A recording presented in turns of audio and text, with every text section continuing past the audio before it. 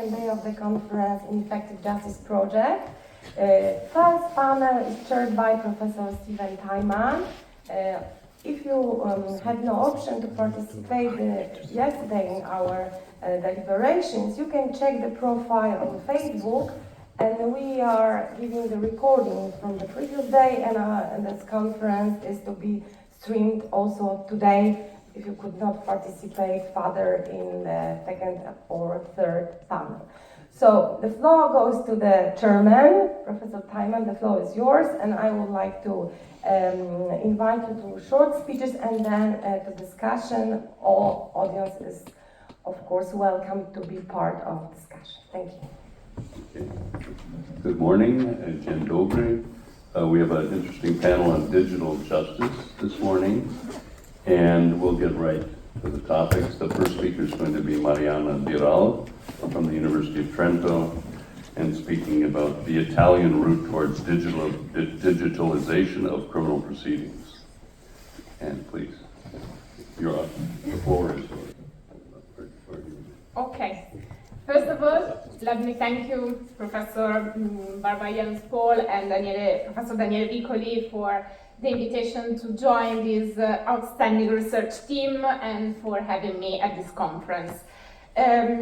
Besides, I would like to express my gratitude also to the colleagues here at Adam Mickiewicz University and the staff for the warm hospitality. My topic for today is remote justice, namely the use of video links as a substitute for physical participation to acts and hearings within the criminal proceedings, which is, of course, one of the effects of the process of digitalization in the criminal proceedings, in the field of criminal proceedings. Okay, I will go fast on this. We will see, I will say something about the context, so roots, scope, and objectives of remote justice in Italy. And then we will see the conditions under which virtual participation to acts and hearings may be considered fair within our constitutional system. In Italy, we had this big reform 2 years ago, and video conferencing has been subjected to a substantial reform, in the sense that it has been broadened because the legislator wanted to give it a stable and broad allocation within the system. Of course, before 2022, remote justice and virtual participation to hearings was not something unknown or unexperienced, because as you can see from the list here of these pieces of legislation on the matter, the first regulation on virtual participation, the first case of remote participation on to hearings, dated back in 1992. Then, as you can see, a slow-paced but steady growth of the institution, with a peak, of course, hit during the COVID-19 outbreak of the pandemic, because the legislator was voted to avoid the paralysis of judicial activities, highly relied on virtual participation to acts and hearings. So, the Cartabia reform, this latest piece of legislation on the matter, is just the latest piece of legislation, the latest piece of a puzzle which is much bigger. But of course, this latest reform has substantially changed the aspect of virtual participation to acts and hearings, in the sense that it has changed how virtual participation is appraised within the system. is not anymore an exceptional measure to be adopted only in selected and specific cases, mainly in criminal proceedings for criminal organized crime related offenses, with the aim of, for security reasons mainly, so with the objective to protect witnesses and to avoid that the criminal process can give the occasion to former participants in organized in criminal organization to meet in the same proceedings and maybe arrange new crimes. Now is not anymore. I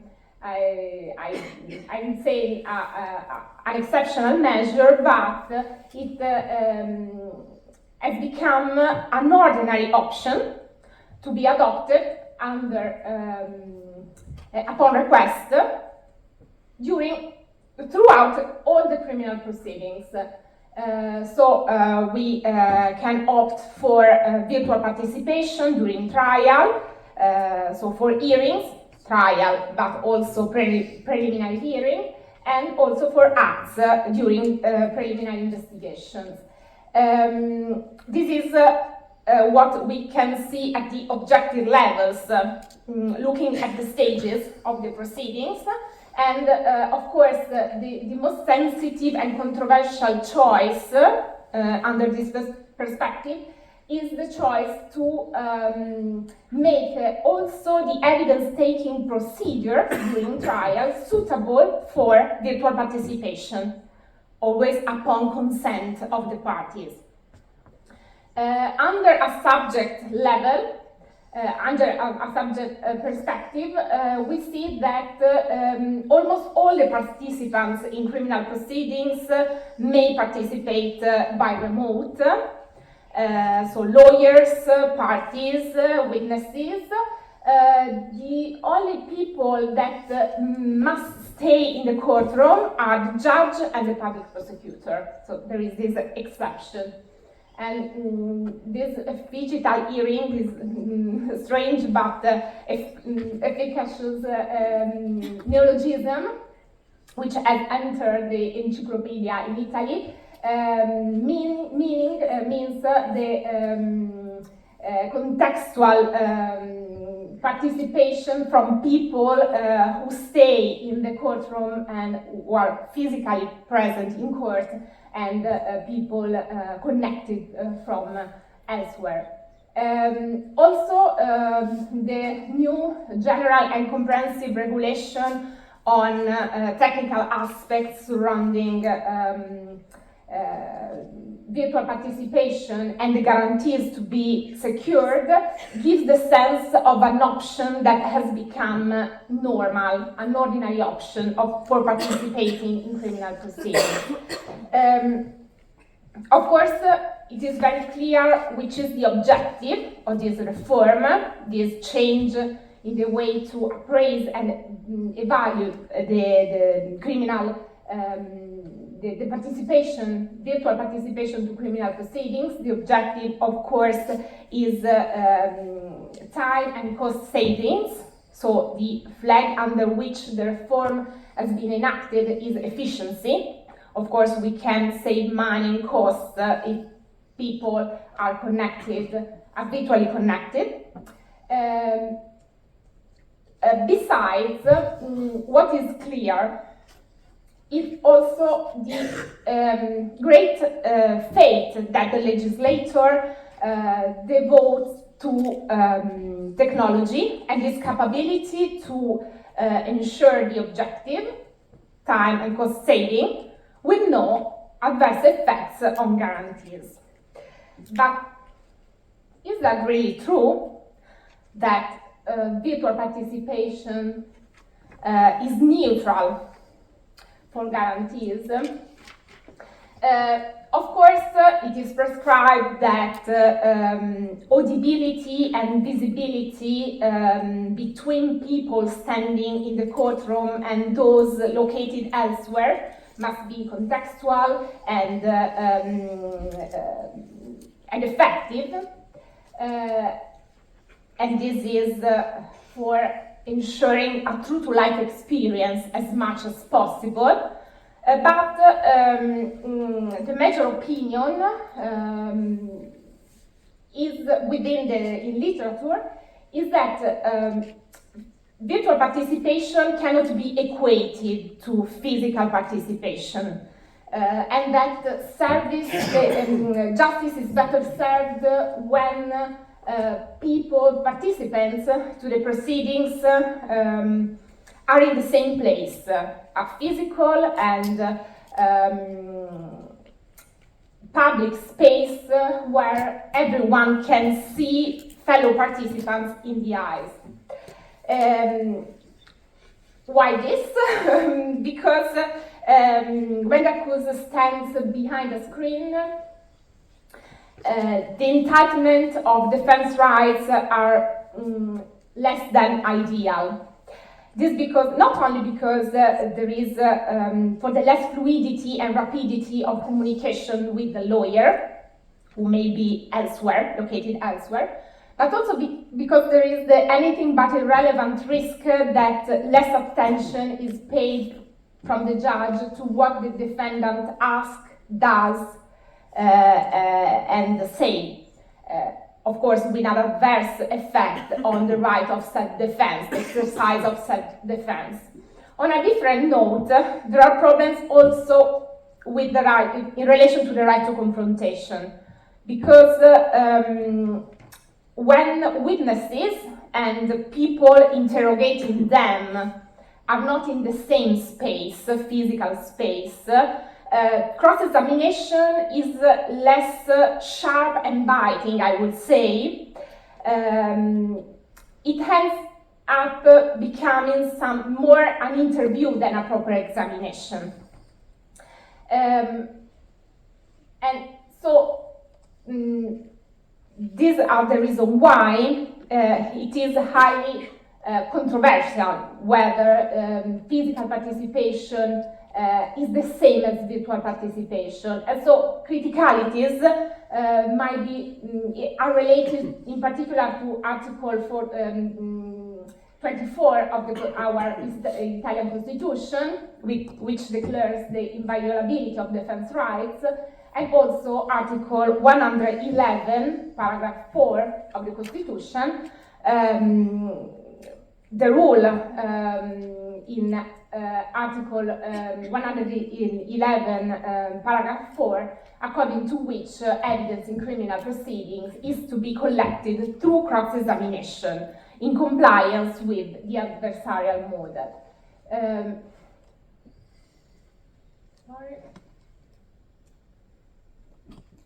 Okay. So we have already said these things. So against this background, it is highly debatable whether this new regulation on remote justice and the conversion of this option from an exceptional measure to an ordinary option, of course upon request of the interested person, is in line with constitutional standards. This is in principle, but of course there is a path that can be undertaken to secure this compliance with constitutional standards. And this path is consent. Why consent has a key role in this field? Because of course, if the defendant accepts to participate in the act or hearing using the video link, he is free in waiving to that part of the right of defense which is hampered by the virtual connection. So it's a free choice. On a different level, the consent, the defense from the consentant, is one of the possible derogation to the rule according to which evidence must be collected through cross-examination. And this is the path that the legislator undertook. So everything is fine. After that, we have provided that consent is necessary to get this option for virtual participation. Not really, because if we look at the regulation on this consent clause, we see that poor attention has been devoted to some central issues. For example, it is not clear if the consent has to be expressed in an explicit or implicit form, if it is a personal or technical choice in the sense that it can be validly expressed also by the lawyer without a specific authorization for it from the defendant, and if the declaration of will is revocable. These are central issues because, of course, the field of negotiations in criminal proceedings are sensitive and delicate, a sensitive and delicate field. Yesterday, Professor Teyman discussed about coercive mechanisms in criminal proceedings, which are rooted in inquisitorial logic and are difficult to eradicate, even in the most advanced and adversarial systems. Of course, coercive mechanism means the pressure to take a bail, a play bargain, and also, but it may be also a pressure to waive rights. So the defendant, which is of course the weak part of the proceedings because of the structural asymmetry of powers between state and individual within the criminal proceedings, may be tempted to waive his rights, for example, the right to physical participation or the right to have a proper examination, having witnesses and defense lawyer in the same physical space, in order to get what is presented like a reward. For example, mitigating factors, their knowledge of mitigating factors. So it is important, from my point of view, that the regulation on waiving of guarantees is structured in a way that can guarantee that the declaration of will is knowing, intelligent, and personal. That's why this is, in my view, this declaration of will related to the acceptance of virtual participation to hearing must be considered as an explicit expression of will, not as a technical choice, because there is the risk that the consent is given due to the personal interest of the lawyer, who may be tempted to give this consent to gain the goodwill of the judge, also in view of other lawsuits, or due to his negligence sometimes. And of course, also the consent should be, it should be possible to revocate the consent. Thank you.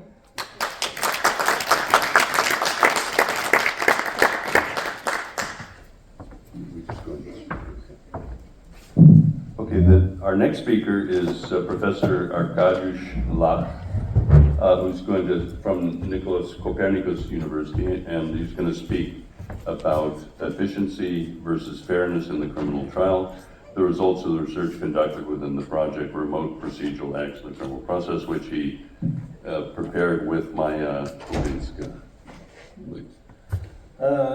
Thank you for the introduction. Thank you very much for the invitation for the conference. There are many interesting presentations, and many of them are on the same subject which we are researching now. So, of course, digital justice is something which has been developed for years, but COVID-19 pandemic significantly accelerated the process.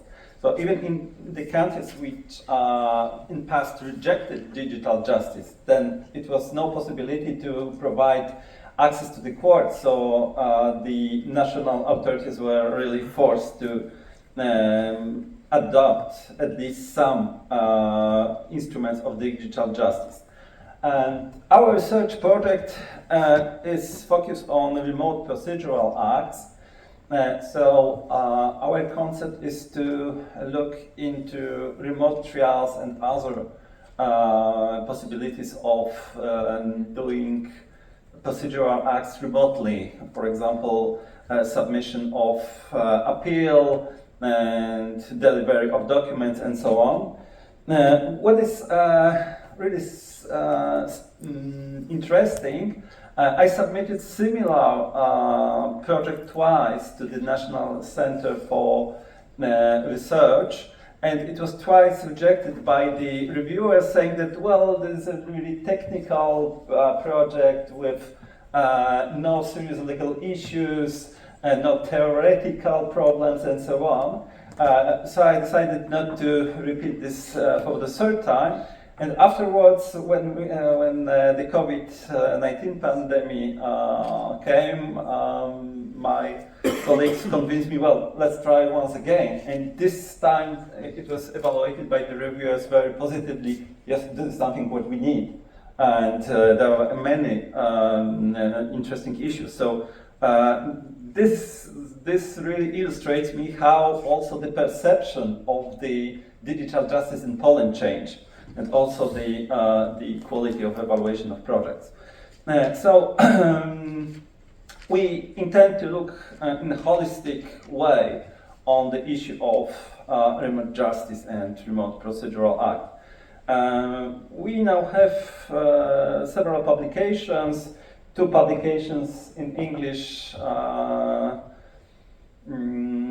2 articles, 2 papers in English were already published, and the third one on right public hearing will be published, I believe, this year in European Journal of Crime, Criminal Law and Criminal Justice.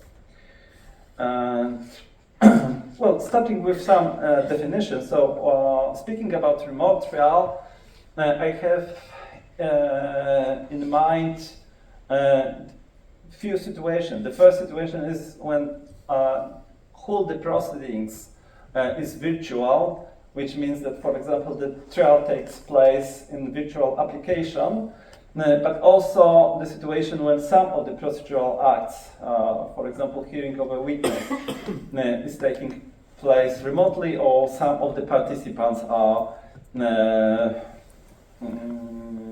taking part in the trial remotely. So basically, this is the notion of the remote trial. The notion of digital justice is for me some broader. It's a broader concept, which means that we are not only talking about trials, about proceedings, court sessions, and so on, but also about some facilities, like using online ways of communication with the parties, providing some information to the parties, and so on.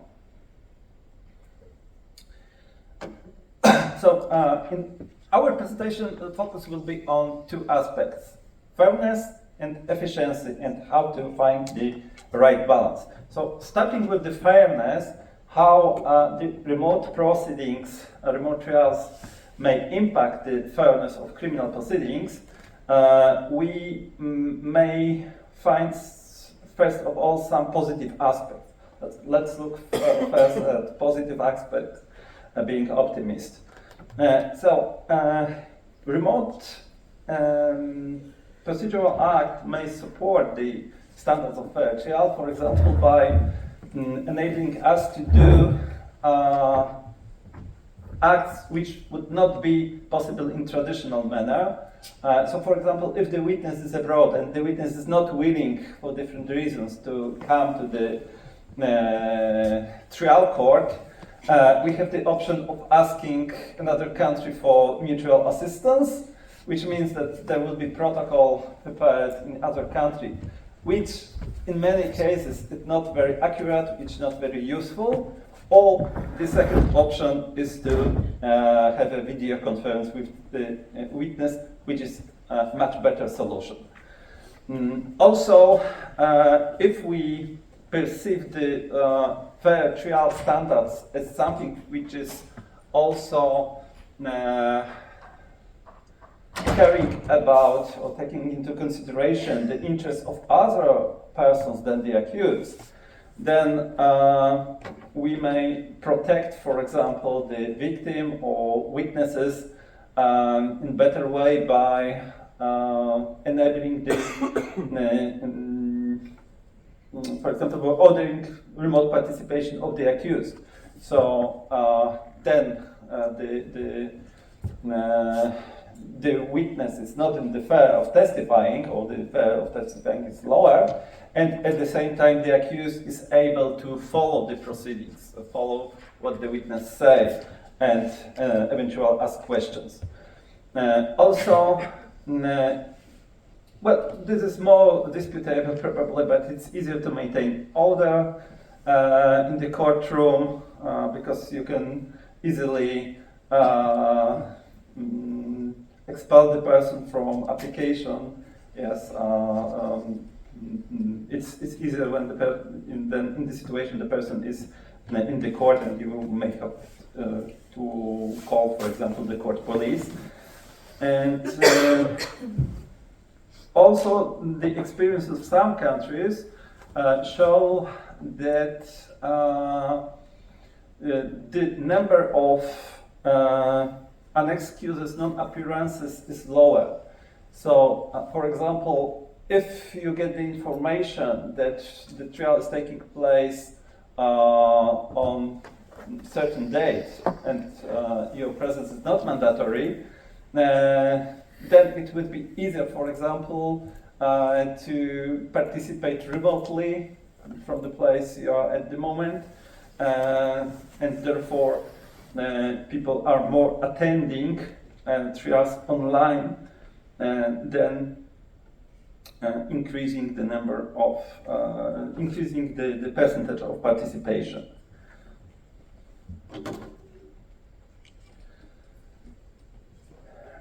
Also, there are many risks. We already heard about some of the risks. So, remote participation or virtual participation is not, for me, a kind of physical presence. It is something between physical presence and non-presence. On the circumstances of the case, on the technical solutions used, depends if it's more physical presence or if it's not, or if it's more absence. Yeah, so if it's close to the physical presence or not, but certainly it's not a kind of physical presence. And we have also, of course, many court decisions at national and international level dealing with the case. Very interesting cases are, for example, cases from international tribunals when it was assumed that it's not a physical presence, therefore the accused may follow the proceedings, but still with his consent to carry out the proceedings in absentia. And so this was regarded as in absentia, but at the same time he was given the possibility to observe the trial remotely. This was a case before one of the international tribunals. Also, the remote participation may dehumanize the individual. So the question is if we see the person on the screen still as the person, or as somebody virtual avatar, or combination of pixels, and so on, which has impact, for example, of feeling empathy for the victim, for example, for the accused. It may have impact on the penalty imposed, and so Also, the confidentiality of communication with Defense Council, well, this is a significant problem and was discussed many times by the European Court of Human Rights. And of course, the principle of immediacy, if we are still able to evaluate the evidence like in traditional way, and evaluate, for example, testimony of witnesses, and it may have impact, for example, on the risk of perjury. So there are many, of course, many research on the subject, how fairness is perceived by participants, but I would only indicate one. So survey conducted by Fair Trials in England and Wales in May 2020, which found that 60% of respondents expressed negative opinion and on the impact of the remote acts on fairness of the hearings. We also asked our participants in our research project what is their opinion, and we received more than 400 answers from practitioners. If you look at the answers, it is visible, and also it is confirmed by other research, that the point of view depends which participant is asked. So, for example, the participants which are most in favor of remote proceedings are public prosecutors. And most of them do not see risk to the fairness of the proceedings. The situation is different in case of judges, so most of the judges would see such risk, and the most skeptic group are defense lawyers, the attorneys, the lawyers representing victim or the accused. So basically, most of the participants indicated that they see the potential risk, or they see that there is a decrease in procedural guarantees. Second thing is efficiency. So, well, the term efficiency could be perceived as something referred only to the duration of the trial, or something taking into consideration also the costs, so the saving of financial resources, and we adopted the second meaning. Remote trials could be perceived, and in many publications perceived, and something reducing time, reducing cost, and so on. In few publications you may, for example, find the evaluation how it reduced the carbon footprint, which is also an important thing nowadays. But as evaluation of the efficiency is very difficult, because it all depends what we take into consideration. So if we take into consideration only the duration of the proceedings, which is easier to measure, or if we take into consideration only, for example, the time which is spent for the participant to get to the court, to go to post office, and something else. So there are different studies concerning the reduction of the time, for example, of proceedings. Some of them indicate that remote proceedings are not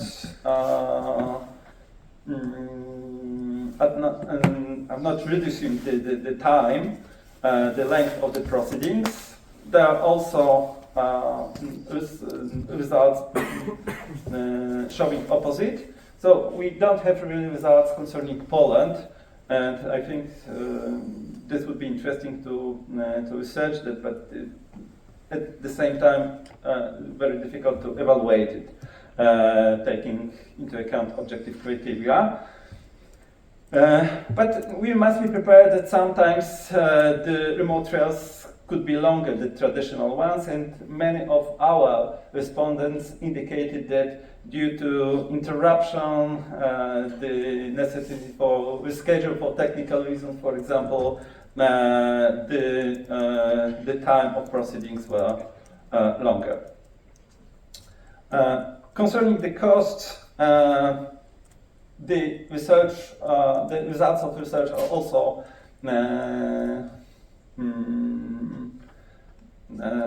divided concerning the answer, if it's reducing the cost or not. It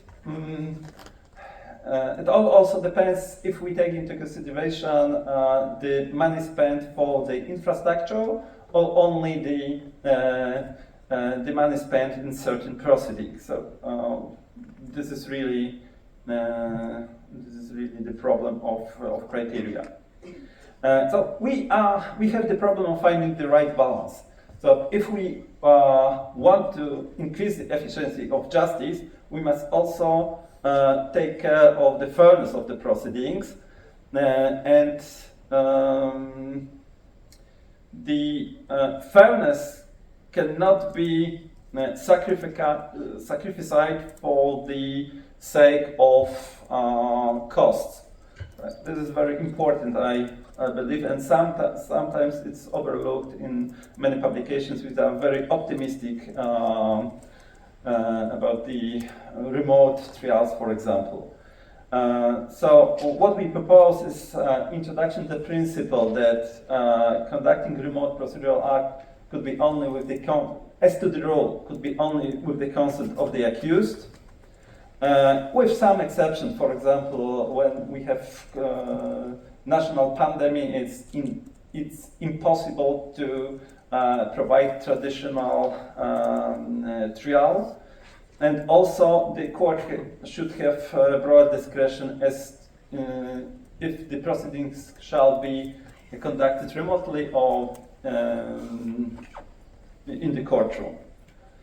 So, in the conclusion, I would say that looking at different results of the research publication, sometimes one question is overlooked. If the digitalization is to be aimed itself, which is, in my opinion, not the case, or the digitalization shall be instrument, shall support increasing fairness and or efficiency of justice. So we should more focus on justice than on being digital, and this is the point, I think, which is visible in our research. So thank you for your attention. Thank you, Professor. Our next speaker is Professor Christian Kask from Tallinn University, and he will speak on associations between question type and adult witnesses accuracy, a step in creating a digital solution to train law enforcement personnel's investigative interviewing skills. Please. Good morning, and thank you for the invitation to be here, and for the good organization of the conference. So I'm not a law person, I'm a psychologist, and I'll be talking about mainly about the book chapter what I submitted to the proceedings about a solution to train investigators to ask better quality questions. And also I have contributors. I cannot do these things alone. So the project mainly is part of the PhD thesis of Mari-Liis Tohfelmann, but we have other persons as well who have contributed, especially to the book chapter. But what is the main problem we are trying to solve with our solution is that the research shows that investigators still tend to ask questions that are not leading to most accurate answers. So if there is already hypothesis what may have been happened, then it's very easy to ask questions to confirm the hypothesis, but not other alternative hypotheses. And therefore, for interviewing adult witnesses, structured protocols have been suggested, such as the cognitive interview, meaning that the interviewers would ask more recommended questions, that is more free narrative, tell me what happened, or open questions, what, where, and not so much non-recommended questions such as suggestive or misleading questions, and also closed questions can be put here, did you or that have yes or no answers. So sometimes the closed question is appropriate to ask, but still we tend to overuse those kind of questions, and these won't let the witness to tell with their own words what he or she remembers of the crime. And the other part that is accompanying here is how those interviewing skills are trained.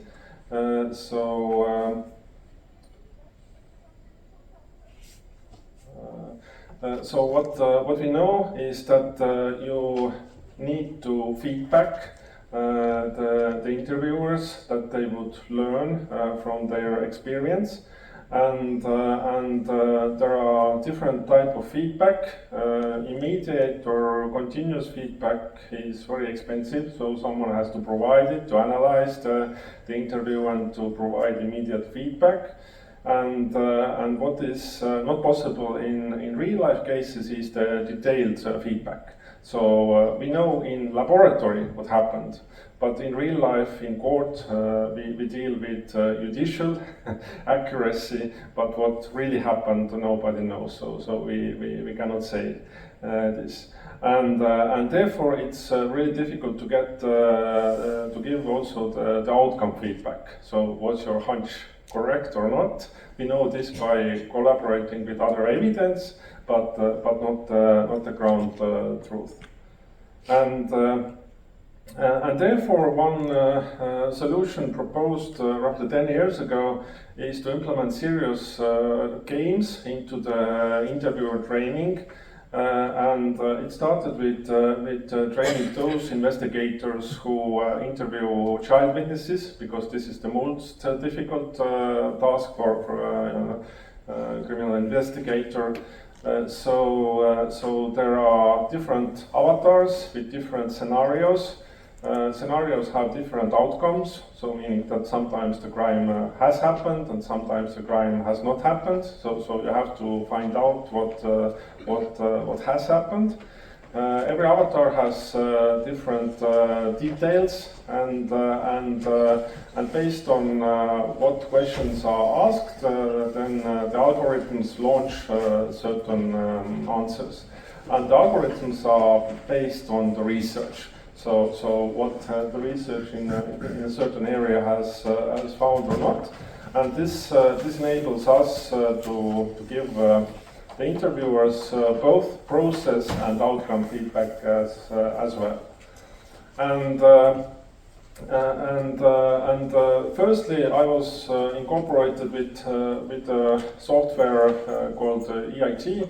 That is meant for train those investigators interviewing children, and we adapted the software to Estonian language, and we were very lucky to cooperate with the police and the state prosecutor's office to test this software with real investigators who provided access to the real interviews, so before and after avatar training. And what we found in this paper published in Frontiers 2022 was that in real child interviews after our avatar training, the proportion of recommended questions increased from 48 to 59%, and it was a statistically significant increase. So meaning that this is one option that can be incorporated in the interview training. And therefore, as there is a lack of similar solutions meant for adult witnesses, I applied funding from my university to start a similar solution for adult witnesses as well. And basically what it meant in preparation work is that we had to create scenarios. And in Estonia, the court database is public for most of the crimes, so it's an endless opportunity to retrieve actual crimes with actual details. So very different type of crimes and different level of accuracy as well. And we started with Mari-Liis to write an overview paper about different solutions existing in child witness interviewing, and we concluded that there is a need for the adult witness solution as well. So we started working on that. And the book chapter submitted to the proceedings basically covered the way we did literature review for the algorithms, and we covered a lot of scientific papers, and the main conclusion about this type of research is that there are many papers which examine one method against the other, but they don't bring out how accurately people respond to different question types. So they say that, for example, cognitive interview is better than nothing at all, but not specifically regarding the question types. So many studies, what were useful to us, were actually studies with children, where the adults were the control group. So meaning that how children are responding to certain questions and how adults would do similarly. And so we ended up with 53 studies and 7 categories of question types. So as you can see from the range, the free recall questions are mostly producing accurate answers. And for other question types, in recommended questions category, open questions or affirmations, the range is much more larger, and from the non-recommended questions, similarly, the range is quite high. So of course, means and medians are different, but mostly, if you see also the number of studies done, they contribute to free recall, and not so many to the other question types. But this is a situation. To be science-based, we finished this chapter, and our programmer started to program the software. So basically how it works is that the interviewer reads a very short case scenario, like it is reported to the police that a witness saw a man attacking the other, and then the interviewer has 10 minutes to find out what happened. So 10 minutes to create the time frame and to ask questions. And then we have the operator who operates the software, who listens to the question, codes it, and then software launches the answer based on the algorithm. So the future is that we won't need operator anymore. So with the development of AI and large learning models, we can probably create a solution that the software itself codes the question, and then the answers are launched automatically. And so the procedure Now, experiments have been, as I said, case scenario, 10 minutes to interview, then the conclusion, what the interviewer thinks, what happened, and then receiving feedback to two good questions and to not so good questions, and interviewing next avatar. And this scenario we repeat 4 times. So each participant in our studies got to interview 4 different avatars. And so we have now finished 2 experiments. So first experiment was about testing the software itself. So we had the feedback group who got feedback to the question types and control group. And each participant interviewed 4 different avatars. And what we found was that there was no difference after the first avatar, but those who got feedback to their questioning style after second, third and fourth avatar, the significant differences were already there.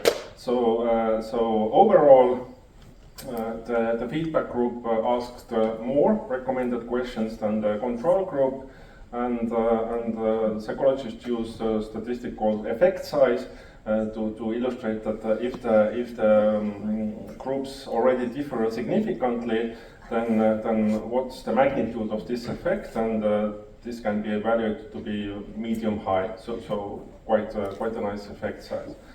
And then in February we finished our second validation experiment that was similar to the first one, but what we added here is the transfer effect to real life.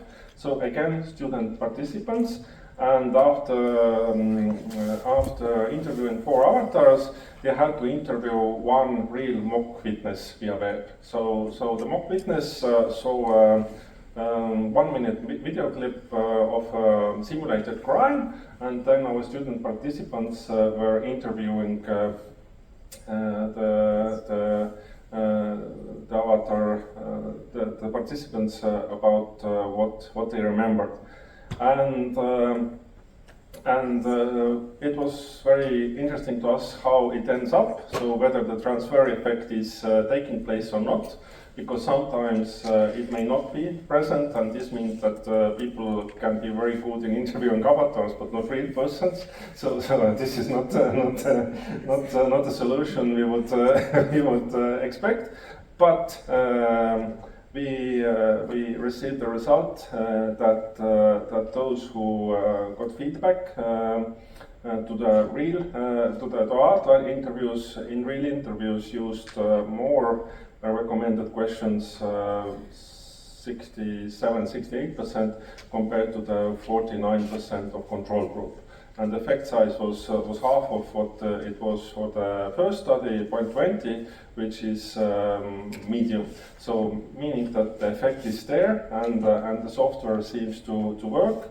So the next step in our way is to replicate the same thing with real investigators, because they know what to ask in terms of what the witnesses have seen. Our mock witnesses did a good job, but still we have to validate this in real interviewers as well. So this is what our research team is doing currently. And in Tallinn University we have also formed the Center of Competence of Psychology and Law, and we also provide trainings to different counterparts. My students also have the opportunity to interact with law enforcement personnel. So thank you very much. Thank you, Professor. Okay, and last but not least, Professor Federico Lavatiata from the University of Catania will speak about crimes of harmful consequences in artificial intelligence.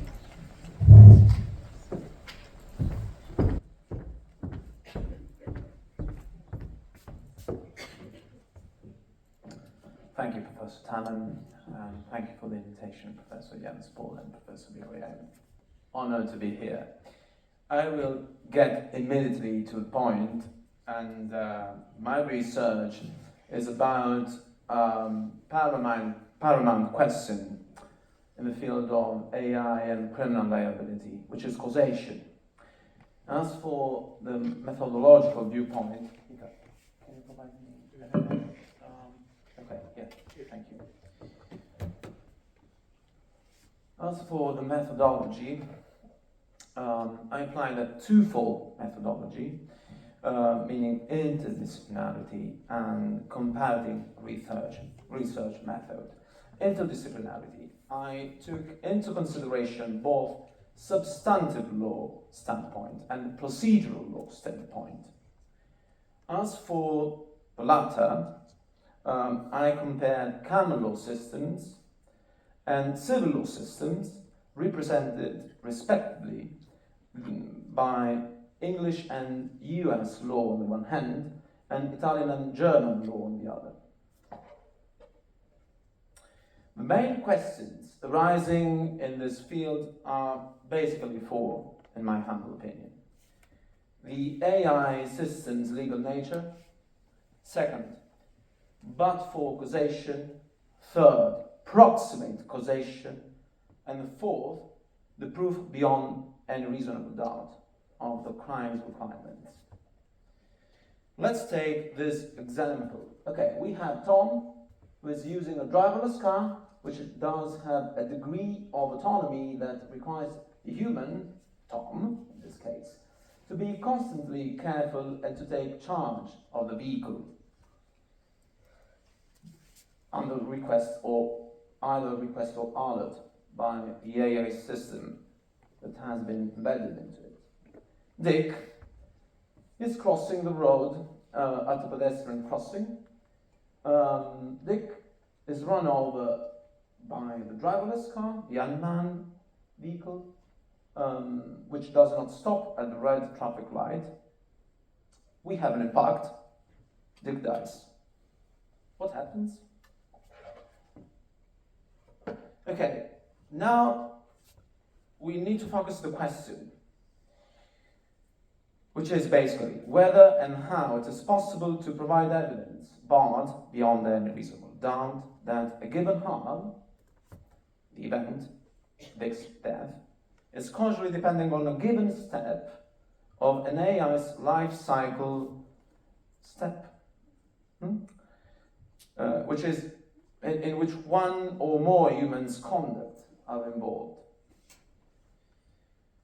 So the issue is whether the event, Dick's death, has been caused by, first, upstream, a flaw in the driverless car's programming. Second, an insufficient or omitted control over the vehicle by Tom. Third, both the aforementioned ones, pro quota, pro rata interacting on the causal chain, or for neither of the two. For example, for a fatal coincidence, exceptional weather conditions which were not foreseeable by the AI's architect determined a reduced view of the road both for the AI system and for Tom. So we need to, before describing the two main approaches to AI, we need to distinguish two types of causation, both in common law systems and civil law systems. We have causation under a naturalistic point of view, but for causation of conditio sine qua non in civil law traditions, and a normative causation, proximate causation in the Anglo-American tradition, and Kausalität zwischen Pflichtverletzung und Erfolg in Germany in particular. So we have two main approaches to AI.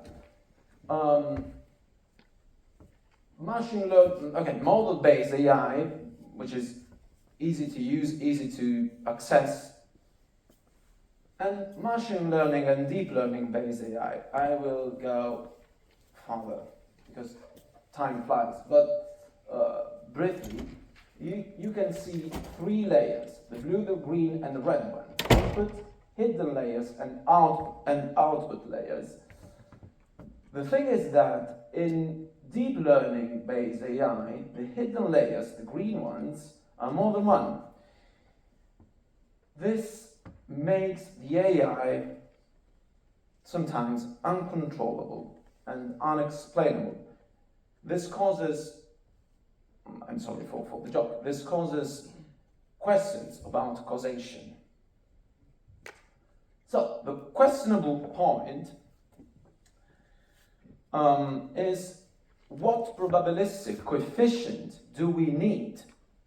A probabilistic coefficient of relationship between happenings, for example, the defendant conduct and an event we would like to explain, a death, for example.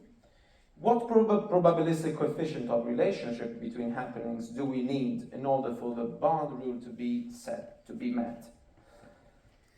100%, less than 100%, 30%? That is the question.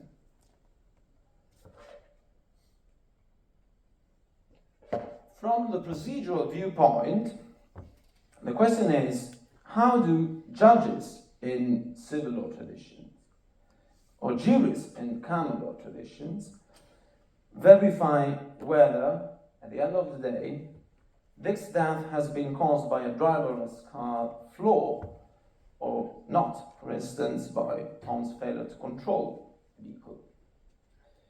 And to this end, both judges and juries need, they likely need to investigate the AI system embedded into the vehicle to open the black box, in case it is a black box, notably in deep learning cases, and whether and how the so-called machine evidence can be admitted in the trial. So we can see two concepts: evidence admissibility and evidence assessment.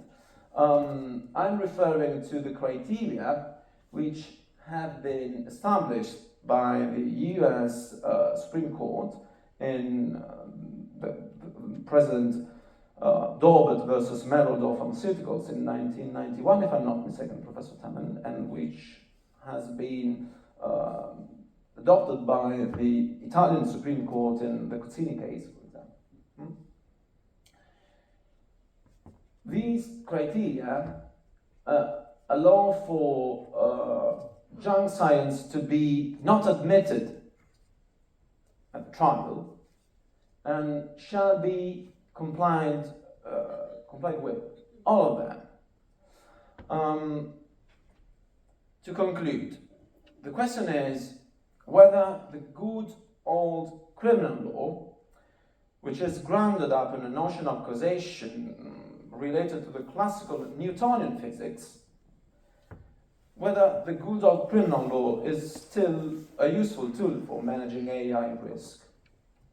And in this regard, human capacity to axiologically, to causally govern AI is crucial.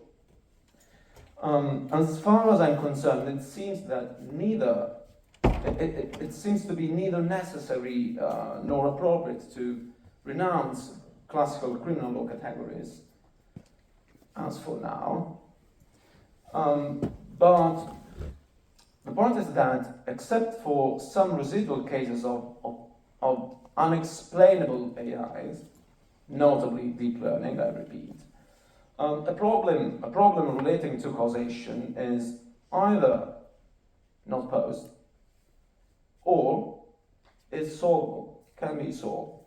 And when evidentiary problems arise, the need for rigor in applying the bound rule shall be reaffirmed.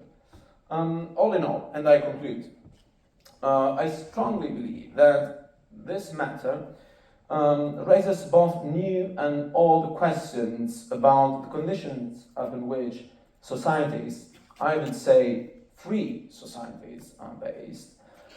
We have to tackle from the substantive law viewpoint the principles of legality and culpability, and on the one hand, and on the other, from the procedural viewpoint, the presumption of innocence and the boundary rule that actualizes it.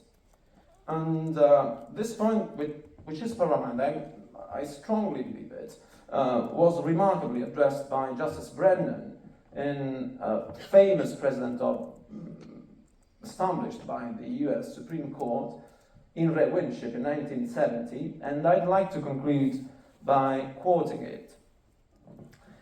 Justice Brennan wrote, "I view the requirement of proof beyond a reasonable doubt in a criminal case as bottom on a fundamental value of determination of our society, that it is far worse to convict an innocent man than to let a guilty man go free." Thank you.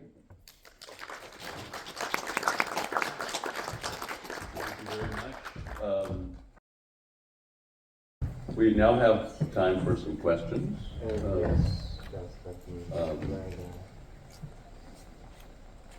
I don't need to summarize anything. It was all very short and concise and well spoken, so I can't add anything to this. Really? Well, I could always add One for something. the panel and one for the public. Okay. Does anybody have a question? Maybe I will start. Okay. Hi, thank you for really interesting presentations, everyone. Congratulations. I have a question that I suppose could go to either or both of Dr. Burrell and Professor Lach about conducting interviews via video technology. And it seemed that in both cases it was either explicitly or implicitly suggested that it would be absolutely conditional upon the defendant agreeing to this. So if we take a horrible but not uncommon example of alleged sexual assault of a young child, then to what extent do the rights of the victim counterbalance the consent that should be necessary from the defendant? If you bring a 6-year-old into court, they are so completely knocked aside by the formality of the questioning and the surroundings that there's a very significant risk that it undermines the credibility of their evidence, which is probably the only evidence against the defendant. So are there any circumstances in which you think, okay, we don't care whether the defendant likes it or not, of course he doesn't, we're going to allow this in any case?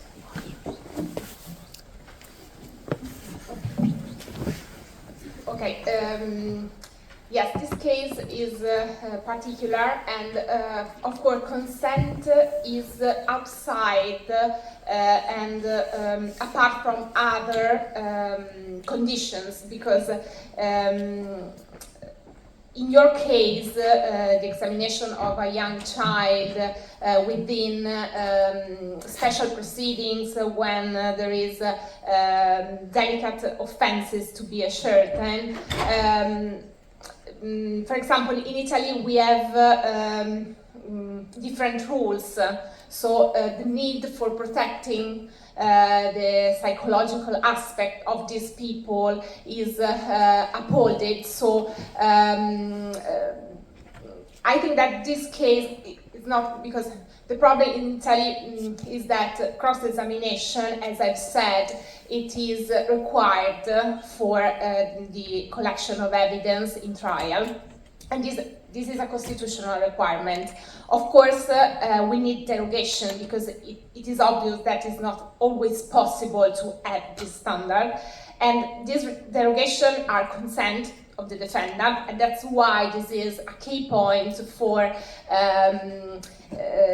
ensuring the compliance to Constitution in case of remote justice, because the point is that it's not the same as physical presence, and cross-examination is not the same as when it is conducted in the same physical place, but we have also other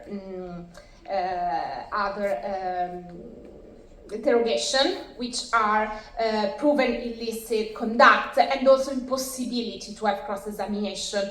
And in Italy, our case law tends to consider the problems with psychological balance for child in these cases as something, as situation in which is almost impossible to have proper cross-examination, and that's why there is another proper derogation for these cases. So yes, I think that these are cases where, of course, it is a very delicate evaluation because it is not a real and material impossibility. It's something that is related to the need to protect the psychological aspect of these people, but there is another derogation, so other circumstances that can justify in these cases the distance, physical distance between the witness, which is the victim and is a child, for example, and the defendant. I was in a hurry at the end of my presentation, so maybe it was not put clearly, but the issue of consent relates to the participation of the accused himself. Both if we are speaking about trial, and the sole issue is if the accused will be present during the trial or not, or we are speaking about bail proceedings, the court session when provisional arrest, for example, is the privation of liberty is decided, then the rule should be consent of the accused, unless there are any other serious reasons for his participation online. I mean, the question of security, the question of protection of health, in the case of pandemic, and so on. But if we are looking at remote participation of other persons, like victim and witnesses, certainly it's not the consent of the accused which should be the deciding factor. I think that the parties should be given the possibility to present their opinions,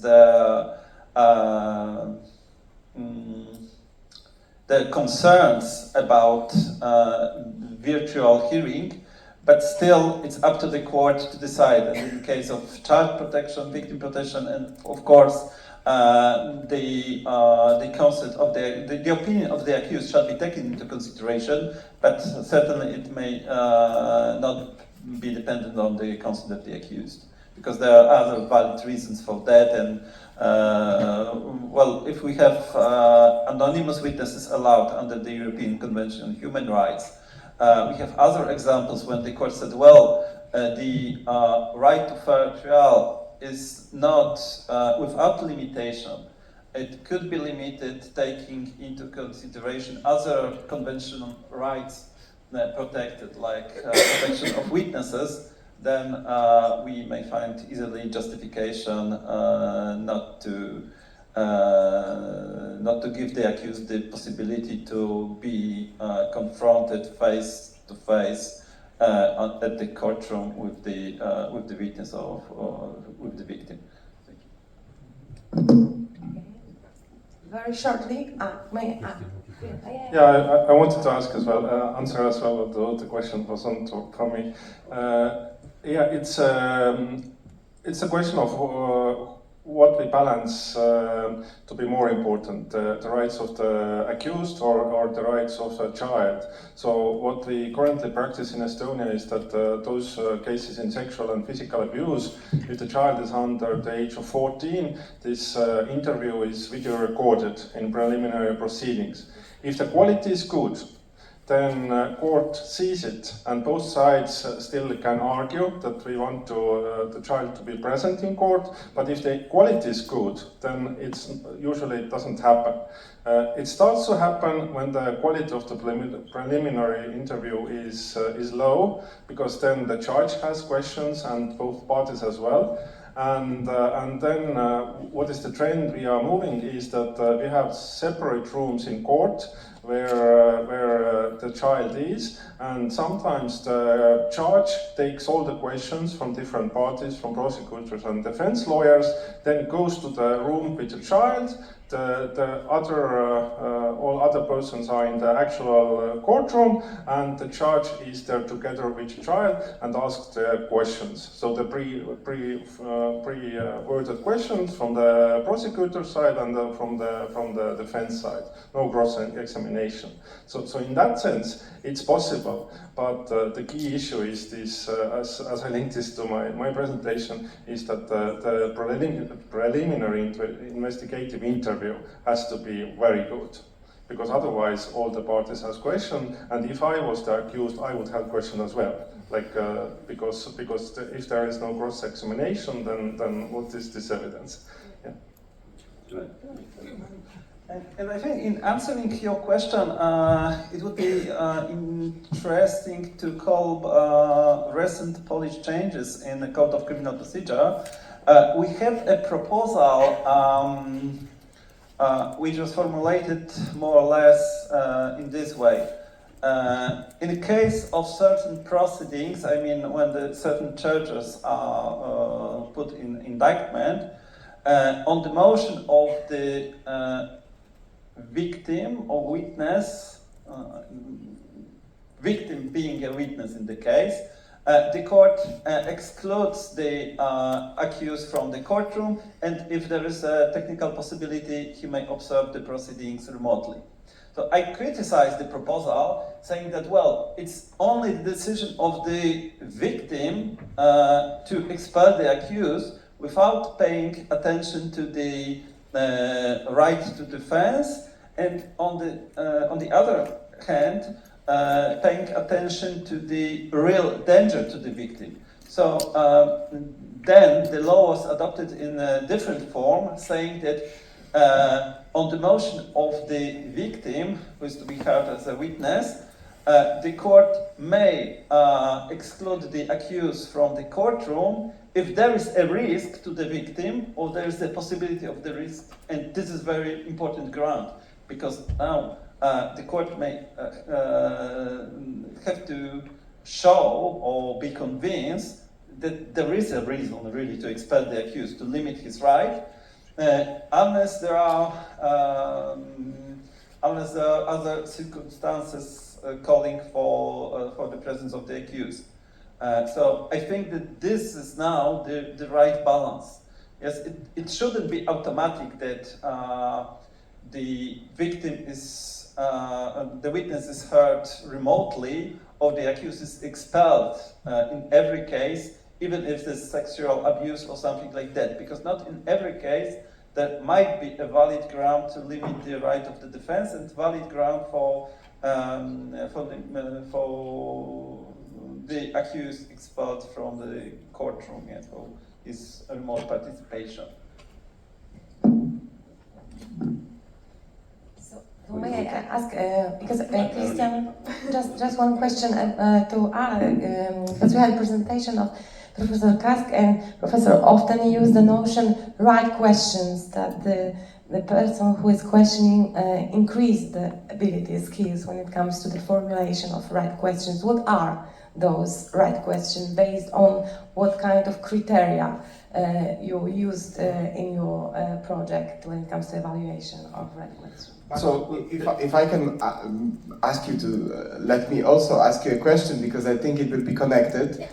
We've been researching similar things actually, so I know that you're really into the questioning models and the cognitive interviews. So if I could ask you, based on the right questions that were the subject of Professor Janusz-Pohl's question, if perhaps you have thought about the model, the ones that you have referred to also in your chapter, which you think would be optimal for the law enforcement authorities to proceed with within the police training, considering the fact that besides of the accuracy of the answers, so the correctness connected to the objective reality, so the actual course of historical events in question, or the subjective reality, so the perception of the witness that the course of events that they are referring to was actually truthful in their relation, in their mind, but doesn't have to fully correspond to the actual course of the events. This is the first thing. And also, how would you say, what is the relationship between the correctness of answers but lower number of information provided for the law enforcement authorities to investigate, or slightly less accurate answers but with more information that can be investigated on? Because in the models that we both discussed in separate chapters and separate occasions, there had been also this topic that it's not only about the accuracy of the answers, but also on the amount of information that is being provided. So, in your opinion, as a psychologist, a researcher on the matter, how would you perceive this relationship between the accuracy of the questions and the right questions, along with the number of information that can be extracted from the witness memory through these rapport-based techniques? And that would be all. Okay, just 3 questions then. Yeah, my memory test. I'll be talking about recommended and non-recommended questions. So recommended questions are free recall. Tell me what happened. So the second type is cued recall, which means that you mentioned car. Tell me about the car, so you go more specific. And the third type of questions is open questions: who, where, what, how. And then fourth type of questions, going also to this spot, is the affirmative questions, meaning that I either repeat something that I said or use the active listening techniques. Now switching to Michal's questions. Yes, with this software currently, I would say that 90 minutes and 4 avatars is enough to make the change. The other question is how to make this change long-lasting. And this is what all the trainings are suffering, and this goes more to the adult education. So it's very nice that after the training I can say I know what free recall questions are, but within 2 months I still don't know how to ask them. So it's like we getting wiser and wiser. Looking at other person's interviews, we see that there are not many free recall questions. But if we would do the interview ourselves, then it would be equally bad because we know much knowledge but cannot apply this into practice. And this is linked also with the cognitive interview training. So what the meta-analysis about cognitive interview has been shown that using it, people will remember roughly 1/3 more than with unstructured interviewing methods without decreasing the accuracy much. So in that sense, it's wise to use the recommended questions, because then there is a higher chance that the witness in real cases also remembers more. But the key point is without lowering accuracy, because people can talk more, but if most of it is not accurate, then we have the same credibility problem. And what I'm really interested in with some of my students is the area of conceptual thinking, coming from Russian psychologists Vygotsky and Luria, who say that if you use more scientific terms, then you actually use less words to express your idea. So you don't have to speak a lot, like saying that I saw an animal with 4 legs and a tail. You can see I saw a mammal, it was cat. So it's all clear. So you don't have to waste words, so to say. And I think the interviewing field, the real question is that how to make those changes long lasting. Because the knowledge increases after the training, but when we go back to our workplaces and we are not giving feedback about how we perform, then we decrease to the same level. Knowledge is better, and I think this is more the question. Not even psychology, but not more like adult education, I'd say. Are there any questions from the audience? Oh, we have one more. Professor Taiman, will you allow it? Yes, of course. Last one. Last one. Huh? Second to last. I will have one more. Oh, no, because we must have a break. Well, thank you for your speeches. My question is to Dr. Biral and maybe to Professor Lach as well. Let's assume we have a remote proceeding and it happens to be a change of judge. Cartabia reform in Italian law implies that use of recordings of evidence if they are collecting during the trial. So I suppose that if we're having a remote proceeding, then the proceeding would be recorded. Thus, the second judge would have to base his evaluation on a recording of a trial that was happening in a remote version. So my question is, how about the principle of immediacy? Is it getting weaker and weaker because of this? Yes, the answer is very simple and is yes. We are very struggling with the principle of directness and immediacy because of this intervention, and of course also remote justice is pushing in this direction. So we have this problem. And going back to the first question, I'm not sure if it was clear that in the case you have proposed, it's not the defendant who is ordered to be outside the courtroom. It is the victim that is heard from a separate location.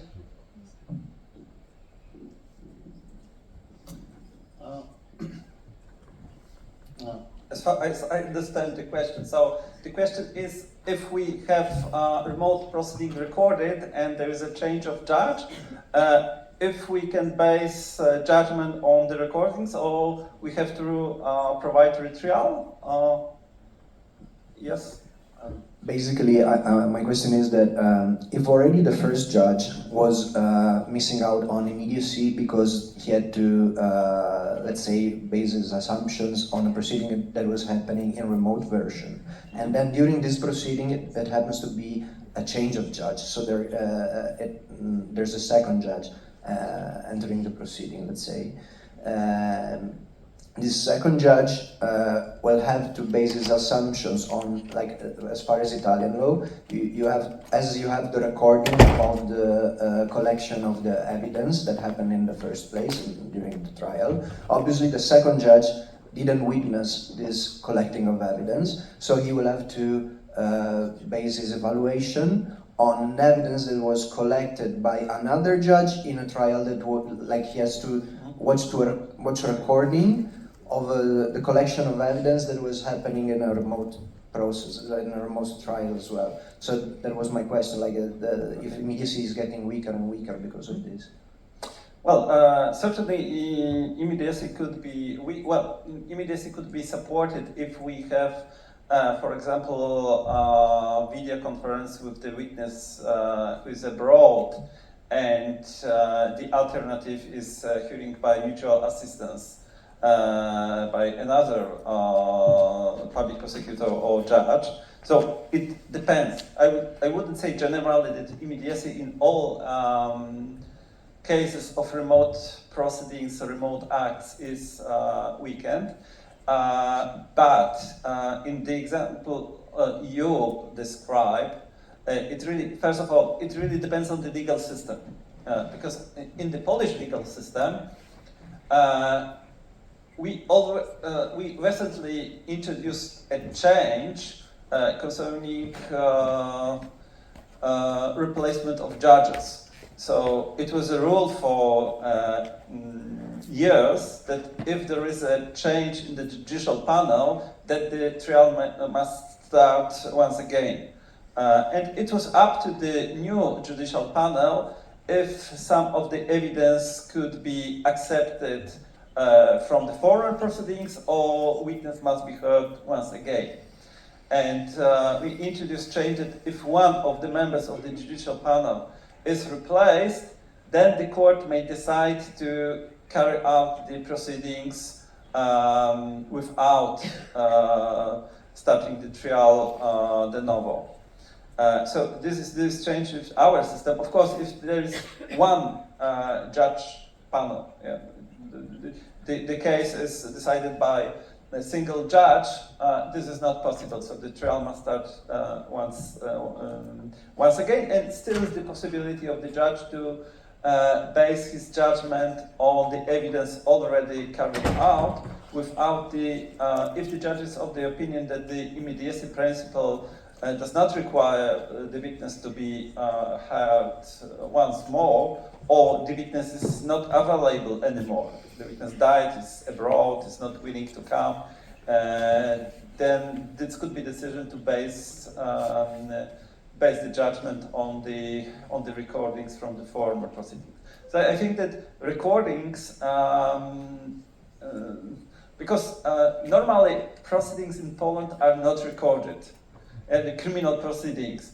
There were attempts to introduce that, but the practice is that the courts use the exception that it's not technical, it's not possible due to technical reasons. So, for example, I visited with my students recently one of the courts of appeal. In the beginning of each court session, there was information given. This court session is not recorded due to lack of technical possibilities. And the judges are very reluctant to record that because, well, what is said really is then in the recording. So if somebody, for example, addressed the party of representative in proper manner, then it could be easily erased. So, as I said, all depends on the legal regulation, legal system, and I think it all depends on the situation. If there is no doubt as to the testimony already taken, why to bring the witness to come once again to the court? I cede my right to voice a question. So, Professor Teichmann, if you don't have any questions, should we conclude the session for now, before the break? I think so. Okay, so we will make a short break and we will reconvene at 11:10 instead of 11. So we will have 25 minutes break, and we would like to ask the performers and the moderators to join us outside of the faculty for a photo. Let's have it all together before we start the second session within the first month. So thank you very much, and we will see you in 25 minutes. Break. So I'm going to chair this panel instead of Professor Teichmann, because Professor Teichmann is going to organize himself because he's heading at the airport very soon. So I decided to replace Professor Teichmann. I hope that we could keep the balance started by Professor and keep discussion at the same level that we started at the morning panel. So I'm very glad because this session consists of younger scholars, younger researchers, but this topic, artificial intelligence and digital justice, must be explored by the younger scholars, I think, because they better understand the tension and the challenges of what are going ahead and what must be foreseen. As Professor Lach said during the first session, researching the new tendency of development are not always easy because sometimes it's hard to convince the people who are deciding what project is worth based on the new tendency. So we must think ahead, being open and foreseeing the future tendency. So the first speaker is Ewa Płocha. Eva will refer her speech on the impact of IE-based recidivism risk, so the issue connected with the Compass and other software used in the United States but also implemented in some European countries. Eva, the floor is yours.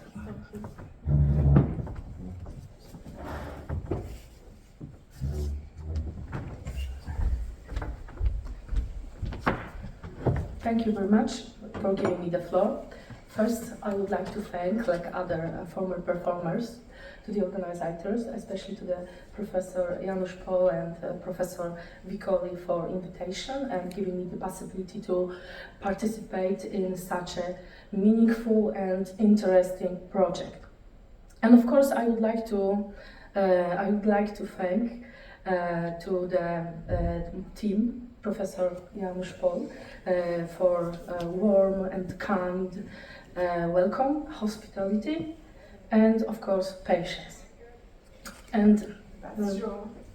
yes, so as you can see, I will be talking about very complex issues. The impact of AI-based recidivism risk assessment instruments. And first, we should explain what do we understand by this notion. For the purpose of today's speech, I decided for the short explanation in which we understand this kind of instruments, this very specific instrument as a standardized tools, of course based on AI technologies, for estimating the risk of recidivism on the criminogenic needs of the offender, which are used in criminal proceedings. And here you can of course notice the way they are used in criminal proceedings. As you can see, we can use them to apply some precautionary measures for sentencing purposes and on the stage of criminal enforcement proceedings. Here, especially in the execution of a prison sentence, when we decide about the parole, and when we decide about application of a protective measure in the form of placement in a psychiatric institution. So this is the meaning, which one I will be using. When we are thinking about the impact, it should be said at the beginning that I don't have any doubts, not only me, but also other researchers, that AI-based solutions have a great impact on human decision making.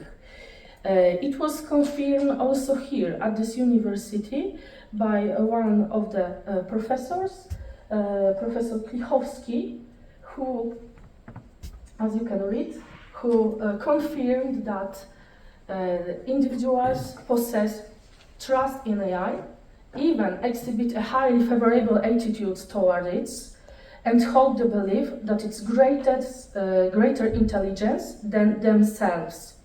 It is very important to be aware of that.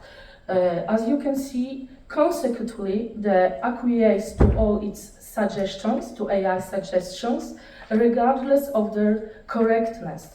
You can see it's displaying blind. People are displaying blind obedience, and it's not only regarding other people than lawyers, but also lawyers, especially judges and members of parole boards who are making the most important decisions in criminal proceedings.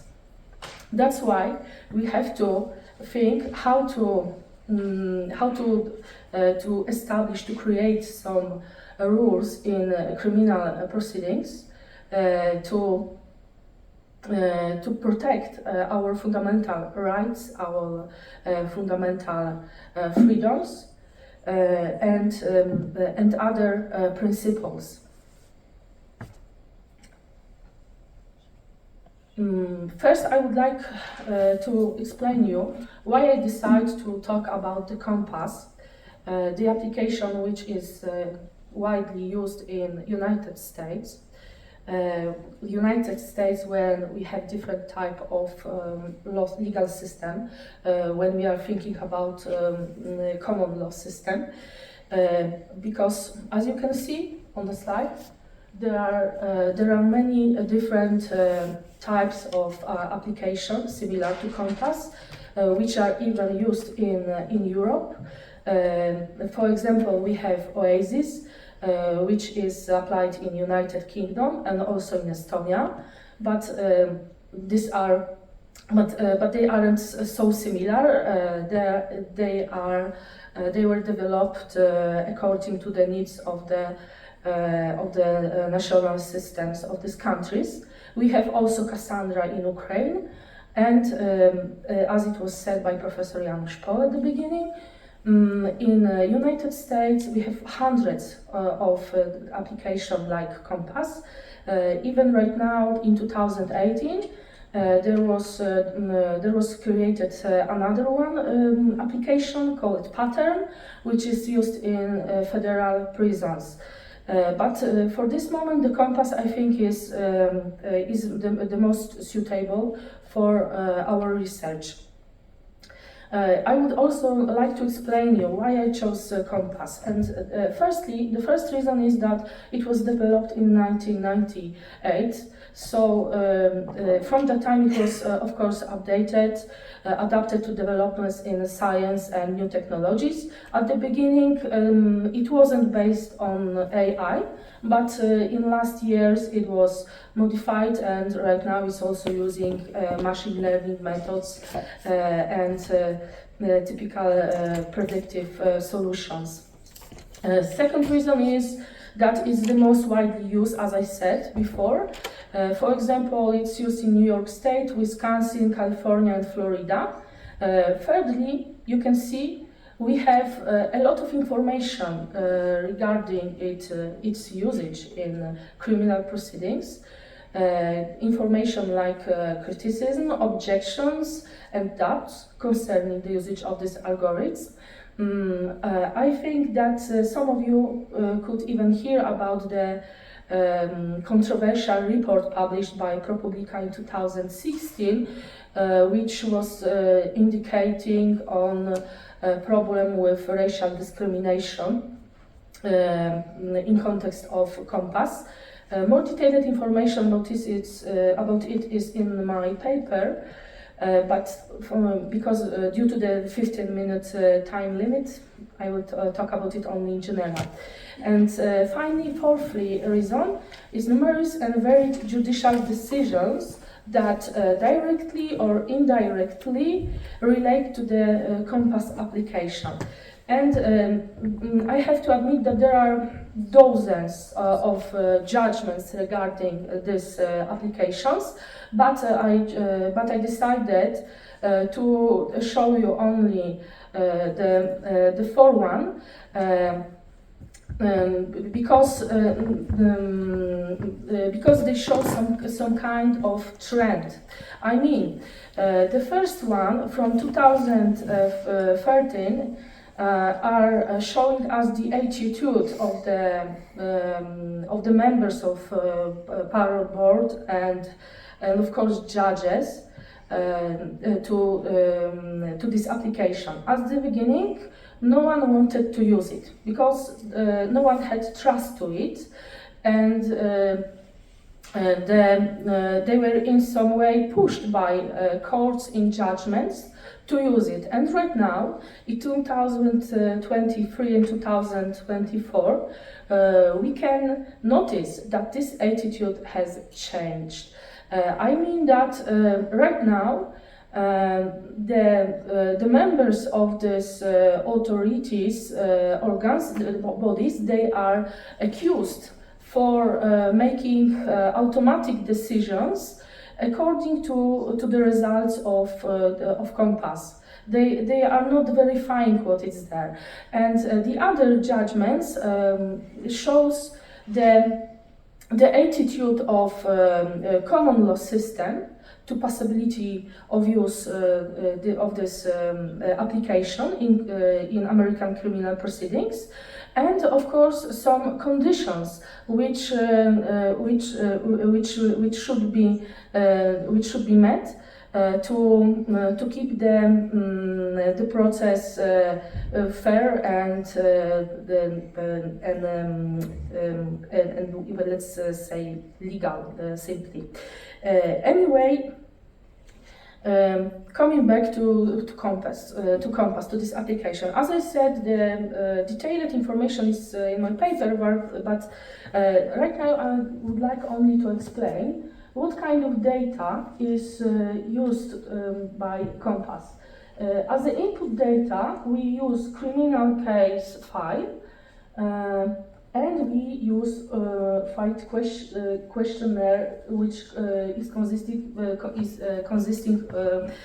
of 137 questions. This is input data, which is processed by Compass, and as the output the data we gain a report, which is very simple. It contains of two scales: overall risk potential and criminogenic and needs profile. First part is generated by predictive algorithm, and the rest is just the information about the offender and his criminogenic and needs profile. It should be indicated here that in some states there is simple justification to this report, but in others we don't have such a justification, and that's the main problem here, because one of the main objections regarding usage of the Compass is the black box problem, about which we are talking so widely in last years. And in the United States, this problem isn't so sensitive and isn't treated so strictly. And the other very important thing is are the training data which are used to prepare to train such a system. Of course, these are data from other criminal cases from specific territory, which are regarding specific population and subpopulations. It means that here appears another problem, which in our legal system is very important, and also appears in guidelines from European Union organ and other international organs, and it's also very important from the point of traditional criminal substantive law, which is principle of individualization of criminal responsible. Because I have to add here that Compass is working in a specific way. It is generated. The report is generated by comparing the information obtained about the offender with a similar group of data, and the usage of this similar group of data is the problem. When we are thinking of it through the principle of individualization of criminal responsible. In other words, we can say that this algorithm assigns the offender to one of 8 categories of offenders, and then analyzes statistics regarding persons with the same set of characteristics, similar persons, to assess recidivism probability.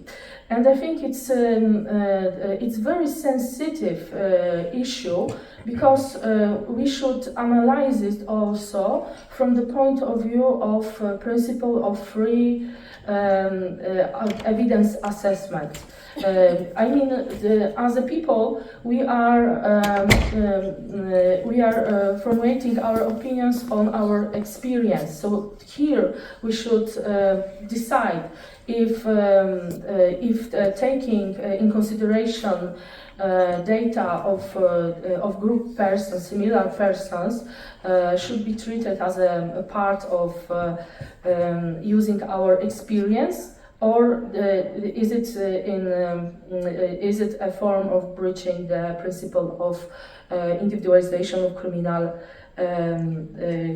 responsibility? I was talking about recidivism, objections or doubts regarding the usage of Compass. The traditional objections are regarding criminal, substantive and procedural law, but I would also like to show you new problems, new notions regarding this topic, because in the literature the scholars are discussing about predictive inconsistency, algorithmic unfairness, and privatization of sentencing. Predictive inconsistency, it means that the result of the application depends which one you are using. And they can have different results. In one application can tell us that the offender is in high risk group, and the other one that he is in or she is in a lower group. The algorithmic unfairness usually is, here we usually mean the racial discrimination issues, the sex discrimination issues, and finally, when we are talking about privatization of sentencing, it's in short black box problem, because in United States of America, the courts they in their opinion, the detailed information how Compass and other application works is protected by trade secrets. So it's the main problem here. And in Europe, it's opposite. For example, we have GDPR. When we are where the individual has a right to know how her or his data are processed. So it's very important, and it's the main difference between our legal systems. And finally, common law and civil law scholars, they have the same opinion regarding how the AI-based recidivism risk assessment instruments should be. And like other types of applications, they should be trustworthy. We know that we have ethical guidelines regarding this topic, in which it is clearly said that AI system must be trustworthy, and it's the same with this type of instruments. And under this notion, we understand we have three features like lawful, ethical, and robust. Robust is, of course, in technical way, and the most important is the lawful, because here we have international law, European Union law in our case, and national law. And the national law, we of course here should analyze it from the point of view of constitution, criminal law, code of criminal law, criminal code, code of criminal procedure, but also I should mention that apart from that, we should take a look to regulations regarding fundamental rights and freedoms, and what is especially important, regulations regarding products, goods, typical for in simple way to the business.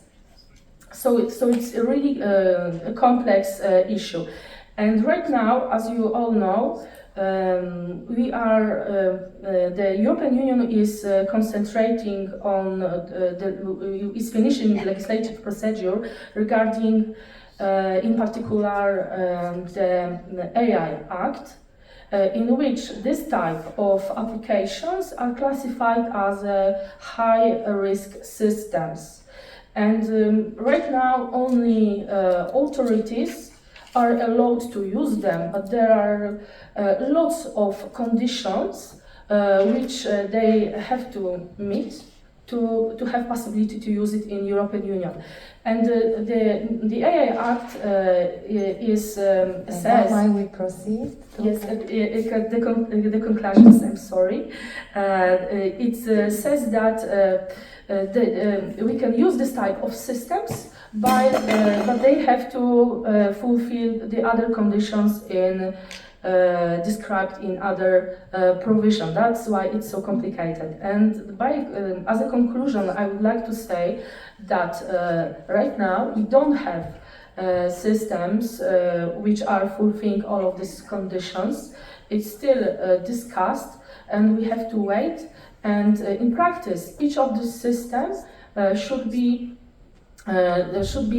assets separately, if it's possible to use it in our Polish or European Union condition or not.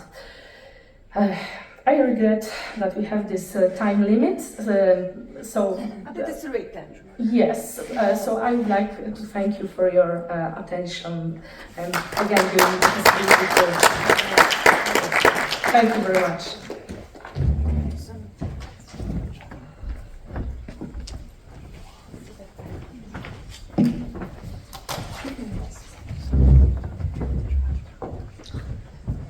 Thank you again, Eva, for your presentation.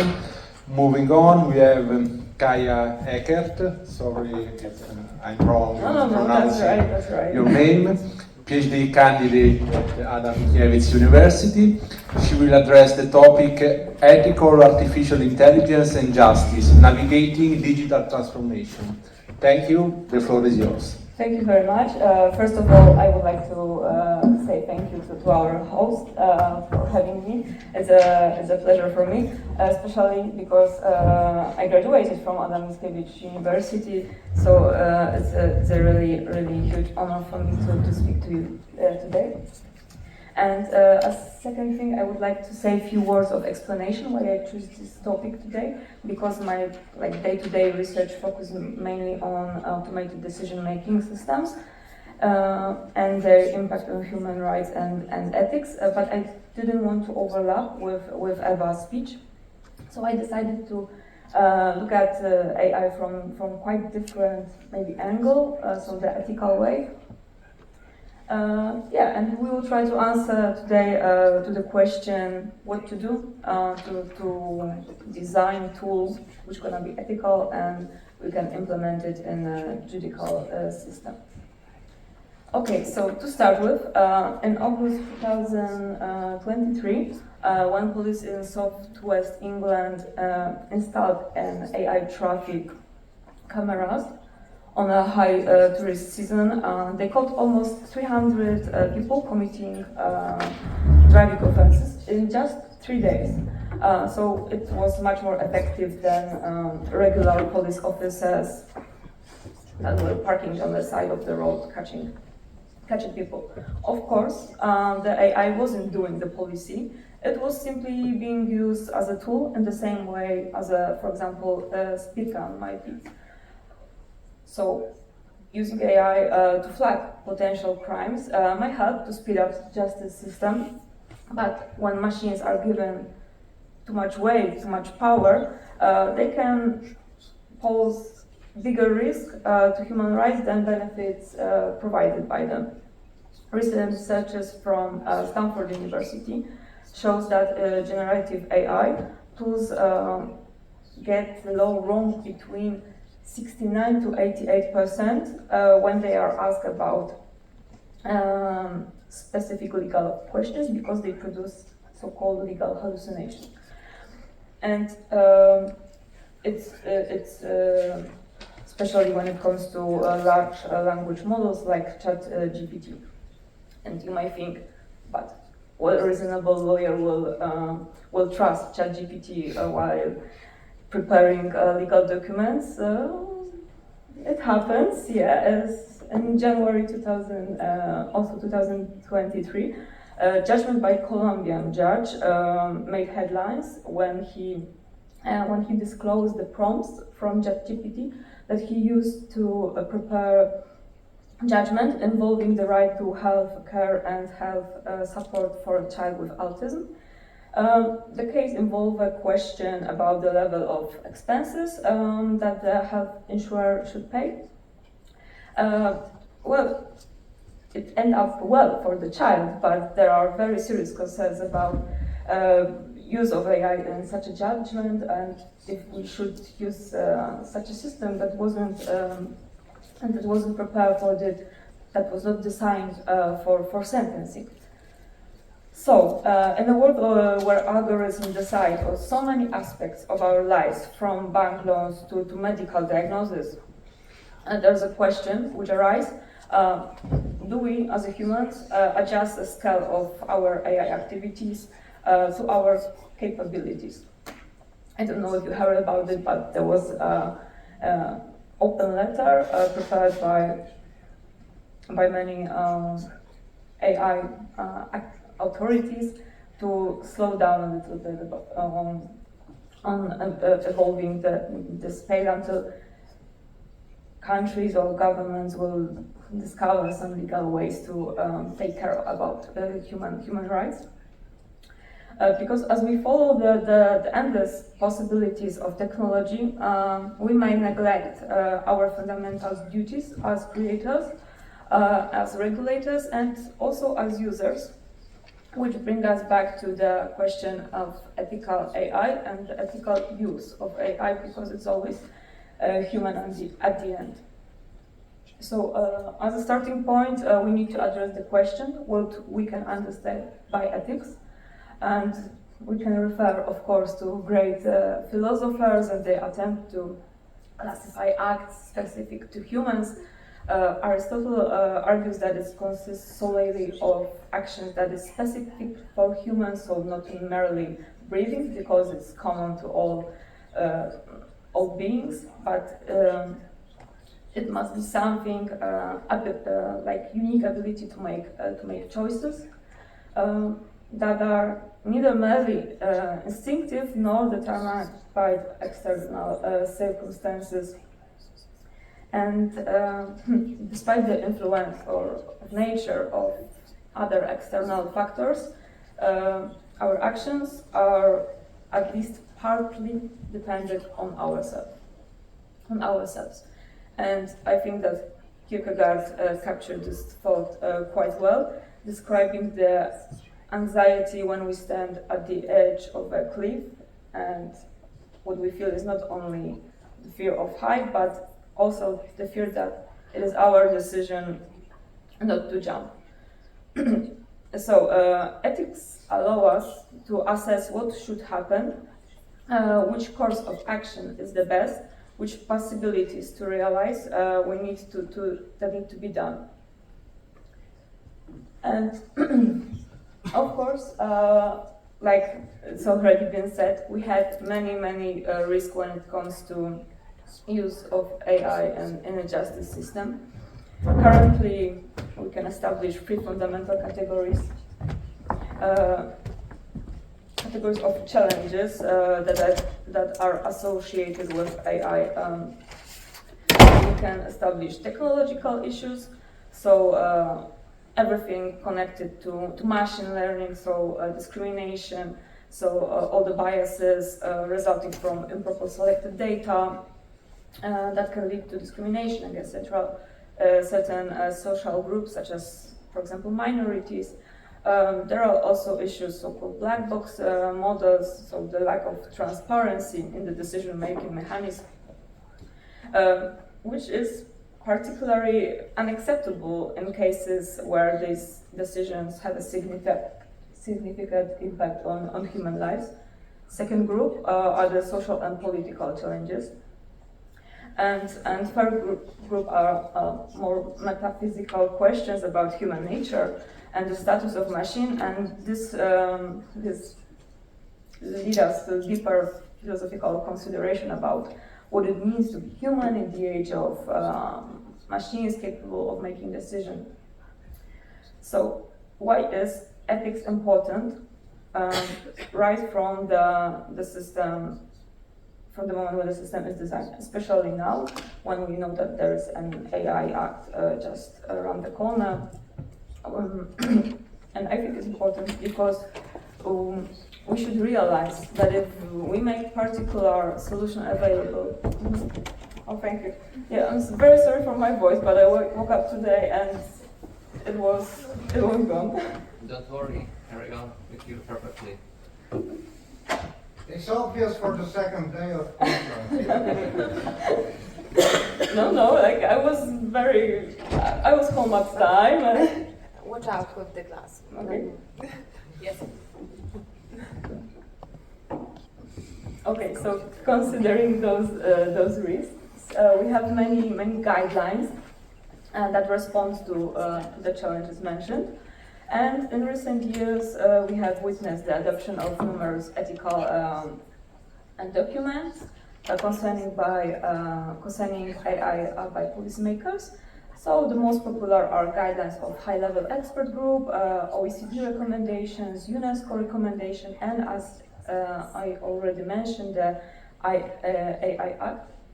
And they repeatedly make claims such as that AI should be in line with the law, it should be ethical, and it should be robust, not only from the technical side, but also from the social point of view.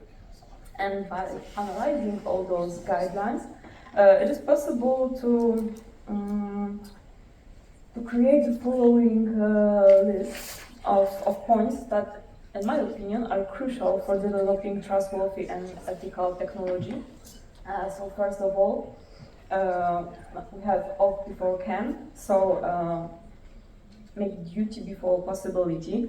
And before designing and implementing new technology, we should ask why we want to do it.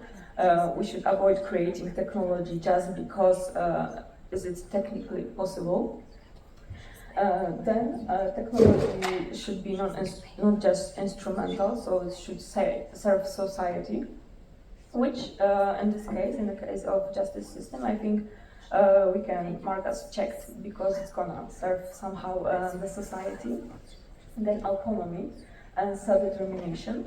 And I understand this as a freedom of users, so our solutions design should support people's ability to make their own choices without imposing a single way of acting, and it might be very important when it comes to all the systems that should support judges while they're making their decision, because there is always a risk that the judge gonna suggest too much with what the system says. Next thing is responsibility, and I mean that designers should anticipate various uses of technology and design it in a way that minimize the risk of misuse and maximize the potential benefits. And now we can go to the net benefit. That's something that was already mentioned in the previous panel. So the technology should bring more benefits than harm, and designer must be aware of the potential negative consequences. What is more important, fast justice delivery or potential? Is it worth potential unfairness? That's the question we need to answer. Fairness, justice, I mean that technology should be designed and used fairly, without discrimination, based on race, gender, age, other unfair criteria.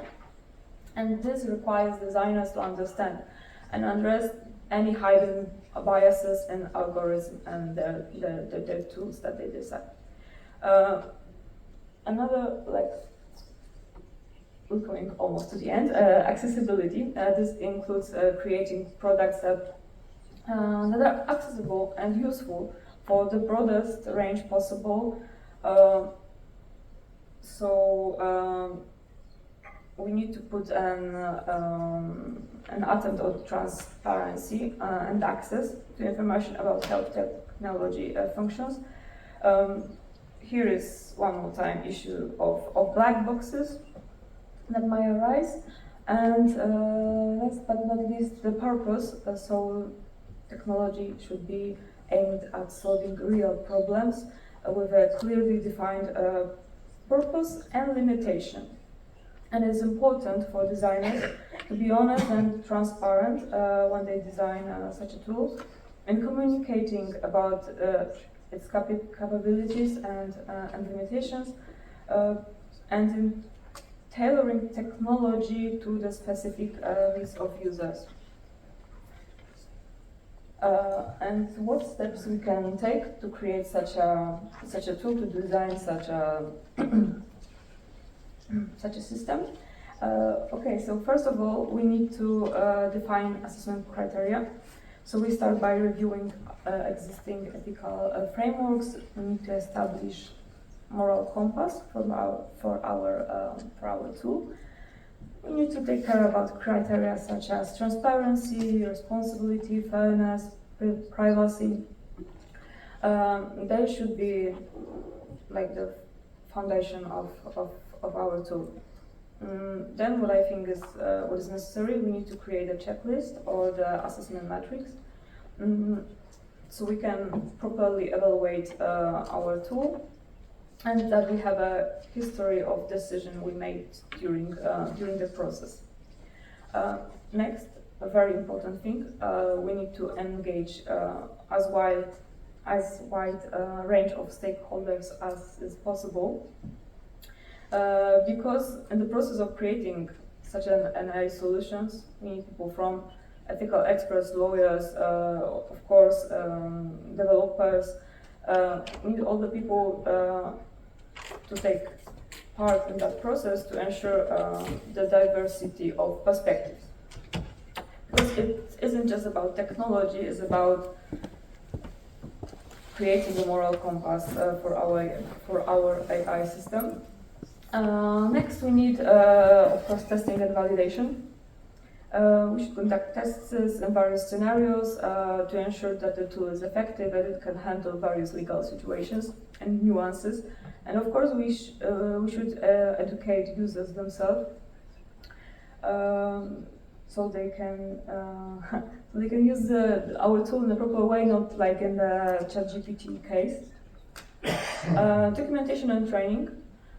We provide detailed documentation of the implemented process and training for the users, as I already mentioned.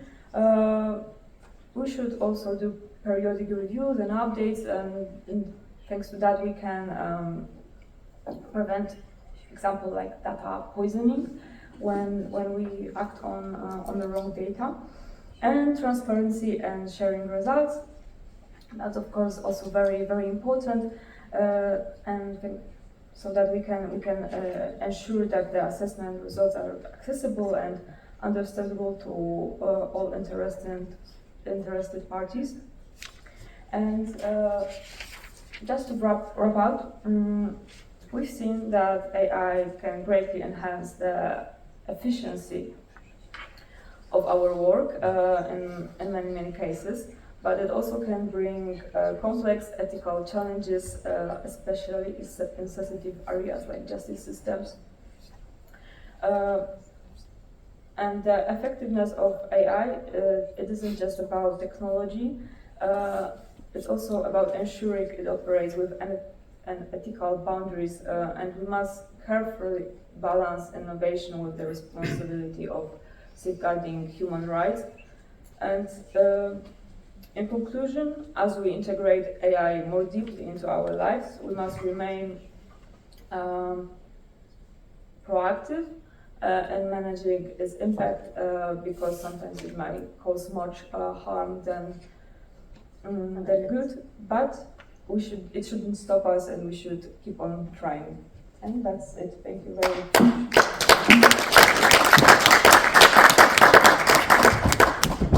Thank you very much.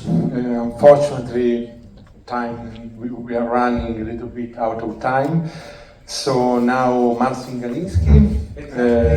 I read your chapter, so I can say to know the content of your presentation, detection of usage deepfake technology in evidentiary proceedings on the ground of the Polish Code of Criminal Procedure. Thank you. And Marcin, have a look at the clock, right? Yeah. And 1:15 you must finish, right? Okay. But at first, it's a tradition to begin, to every performer begin its speech for thanking to organizer for having its he or her. So, according to tradition, I would like to thank you all for having me. But I'm also not only participant of project, but also project assistant. So I have to thank you. At firstly, project founders, Professor Barbara Janusz-Pohl, and molto grazie for Professor Daniele Vicoli. I would like to thank you for my colleagues, Michał Wawrzyńczak, Adrian Kaczmarek, and Jacek Szkudlarek for wonderful cooperation of the entire project, not only today's summary. I would like to thank for Faculty of Law Administration for possibility to meet here, and other performers and participants of projects for your fantastic topics and new knowledge you gain to our science. So we are going to meritum because we are very limited in the ground of time. So the schedule of speech, however, because of time obstacles, we have to make this in formula, make long story short.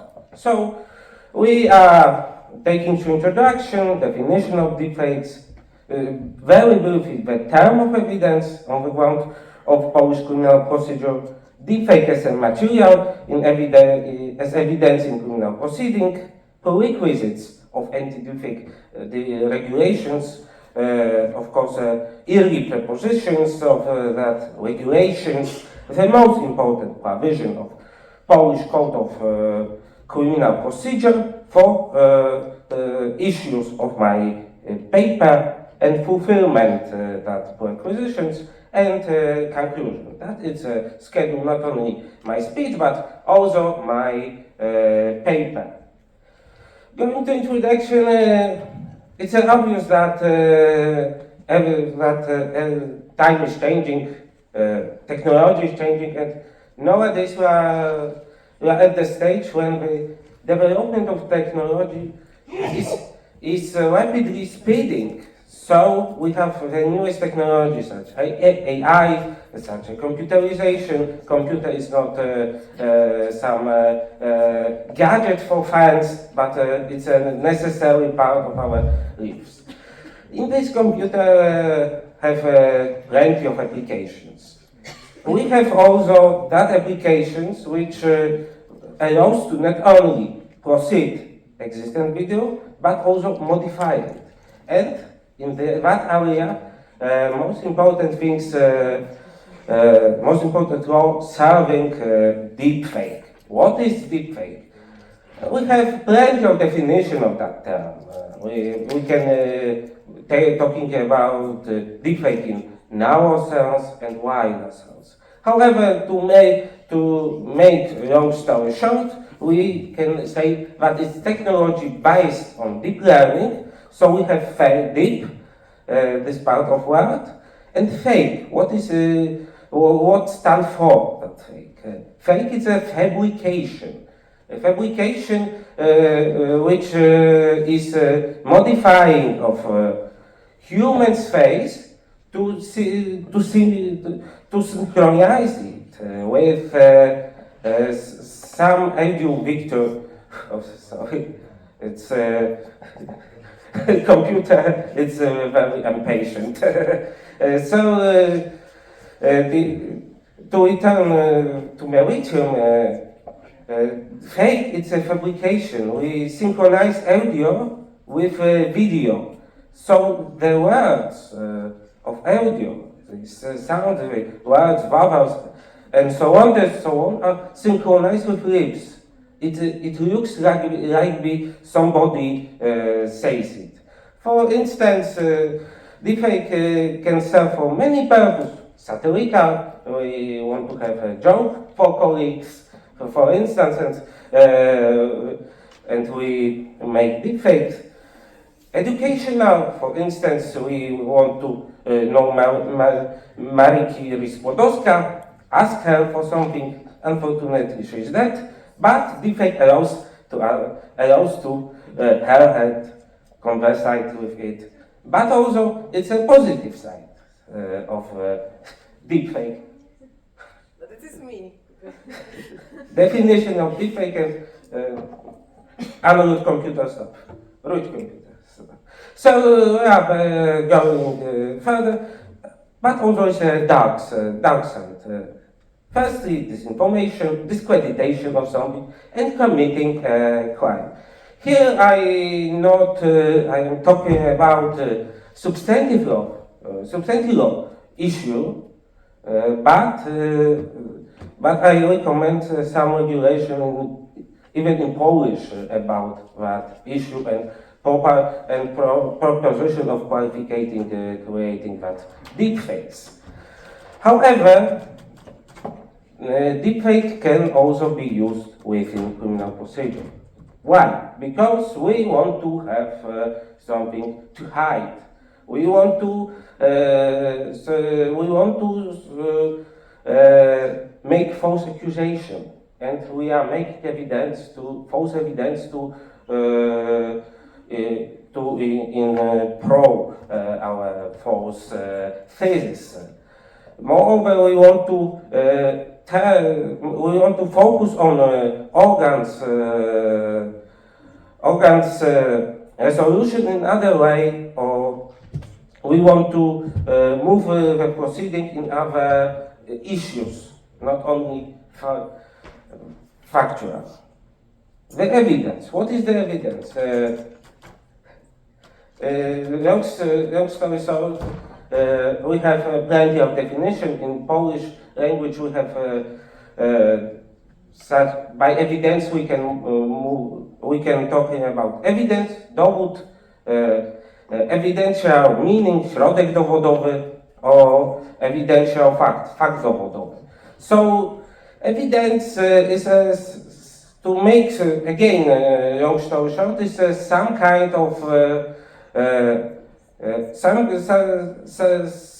some part of existent world which allows the procedural organ to set and find out some information about factual state relevant to solve particular case. The evidence can be personal or in other words, dowód osobowy or real evidence or also for instance testimony of people. All evidence can be a thing. Of course, deepfake is the second one. Deepfake material as evidence in criminal proceeding. I have 5 minutes, I guess. Right. So I thought about it. More information in written form. Anti-deepfake regulations, prerequisites. It's obvious. It should be some regulations. It cannot be admit situation that we can fabricate every evidence for every people.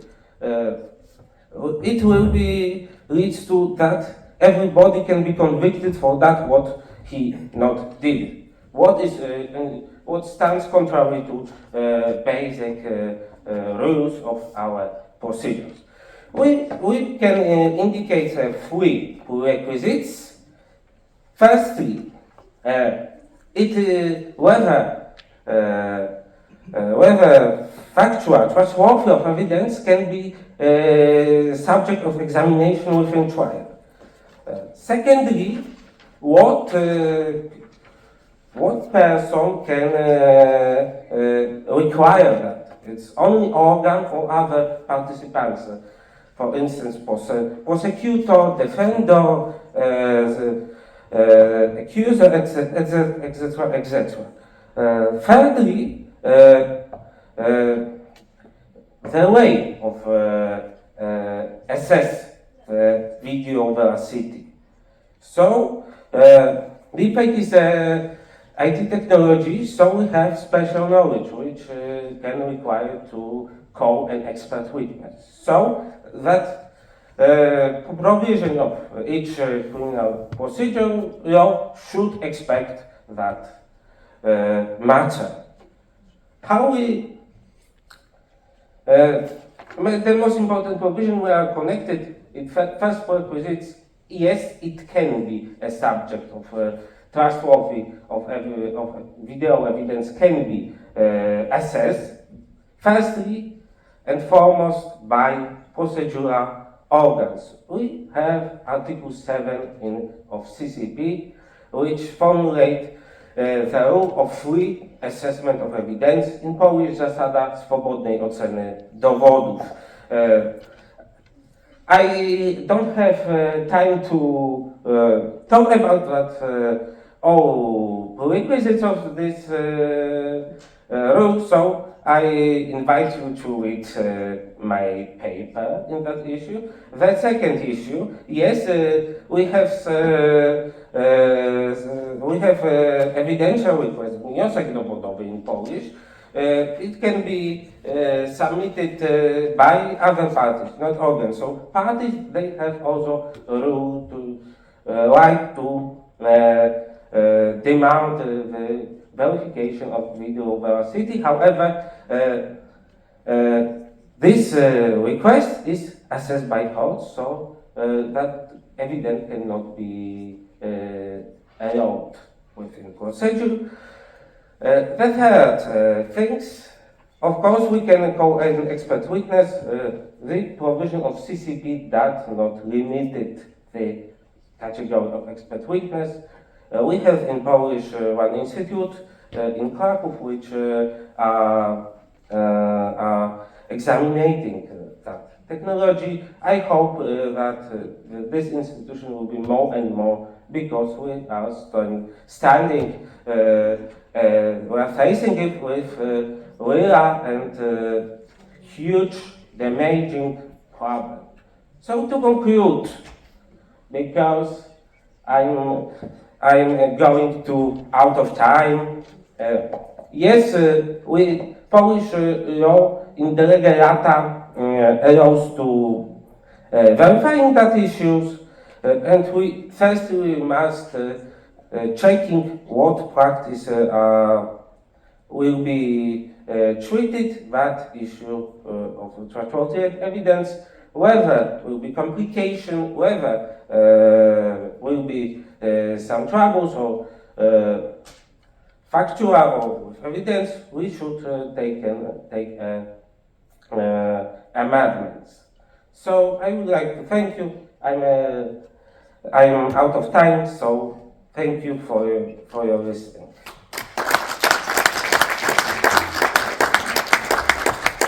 Thank you, and let me suggest to read your chapter for more details, because the topic is very interesting. But also the publication on effective justice blog, because we already have one publication by Marcin, so you can access the topic also on the effective justice website, the section news/blog. Now we have the last presentation of this panel.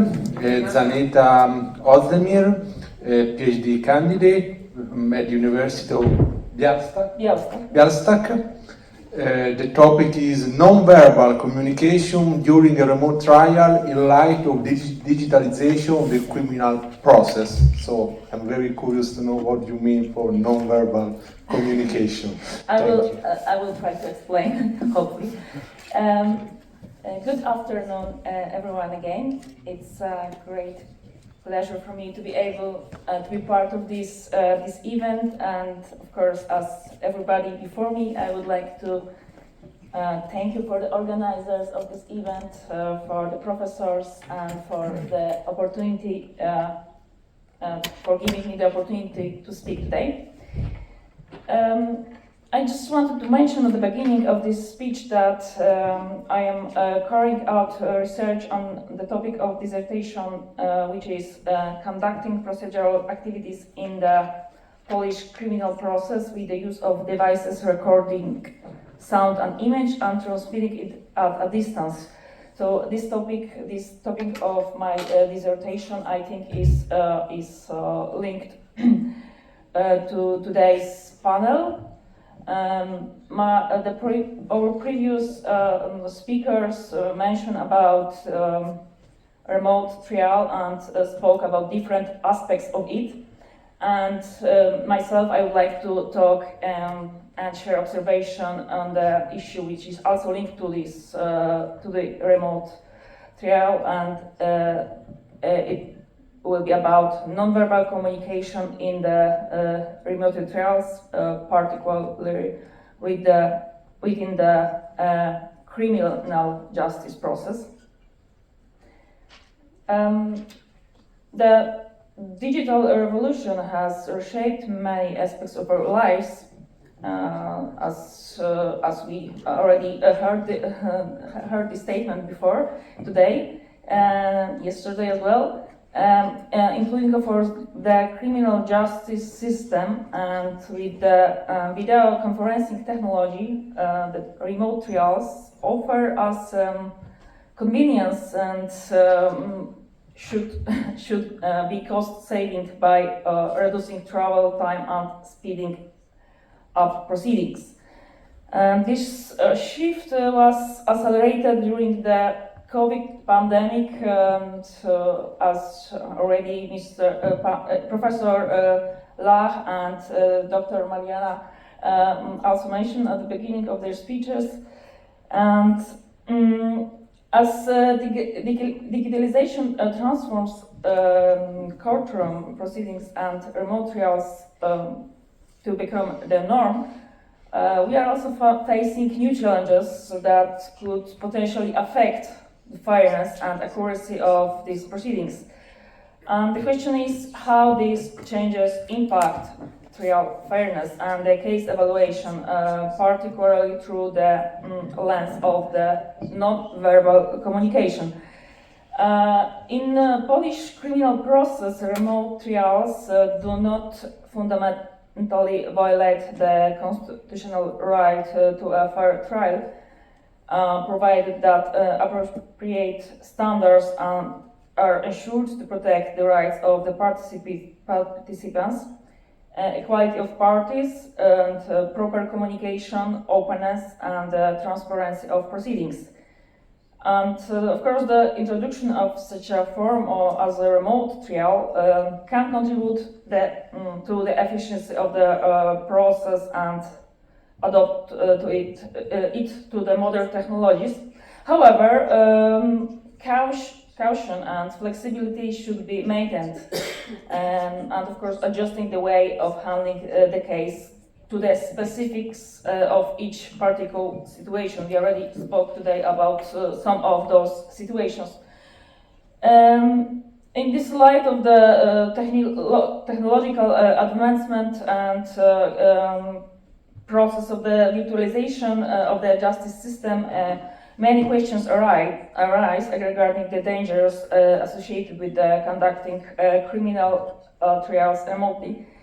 And the legal system, which is born with a large number of cases and often has limited human resources, is, we can say, equipped with the quick solutions offered by the new technologies, might face the threat of the compromising the fairness.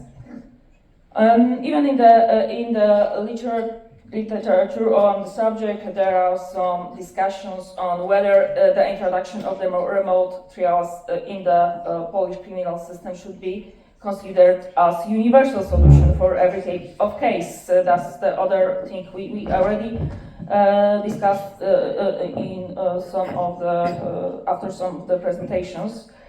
And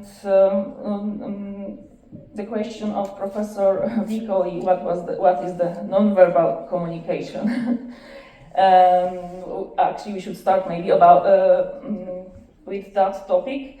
And non-verbal communication is most commonly recognized as body language. Hope everybody agrees with this statement.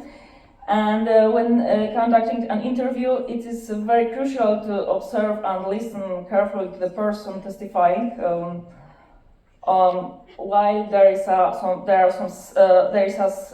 skeptical stance towards body language, and it's quite common.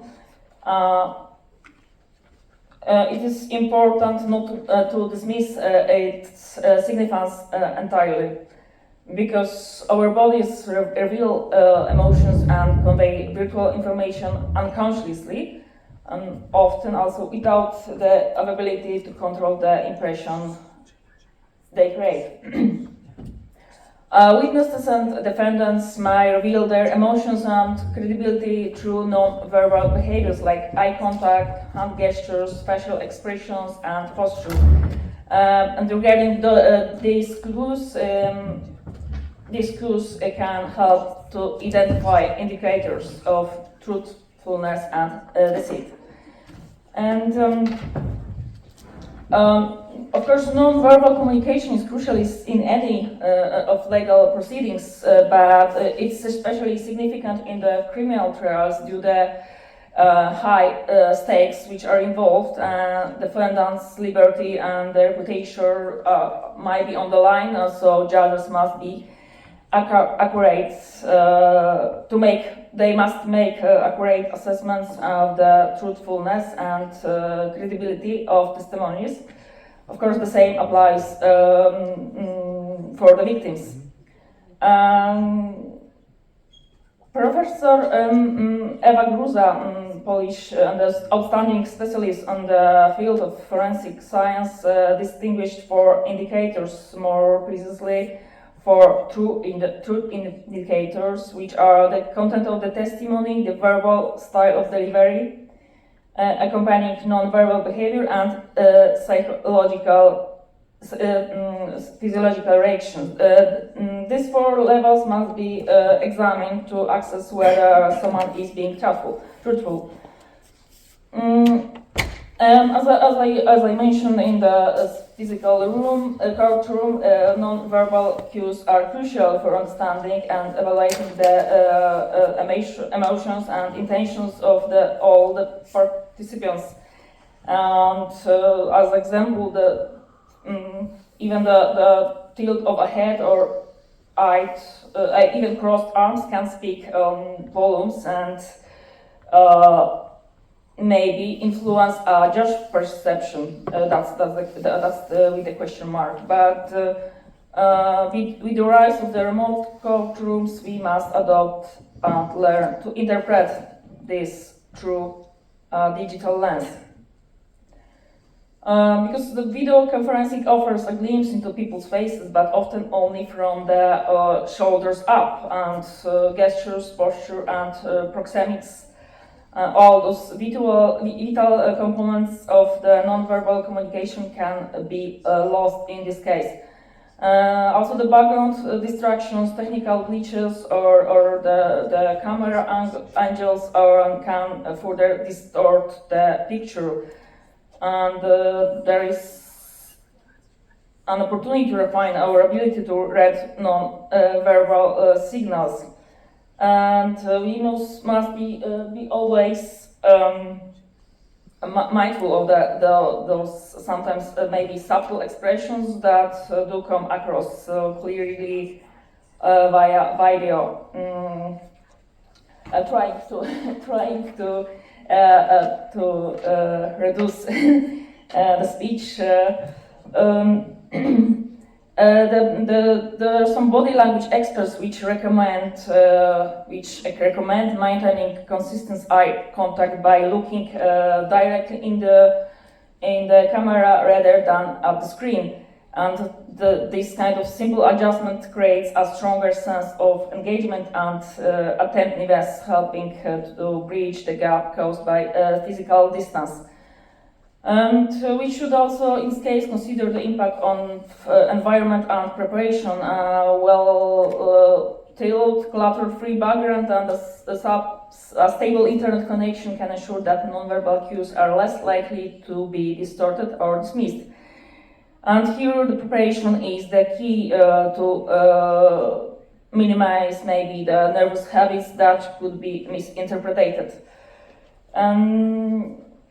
As As we navigate to an evolving landscape of justice, the crucial question emerges: does the absence of face-to-face contact jeopardize trial fairness, and can reading remote reactions sway case evaluation?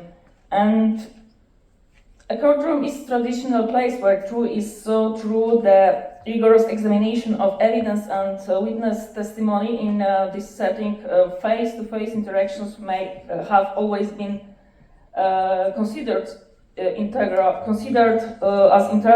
to the process. The ability to observe a witness, the manner, the nuances of the body language and the subtle shifts in their expressions provides a valuable context for judges alike. Remote trials offer undeniable advantages such as accessibility and efficiency, but their virtual nature presents unique challenges.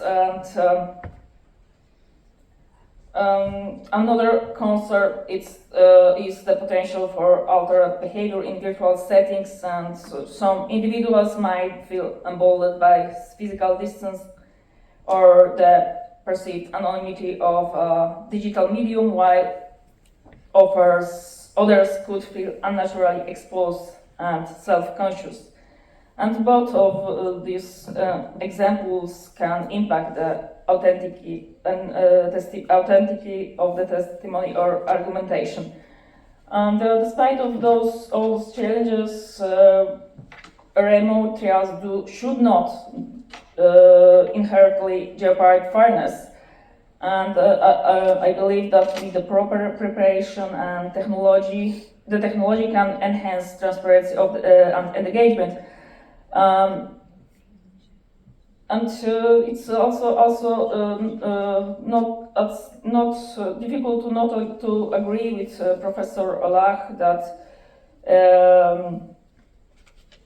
the justice should stand above the technology here. And of course, the responsibility to address these challenges and by refining the virtual courtroom experience through practice and use of innovative tools, we can minimize the potential risk of the losing face-to-face interactions. In conclusion, again, I would say that the absence of face-to-face contact might complicate trial fairness, but it does not compromise it. And I wanted to speak about more in detail, but I also see that the time is running really fast. And so, as a conclusion,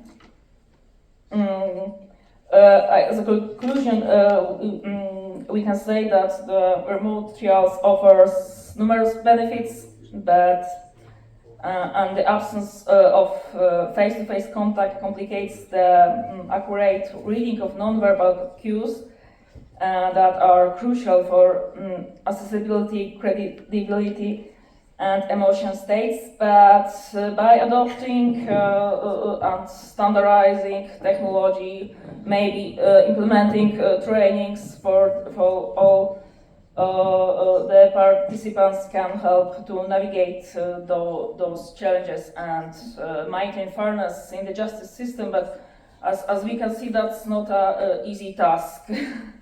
That's all what I wanted to say. I had to shorten my speech. Thank you so much, and thank you for your time and listening.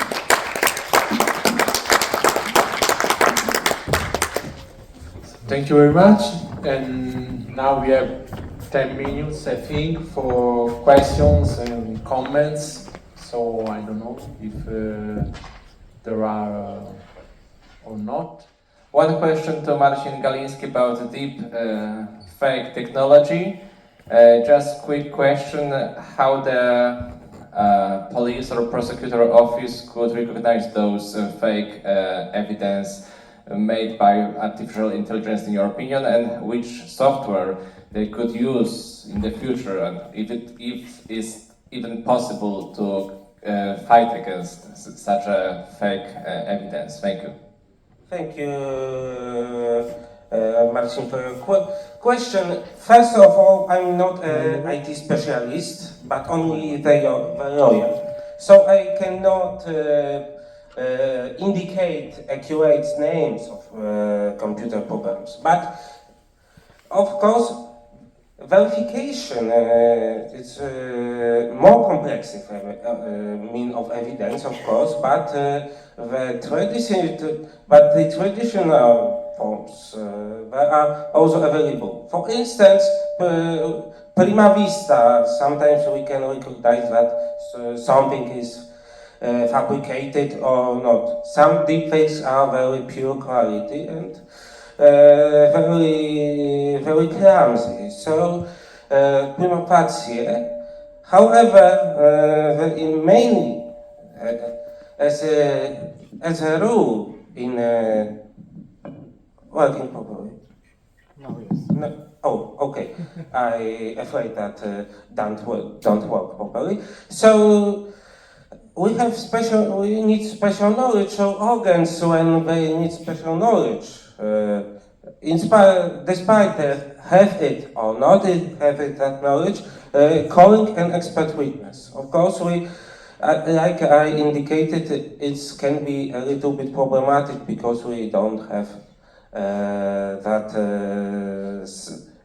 so much scientific organizations. But I hope, and that is a role inter alia lawyers to educate about that dangerous threat and what can firstly make aware of organs, police officers, prosecutors, and what is crucial, the Jews about threats and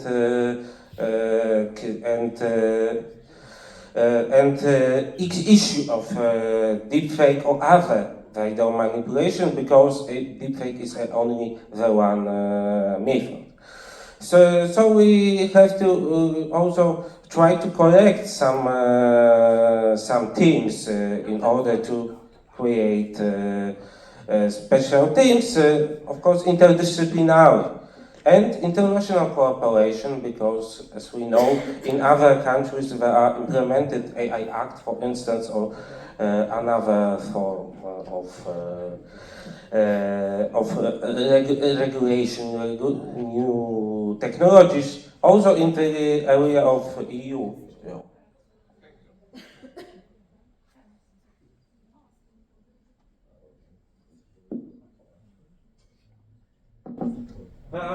Is there a question? Yeah, right. I've got a question, Łukasz Stara from the University of Gdańsk. I've got a question about digital evidentiary proceedings, and actually it's a question for Marianne as well as you. Maybe Professor Vicoli could answer as well, because as you know, I haven't been from the very beginning.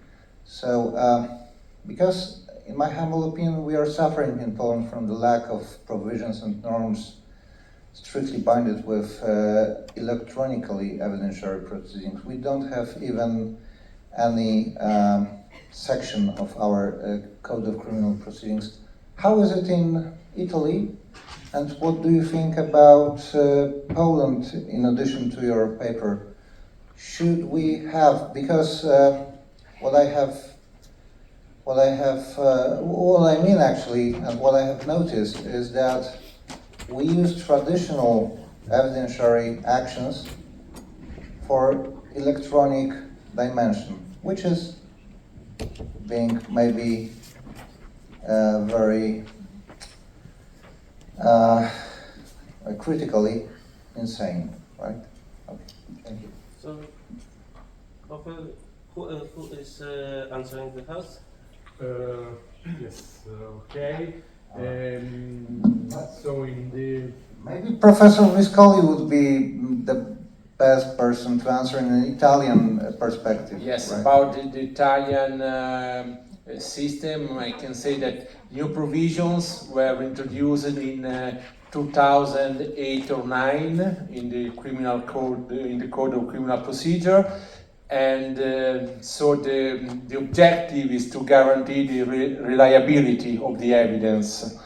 And so the regulation is very complex and articulated in many aspects. In addition to electronic evidences, right? Yes, with specific regard to electronic evidence. For instance, about search and seizures regarding electronic or digital data.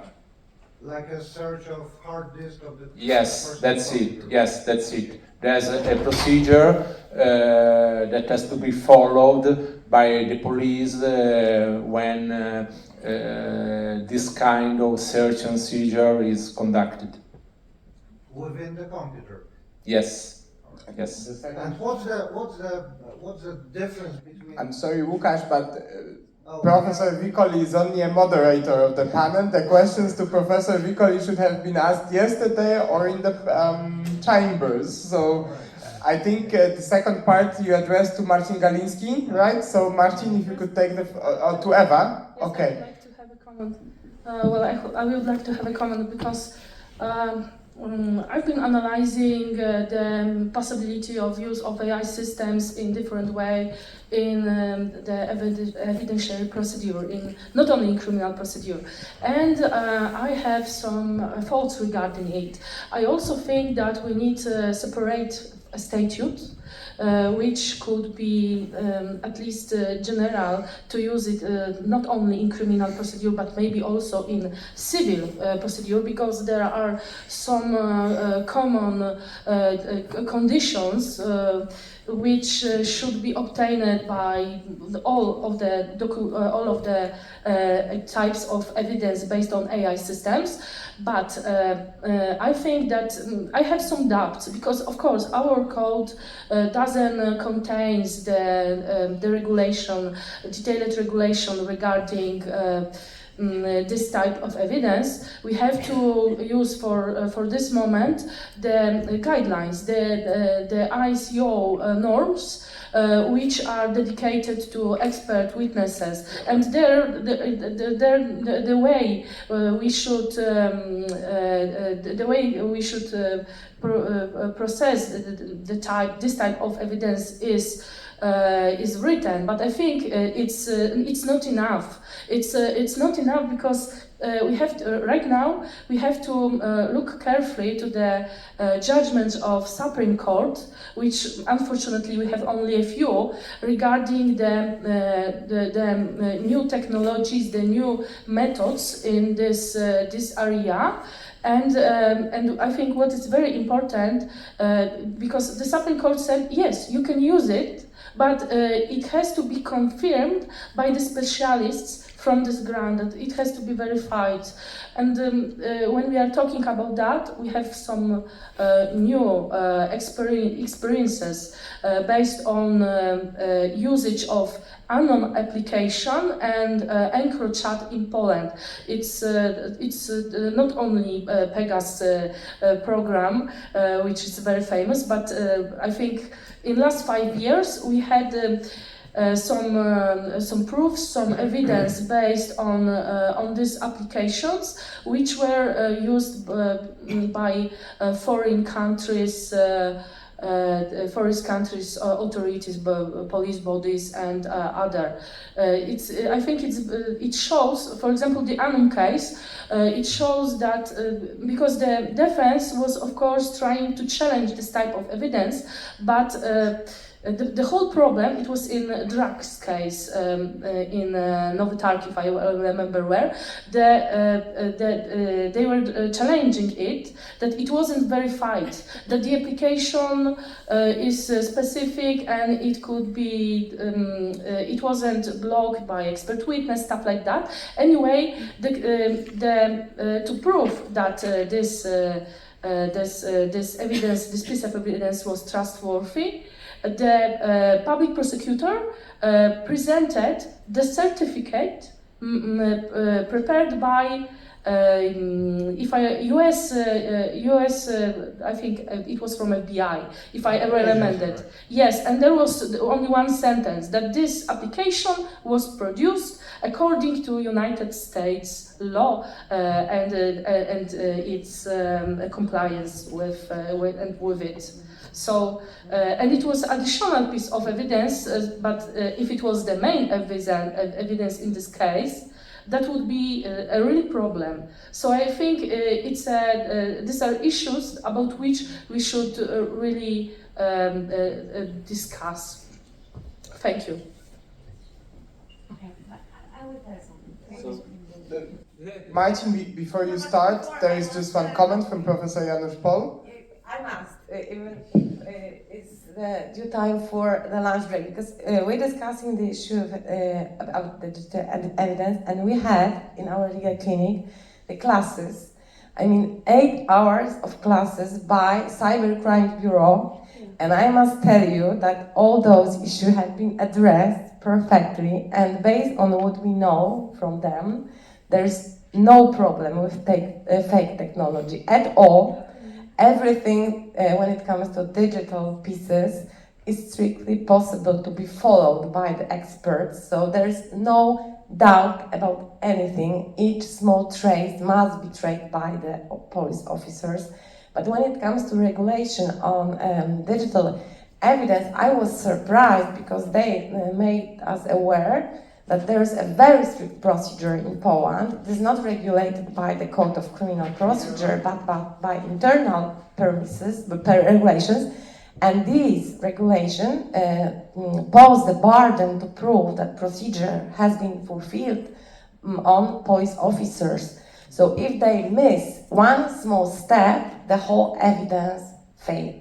So I think that this is very guarantee-oriented approach, because if they, I don't know, they have very specific procedure how to proceed. For example, if you obtain the device to be searched, it must be switched in the airplane mode. Airplane mode.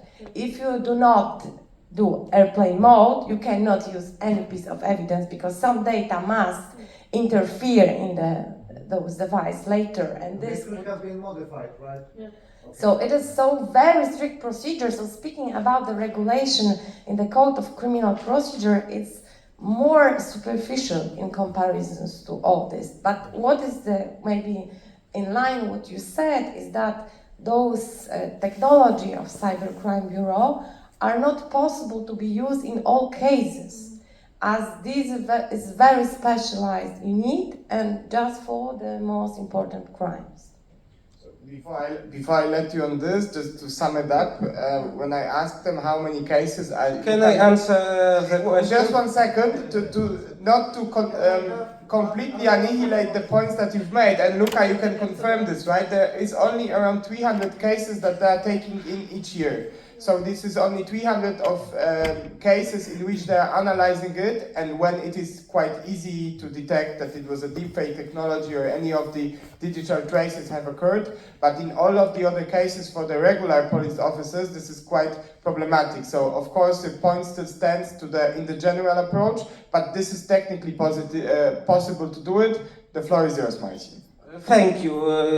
Beginning at the end about your clinic of law, we so far have not problem with it, because the technology is not too development to custom user could have creating very real-like deepfakes.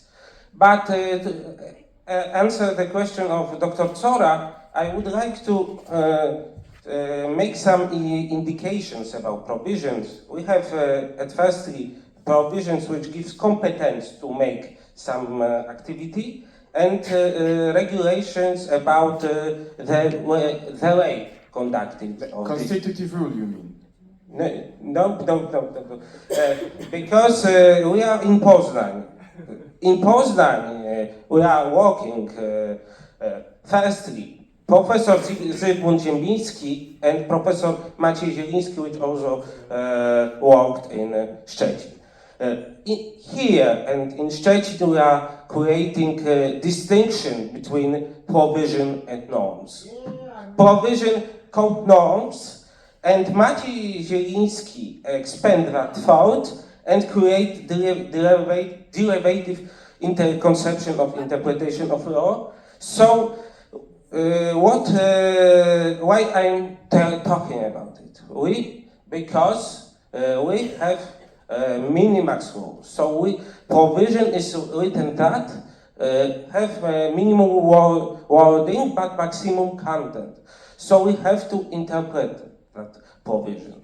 So firstly, we must set the meaning, the wording of norms to assess that provision are sufficient or no. I have two questions. As a final thought, the questions... Oh no, Łukasz can comment on lunch. He's already commented a lot. I have two questions to the two presenters that were not asked the questions yet. The questions are quite simple, but the answers hardly will be simple, I believe. So, just one. And taking into account right to defense, it is admissible and completely legal action to create the fake I for have defense. a question to Kaja Heckert. So my question is quite simple. Would you say that within the 10-15 years of continuous development of the AI systems within the judiciary, we would be able to transform fully adjudicating in the cases of petty crimes, so wykroczenia or misdemeanors, występki, and attributed to the AI judicial systems, considering the ethical developments, and could we map them in a way that would include the preferences of the judges, for example, so in order to apply some leniency in the cases that require another aspect of the morality? That would be my question to you. And a question to Żaneta, if I can ask both questions at the very same time. My question is also quite simple. It's referring to the Article 7, so the freedom in understanding and assessing the evidence, and the principle of directness. So would you say that in all of the cases we have to set at least a similar standard in which that principle of directness has to be observed? And do you think that just the mere fact that we are having an increase, at least in the European trends, with the digital proceedings and allowing for the remote sessions of the court, that principle of directness that is still standing firm in the Polish criminal trial should be depreciated a bit in order to include the higher participation of the remote sessions? Because this relation, I think, is very critical, the principle of directness and the freedom in assessing the evidence, but also juxtaposing it against the principles of effectiveness and speediness of the proceedings, when, for example, we could have a remote session that would accelerate the proceedings instead of having to schedule every single procedural activity involving human beings, so witnesses mostly, in the criminal courtroom. So thank you very much. Maybe Kaja, you would start, and then we would proceed to the second question. Okay, thank you for this and question. And then to the lunch. Okay, so I try to be brief. Thank you for this question, and well, as I am very optimistic about the development of AI, we have to admit that we are now in so-called AI spring or AI summer, so things are going very, very fast, and we have lots of new things on the table right now. But I don't think that in a time period of 10 to 15 years we can establish like some sort of AI technology that's gonna sentence, even if it comes to petty crimes, because, you know, we have those rights that you cannot be a subject of the decision which is made 100% based on the decision, on an automated decision, and it's also in GDPR. It is also in law enforcement directive that's applicable to criminal justice. So I think that if we carefully and implement all those things that are in AI Act or in these guidelines that I mentioned, we can create a tool that's gonna help judges, but it's not gonna be independent one. I hope that answers your question. Yes, it's great. Thank you very much. And no, please, the microphone to Żaneta now. Thank you so much for the question. I'm trying to. I remember the core. I don't remember the question in full, but the main point of your question was about the rule. One of the rules of the fairness, as I understood. Yes, the principle of directness and Article 7. In general, if I can share my personal opinion, the digitalization process is very difficult issue in general, and as today it was also it has been said that the process of the digitalization should not stand above the fairness. So, in my opinion, we should not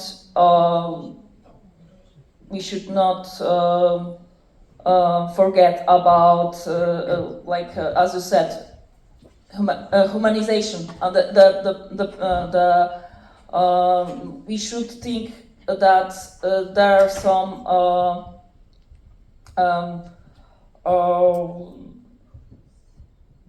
dangers linked to the digitalization, and I don't think that we will be able to introduce fully the process of digitalization, that we could replace the face-to-face contact in the court, because as for now we can observe that there are many problems which maybe are not spoken frequently, but that's, as I said, I will repeat myself, it's a complicated process, so yeah. Hopefully this answer satisfies you. Yes, thank you very much. It was a very interesting panel and a fierce discussion that we have had. Right now we will reassess for a short break, 35 minutes. At 1:30 we will reconvene. The presenters and the moderators are invited for the lunch, and the audience will have to enjoy the coffee break in 2 hours. So for now we will stop, and then we will start with the remote session. Okay, thank you very much for your presence. We have many spectators in the auditorium maximally in the venue as well, besides of those who have connected remotely. We will proceed now with the second panel of the day, so it's the remote panel right now. The moderator will be Dr. Michał Wawrzyńczak from University of Szczecin, and I give the floor to him. He will manage the time limits, so whenever he tells you that you're ready to go, you're ready to go, my dear performers. Thank you very much for participating in the project, and I wish you to have really good speeches right now. Okay, thank you. Good afternoon. I have the pleasure of leading this part of the conference.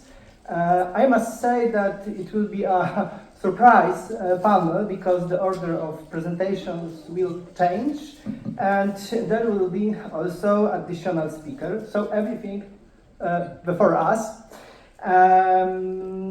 At the end there will be time for a question and answer session, and the speakers are online, but please remember to adhere to the time limit for presentations. And the first presentation will be delivered by Benedetta Arrighini. The presentation is titled Effectiveness through Approximation in the EU Area of Freedom, Security and Justice.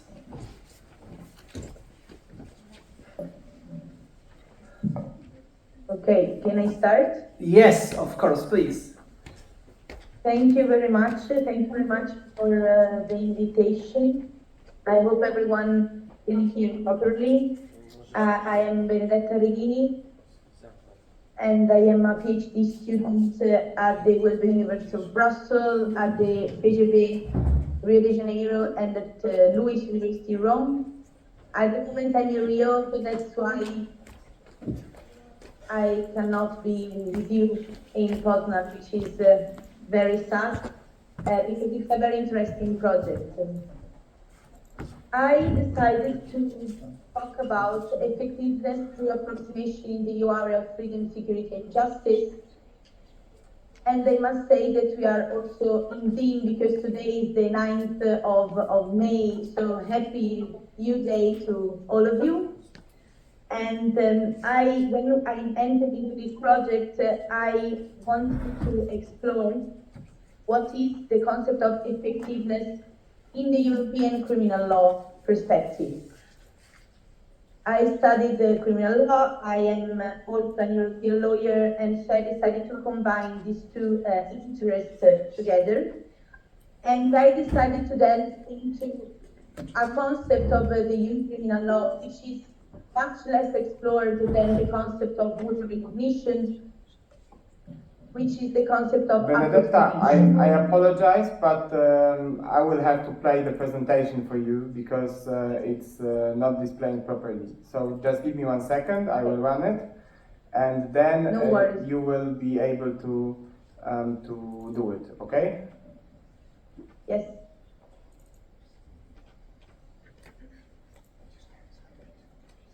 Mm-hmm.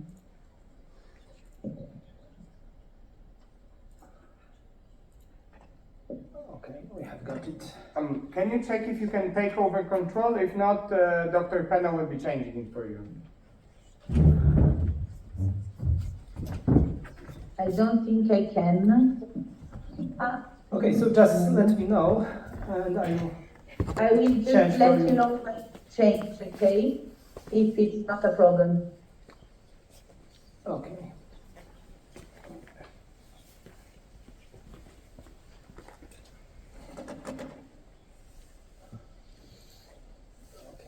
So you can continue. Okay. Yeah. So we can pass to the next slide. I decided to give you a framework of my presentation and to introduce this topic, saying that last year I went to a conference which was about the criminal procedural directives that were approved through the years, but they come from the roadmap of 2009 by the Council. So the title of this conference was 15 years of the EU procedural directives. These things made me think about the fact that and the panelists also said that these 15 years meant that the directives are teenagers, and so they are a very big step for the improvement of the EU criminal law, but at the same time, they still need to grow up. And so I was wondering what are the perspectives and the possibilities of implementing more the European Criminal Procedural Directive inside the EU realm. Are you changing the slides? I can just talk without the slides if you want, because I don't know if I'm not seeing the slides changing, that's why. And this one?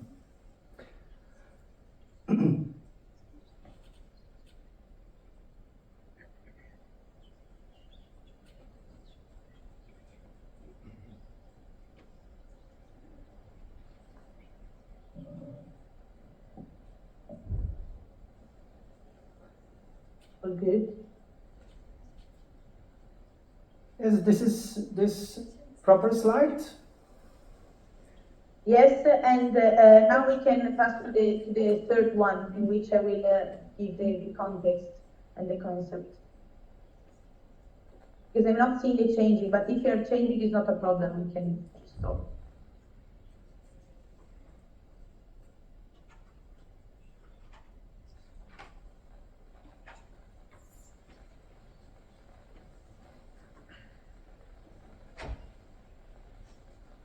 I guess that you can continue. Okay. So first of all, I needed to give you a very brief contextualization of the difficulties of the European criminal law, as I guess everyone knows, because the main problem of criminal law is related to the fact that criminal law has a very strong territoriality, and so member states want, of course, to keep competences in criminal law. At the same time, there is the problem with the fact that criminal law is the shielding sword of fundamental rights. As a consequence, we can see that the protection of fundamental rights is made by criminal law, but at the same time, there is a trigger in terms of the right of the suspect being accused. And third point, which is connected with the other two, is the fact that there is a difference, of course, in legislation and approach, especially in criminal law. That's why towards the year, there were much more difficulties for member states to accept the EU power towards the European criminal law. However, as we know, the international crimes raised up, and as a consequence, the EU had to find solutions related to the collaboration and cooperation between the member states. In this regard, we can see that the concept of effectiveness and the concept of approximation meant each other. On this, I will conceptualize a bit what is effectiveness and what is approximation without pretending to explain deeper. But the concept of effectiveness in the EU law means, in particular in the EU criminal law, means the possibility of the EU to implement laws without having the burden of the national authorities. In that way, there is much more possibilities for the EU law to have a centralized approach and to make member states cooperate with each other. Among the to implement effectiveness, approximation was considered a good tool, as we see, not the best tool at the beginning, according to the member states. What is approximation? Approximation is defined as an intermediate form of legal integration. I'm quoting Professor Weinberg, between coordination and cooperation on the one hand, and unification or standardization on the other. What does it mean? That approximation, which is all considered, defined as harmonization, is the possibility of the European Union to ask member states to approximate, to make their laws seem more look-alike. And in this way, there is the possibility for them to cooperate better. That's the main point. In my article, I did an historical excursus about the history of approximation, which is, as I said, which was not immediately accepted by member states. And as you can see at the beginning, the EU had an intergovernmental approach, and of course, criminal law was not even on the table when the European Union was founded. However, in the period in which the EU was founded, there was also there was a wave of terrorism. And so the very first project of the European Union related to the cooperation and then harmonization of crimes was the one related to extremist groups, which was a convention which was related to the fight against terrorism. And in this convention, the member states agreed to approve laws related to the definition of certain crimes that were considered international crimes. After that, even the European Court of Justice had a very big role, considering the fact that even if there was not a real article related to cooperation in criminal matters and to the duty of the member states to cooperate in criminal matters in the European community, the European Court of Justice said that there was a general duty of cooperation, and in this general duty of cooperation there was also the duty to cooperate in criminal matters and to accept the fact that there was the need to define being crimes required by the European community. Then after that we have the Maastricht Treaty, and then we have the Treaty of Amsterdam. I don't know how much time I have. I don't think I have more, but I would say that from the Maastricht Treaty and the Treaty of Amsterdam, there is a very big change. The Maastricht Treaty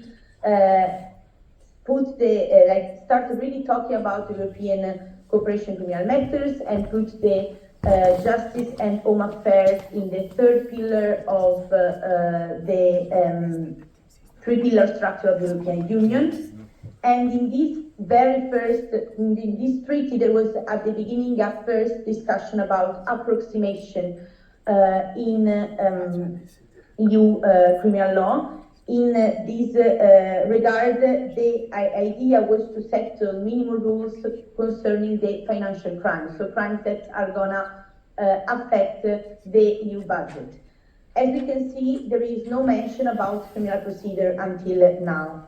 And not even until Amsterdam. The Treaty of Amsterdam was the one who basically introduced and what is considered the main revolution related to the cooperation in criminal matters at the EU level.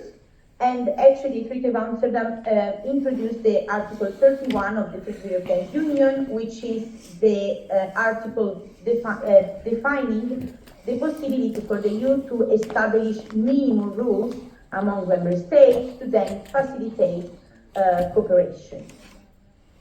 After the Treaty of Amsterdam, we have the very big revolution of the Lisbon Treaty. We are at the definition of the Lisbon Treaty in 2009. The Lisbon Treaty introduced the Title V, as I think lots of you knows, about the area of freedom, security, and justice, and the judicial cooperation in criminal matters. And in this group of articles, I selected two provisions that are Article 82, Paragraph 2, and Article 83 of the Treaty of the Council on the European Union, as the treaty explaining and implementing, legalizing definitely approximation inside the European legal order. In this regard, we must say that there is a distinction that has been made by the doctrine. Approximation, so the fact that the EU required to the member states to establish minimum rules, can have can be of two natures.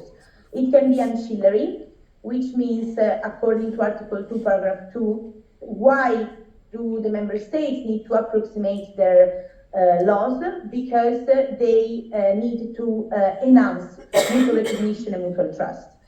As a consequence, approximation is not seen in that case as a principle per se, as a tool per se of the European Union, but much more as a tool to increase mutual recognition, which was and which has always been the main concept of the EU cooperation in criminal matters.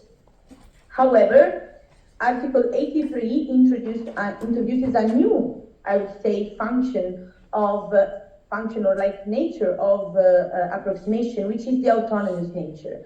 In terms that according to Article 83, there is the possibility to legislate through directives, establishing minimum rules for crimes that are considered cross-border crimes. And Article 83 makes a list of crimes that are considered cross-borders, but on this, for example, the doctrine is still debating if this list is like exhaustive or not, is closed or not.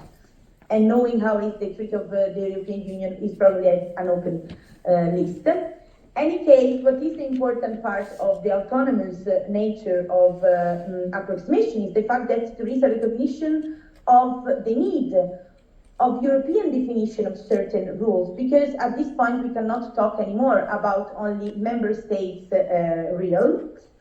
And according to this push towards the will of establishing minimal rules, there is the proposal by the Council in 2009 of the roadmap to establish minimal rules in criminal procedures. On this, we can say that this was a very big step. The criminal procedures were, like criminal procedure in general, was considered maybe the most sensitive topic among criminal law, criminal matters. Why? Because there are member states have very different rules related to how to deal with a criminal trial. As a consequence, the proposal of this directive was seen as a major will of cooperation, and at the same time was seen, of course, with some criticalities. On this, after 15 years of implementation of these directives that are related to different field of the fair trial, they goes from the directive related to the right to interpretation inside the trial until the directive to the access to justice and to a lawyer. The number of criminal procedural directives is 6, but they are trying to make more right now. And the first criticalities that was raised by the doctrine was the fact that these directives are only based on Article 2, Paragraph 2. And so if we go back to our explanation, there is this ancillary provision that limits somehow, because the real reason is, okay, I'm going to use this roadmap and the criminal procedural directives only because I will make easier for judiciary to use mutual recognition. However, we cannot forget the fact that these directives also establish fundamental rights, procedural fundamental rights that should be embedded in all member states. And the question that arose from the doctrine, and still there is no answer, but possibly the easier way used by the European Union, which is why don't consider these criminal procedural directives as an autonomous nature of approximation, because there is the need to affirm certain fundamental rights, and these fundamental rights need to be affirmed towards the whole EU. And here I'm gonna conclude, because I think I also am finishing the time. I will interrogate myself in my article about what are the possibilities and the triggers at the same time of approximation and of enriching effectiveness in the EU criminal law towards approximation. On that, first of all, there is part of the doctrine that considers the fact that not only member states should approximate themselves with guaranteeing minimal criminal procedural guarantees, but at the same time, even the EU judicial bodies should find a way to approximate themselves around the affirmation of minimum rights. At the same time, another doubt that I raised is the fact that it's very advanced, and in my opinion, it's very long, in a long-term perspective, having a package of EU criminal procedure is a good thing for the EU. At the same time, the fear is the fact that there is going to be an over-legislation on criminal law and a trigger for the right to the suspect of the accused. In this regard, I'm thinking much more about substantive criminal law, but even in criminal procedures, the idea of legislating everything and of maybe using the EU criminal law as a solution to everything could be a problem. And as a consequence, I just conclude what I was saying that arguing that I will not have a solution on that, and asking to the audience if approximation as a tool could effectively enhance effectiveness inside the EU criminal law area. Thank you very much for your time, and I'm sorry I didn't see the audience.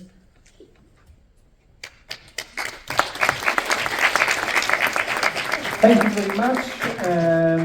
incredibly insightful, so thank you. And now our next speaker is Professor Konrad Burdziak from Szczecin University.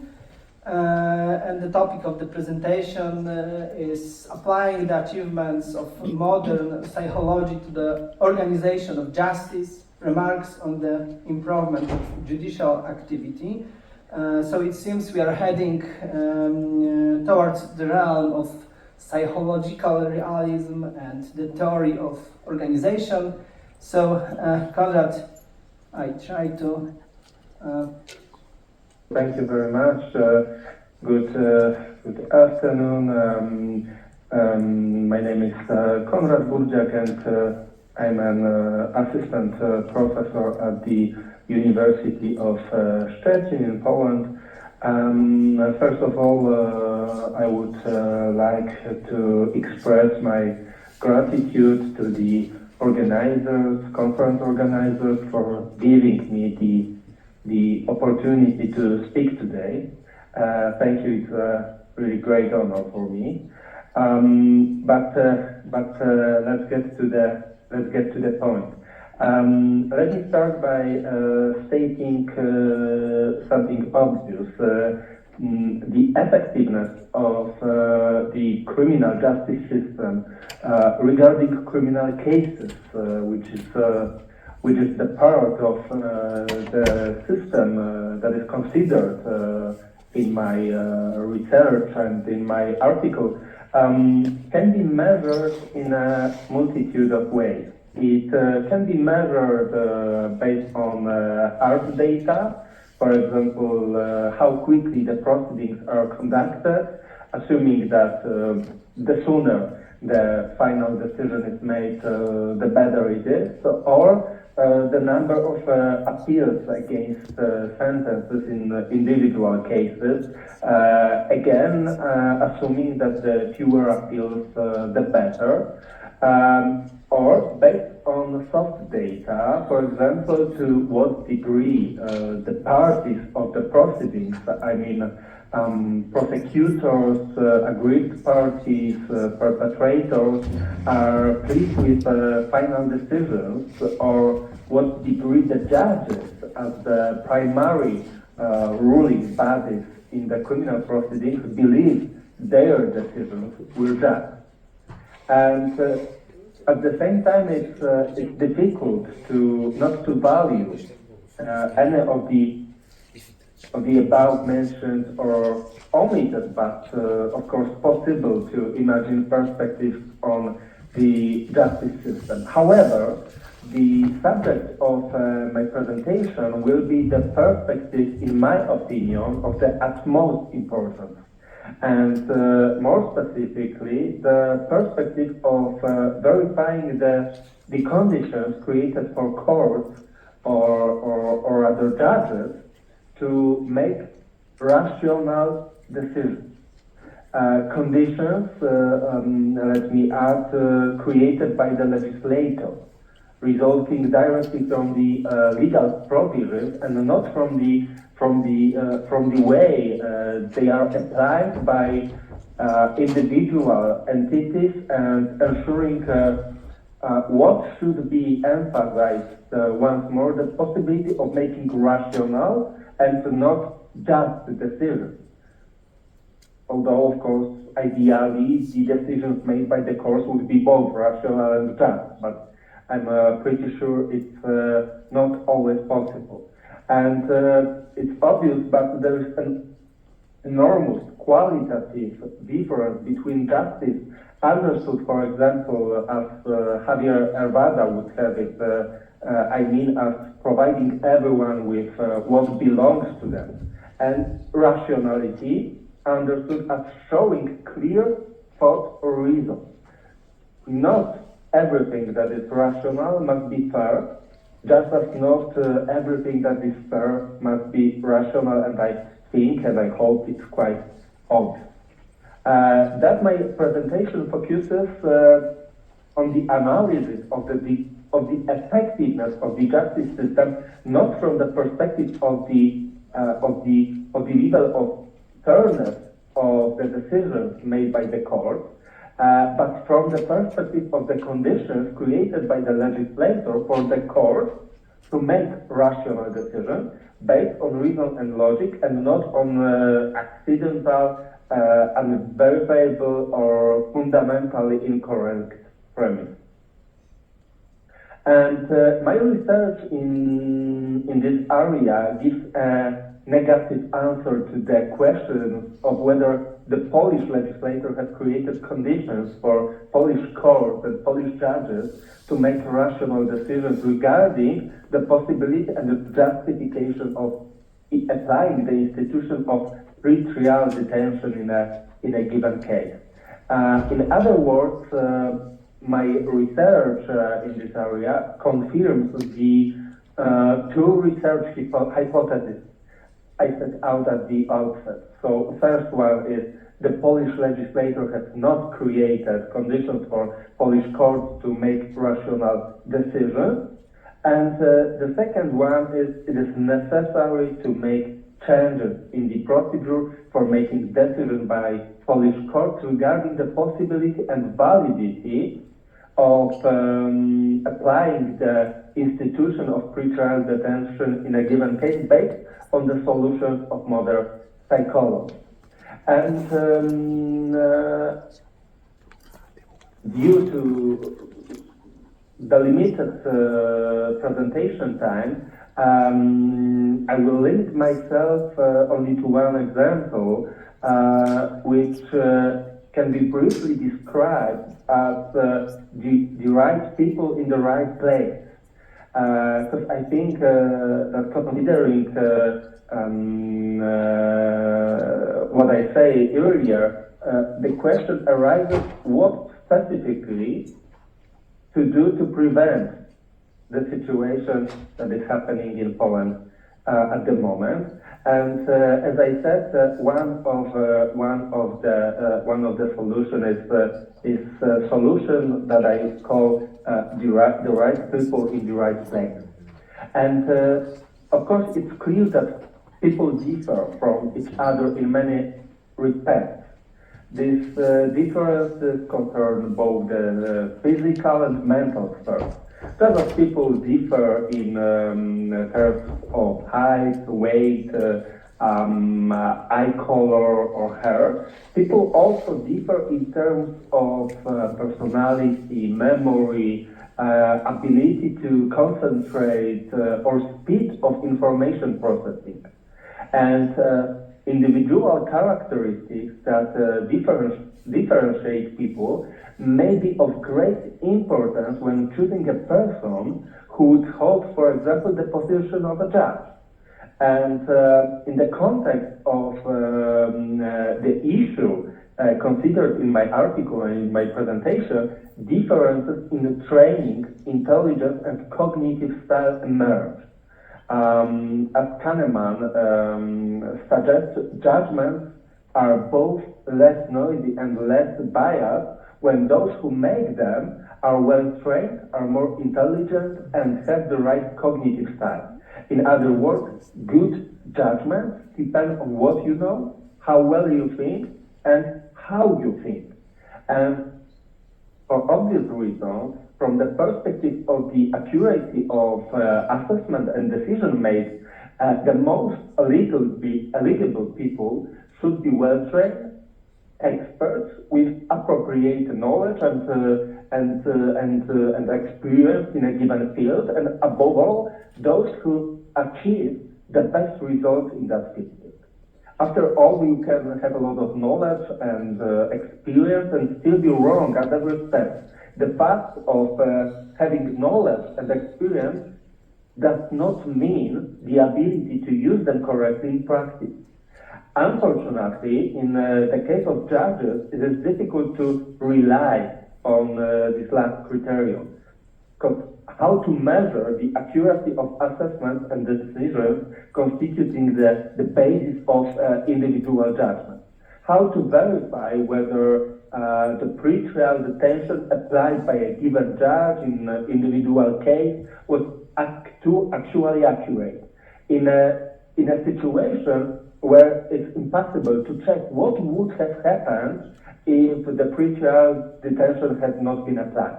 How to verify whether the sentence was accurate in a situation where in the most cases it is not possible to find evidence that clearly reveals all aspects of a given incident. In the case of judges, there are people making judgments in which the real value is neither easy to discover nor easy to define. Therefore, they cannot be evaluated as experts based on the results. It's not possible to make an assessment even based on the number of revealed judgments, because this type of factor basically proves nothing apart from the fact that the appellate bodies found or did not find errors in the reasoning of the body of first instance, but at most based on the trust and respect they enjoy among other professionals, other judges, prosecutors, lawyers, etc., etc. Trust and respect, it needs to be added, which should be, and I hope it is, based on appropriate knowledge acquired during studies of an appropriate high level, as well as during professional apprenticeship, many years of life and professional experience, and the ability to appropriately formulate and explain one's judgment. And in order to ensure sufficiently high accuracy of assessment and decisions made in matters of pre-trial detention, the selection should be guided primarily by the esteem of individual lawyers and therefore by the degree of their respect in the community. Therefore, the judges should be people who carry with them a certain amount of baggage, intellectual and emotional. This cannot be young people who suddenly, although probably with appropriate training and after acquiring as comprehensive theoretical knowledge as possible, move on to making decisions that may result in dramatic consequences for other people. The highest grades and recognition in the eyes of lecturers or patrons are not enough to conclude that in the case of a given person, one will have a greater chance of accurate judgment. It should be also be necessary to demonstrate appropriate knowledge and effectiveness in matters that are the subject of analysis in individual criminal cases, to learn different perspectives on these matters, to actually understand the consequences of applying individual institutions provided for by law. Developing cooperation with specialists from various fields, in particular in the field of psychology, psychiatry, and criminology, and gaining important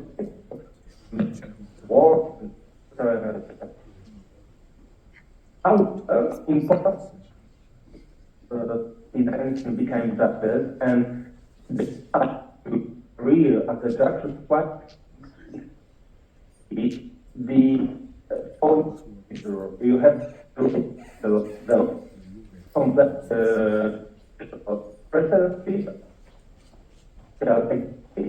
and is that solution beneficial? I'm really sorry, I have to interrupt you. It should be concluded that yeah, sorry, we have a problem with connection probably, because we couldn't hear you. I mean, last two sentences. Professor Peno, can you hear me now? Yes, I can hear you, but we can't hear you. We have a problem with connection. So please, back two sentences back, if you can. Okay. Or free. Maybe may I turn off my camera? Maybe if you could, with the connection. If you could, it can help. I guess. So if you can, okay. Okay. Let's start. Yes. Thank you very much. Now we can hear. So as I said, it's quite easy to become a judge in Poland. And the question arises whether this type of solution is beneficial. And considering the previous considerations, it should be concluded that this is not the case and that it could be worth returning to the concept of the position of a judge as the culmination of a legal career, at least as far as the examination of criminal cases is concerned. As far as the competence to apply measures that interfere the most with human rights and freedoms is concerned, expertise measured by knowledge, experience, and the resulting respect in the community must appear, in my opinion, to be necessary. Another issue that requires consideration in the context of striving to ensure appropriate judgment in pretrial detention cases is the selection of people to take up the top position of judge from among individuals characterized by the highest level of intelligence and the appropriate competence. It is suggested to verify the mental abilities of people applying for the position of judge and those already holding such a position through standardized tests containing verbal, quantitative, and spatial tasks. Of course, it could be said that people aspiring to be judged after graduating from law school and requiring professional training have already proven their intellectual predispositions.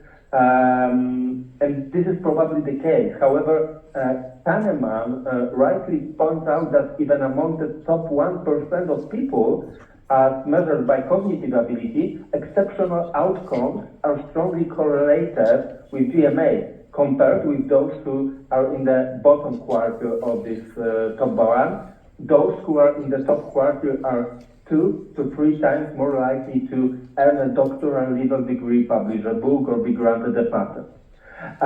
So it could be said, of course, that standardized tests of intelligence are inherently discriminatory and that they should therefore not be used. However, in my opinion, such doubts will be not existent in a situation where these tests cannot constitute the only basis for the selection of criminal judges. They will only constitute an additional indicator that will be considered in this respect, but will not be a decisive indicator. And finally, it is suggested to verify the cognitive style of people who will hold the position of judge. It concerns choosing people who, when faced with a problem, will not trust their intuition, but will take action to verify or even refute it, or teach future judges this type of behavior. A judge making decisions in criminal cases should not be a person who decides quickly, but a person who decides deliberately, striving to obtain as much information as possible and able to verify this information in a way that will not lead to its adjustment to a predetermined solution. This person should be a person who is open to the opinions of other people, a person who is ready to accept the fallacy of their position, and therefore in a sense like a humble person, and not a person convinced of their own infallibility or so self-confident that they reject other people's views in advance. And this should be a person who based on the presented argument, will make a preliminary assessment and make a preliminary decision, but will also ask themselves the following questions. Are the arguments I based on my decision fully convincing? Have I omitted any circumstances that are important from the perspective of a given case? Are there any alternative solutions? And so on and so on. And to sum up, the judges, especially those deciding on pretrial detention cases, should be people firstly with extensive knowledge, experience, and respect in the community.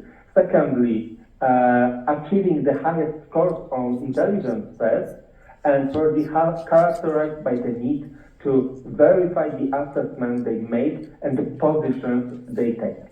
And this is just one applicable suggestion, and I hope you will post-conference or post-project publication. Thank you very much. Thank you very much, Professor Janusz-Pohl. Thank you very much, Professor Peno. Thank you all. Thank you all for listening my presentation. Thank you very much for the interesting presentation. And now I invite the next speaker, Dr. Katarzyna Zambory. Dr. Zambory will talk about effective remedies for the violation of cultural human rights under international law. Great, thank you very much, thank you. So once again, good afternoon to all of you.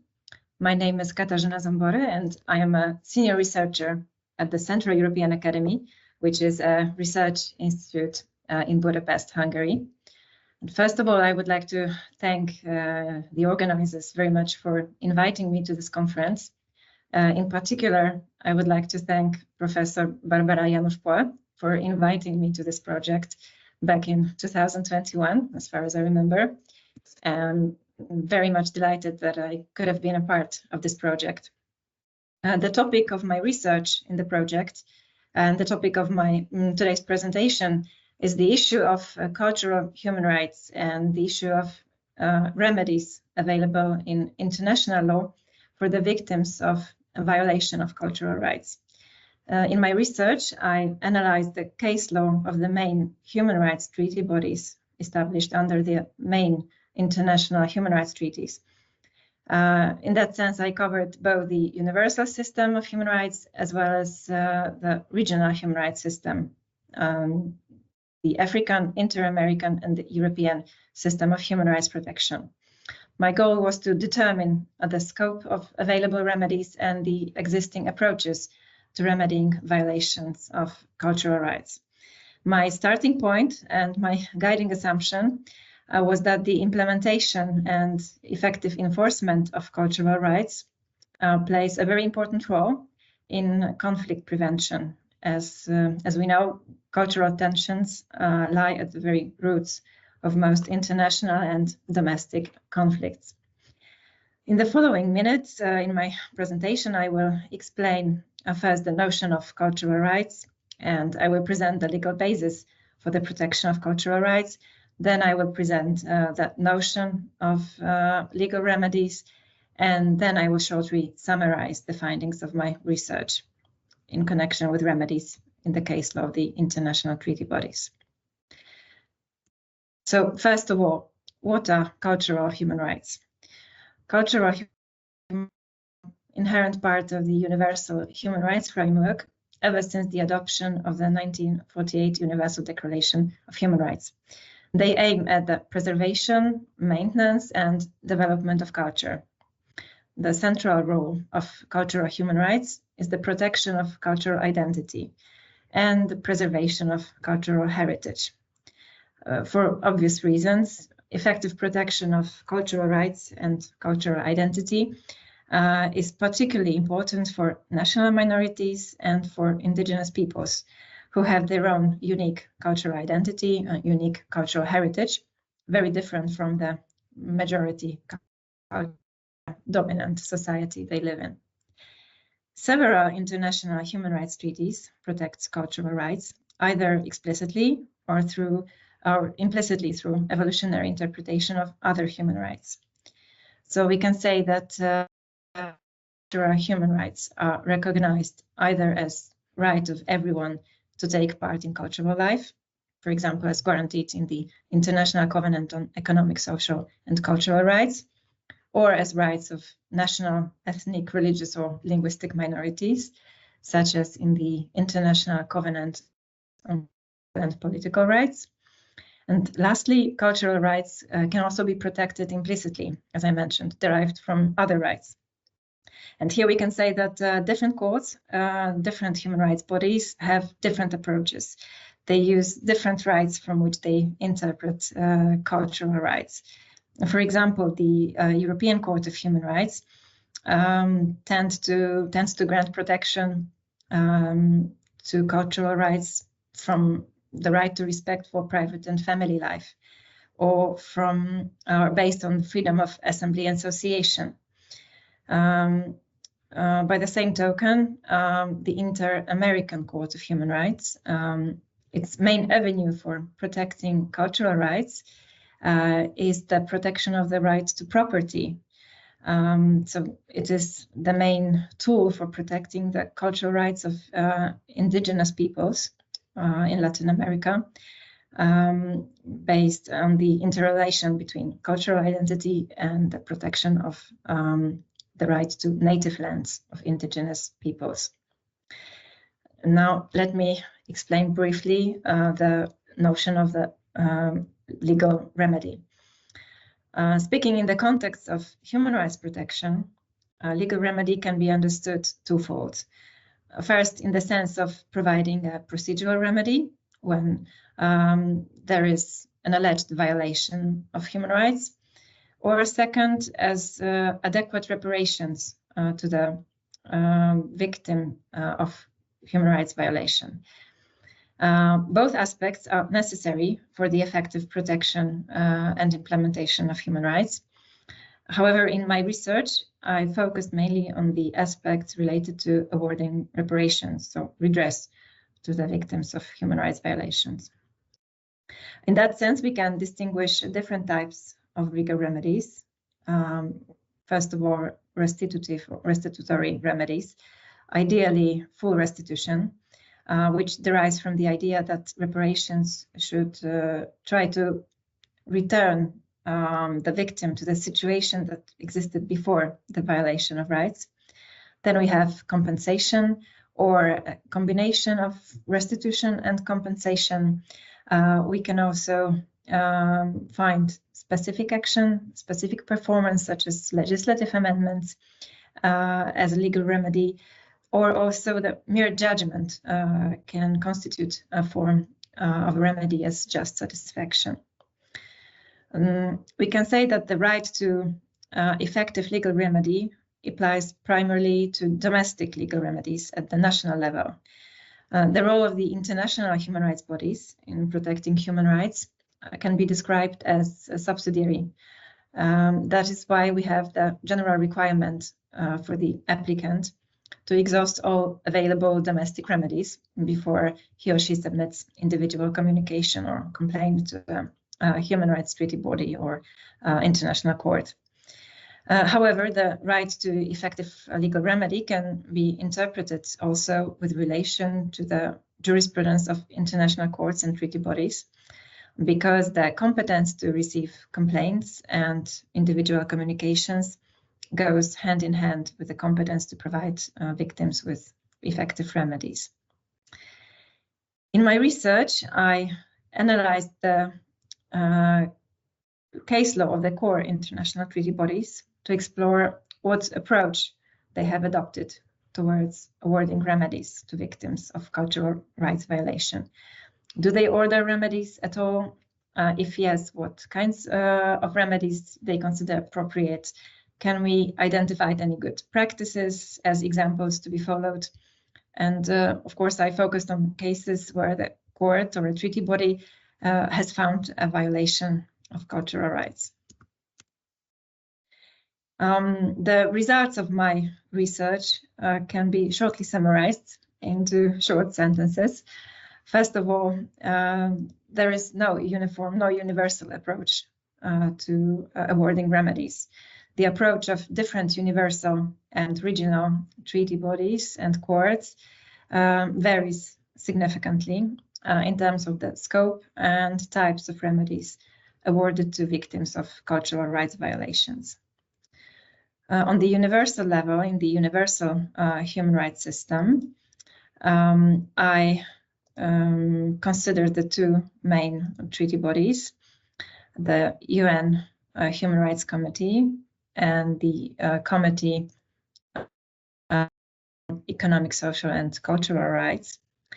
The first one, the Human Rights Committee, has developed a significant case law dedicated to protecting cultural rights of persons who belong to ethnic, religious, or linguistic minorities, based on Article 27 of the International Covenant on Civil and Political Rights.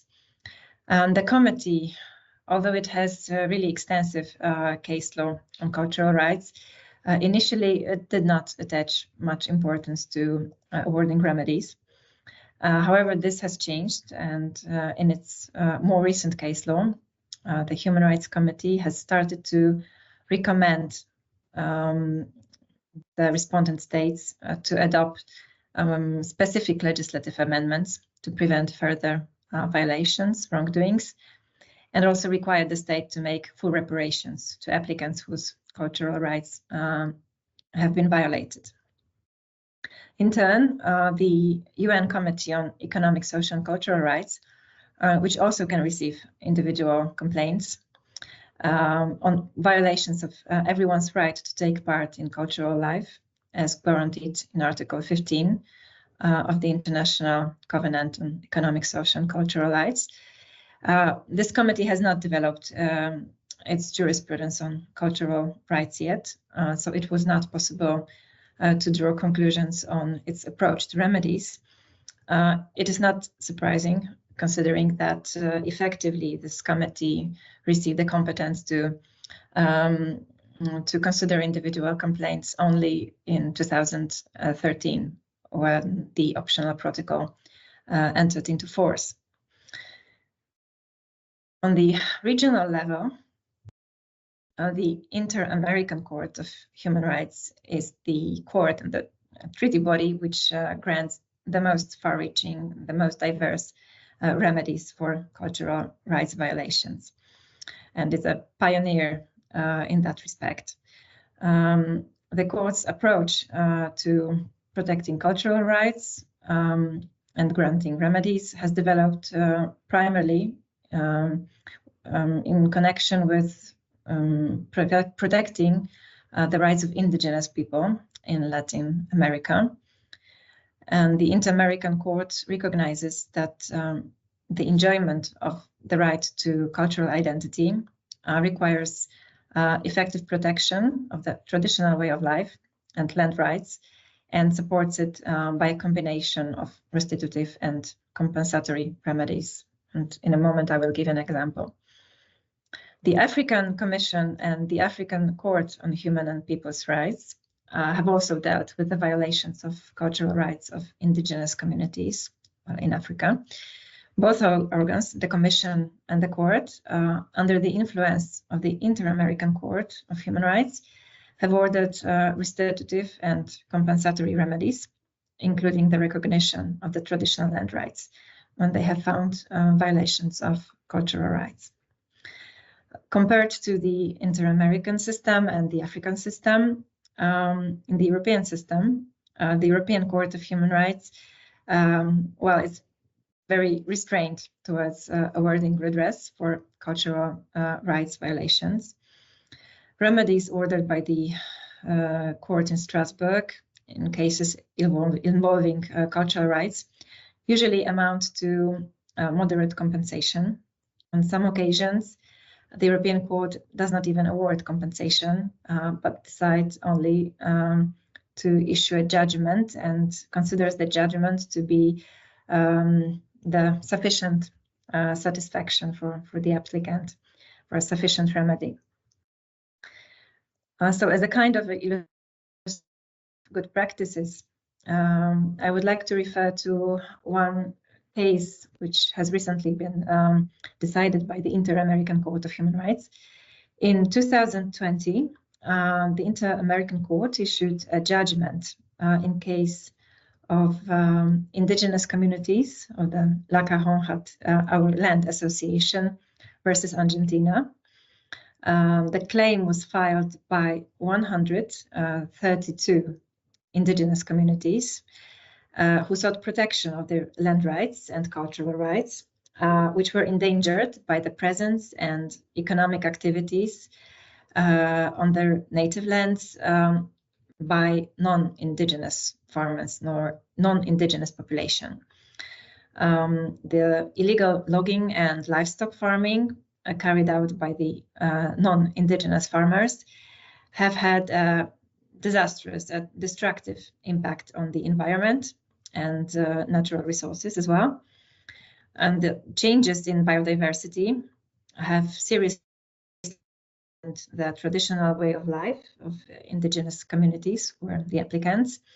They impaired their access to water and traditional food as well. And therefore, the indigenous communities demanded the legal recognition of their collective title to native lands. And that in turn required the delimitation and demarcation of land. After really very meticulous examination of the case and also site visit and many interrogations, the Inter-American Court has found that by failing to provide legal security to indigenous communities and their land rights, Argentina violated Article 21 of the American Convention on Human Rights, which lays down the right to property and also the right to cultural identity, adequate food, and healthy environment, the protection of which was based on Article 26 of the American Convention. And while declaring the violation by Argentina of these rights, the court ordered Argentina to implement several different remedies to provide effective redress to the victims, that is to the members of the 132 indigenous communities. So first of all, the court decided that Argentina should delimit and demarcate the land and grant a single collective title, which would recognize the ownership of the territory to all indigenous communities who are victims. The court decided that Argentina should relocate the non-indigenous farmers outside the native territories. The court decided that Argentina should take all necessary measures to prevent further environmental degradation, and that it should create a special community fund where it should allocate the sum of $2 million for the recovery of the indigenous culture. So here on this example, we can see how really extensive remedies can be ordered by a court towards victims of cultural rights violations.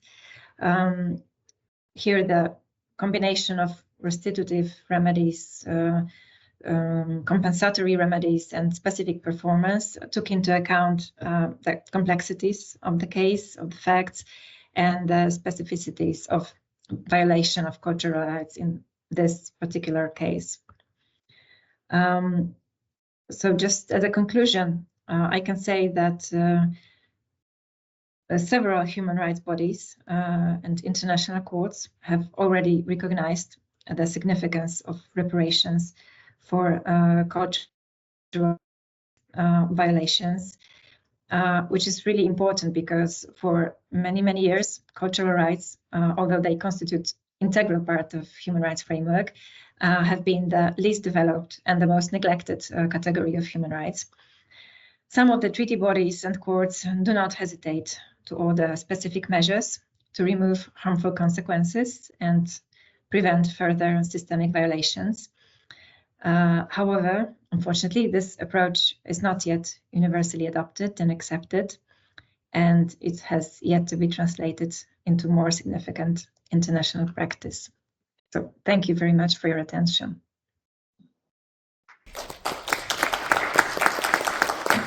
Thank you. Thank you. Well, the next presentation, titled Evidentiary Misbehaviors and Their Consequences, will be given by PhD candidate Manuel Toma from Sapienza University of Rome. I hope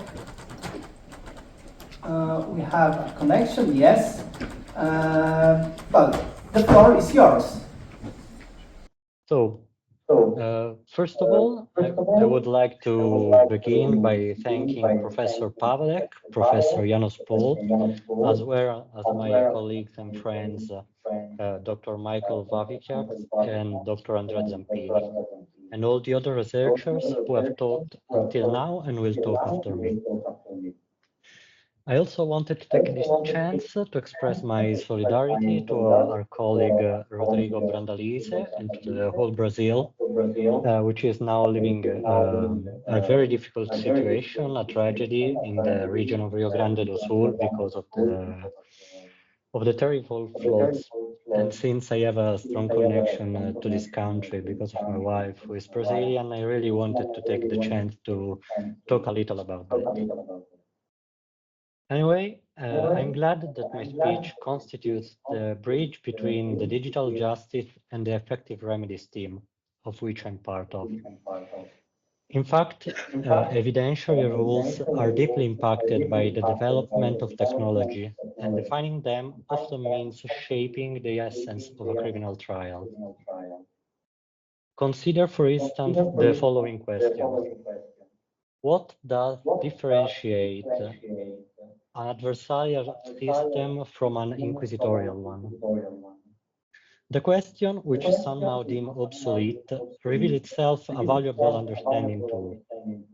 Professor Justin Seaver stated that adversarial system may be defined as characterized by an impartial decision maker who evaluates contrasting presentation by adversaries to a dispute, while an inquisitorial is characterized by a decision maker who retains substantial power to elicit evidence in an inquiry aimed at discovering facts underlying a dispute. Why does the evidentiary power constitute such a defining matter? The different premises that a real truth might be achieved in a tribunal or not build the two systems. In fact, an inquisitorial system typically assumes that truth may always be reached through a trial, thus making it indispensable to give significant evidentiary power to the decision maker. While, on the other hand, adversarial systems revolve around the idea that a trial held by men may never reach a truth reliable enough to limitation of a person's freedom. This consideration consequently excludes all pieces of evidence obtained without evaluating the contrasting presentation, since quality of the proof is put above the quantity of evidence. Given how central in a criminal trial is the discipline of evidence, it's easy to understand how important also are the misbehaviors, the flaws, and their consequences. Nonetheless, even in adversarial systems, extending too much the possibility of losing a valid piece of evidence is rightfully regarded with fear, and many judges tend to give restrictive interpretation of exclusionary rules.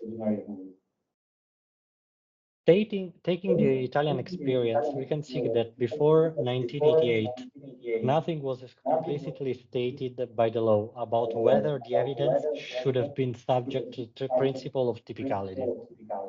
But anyway, becomes soon the dominant opinion among judges and scholars that evidence not provided by the code could also be admitted in a trial.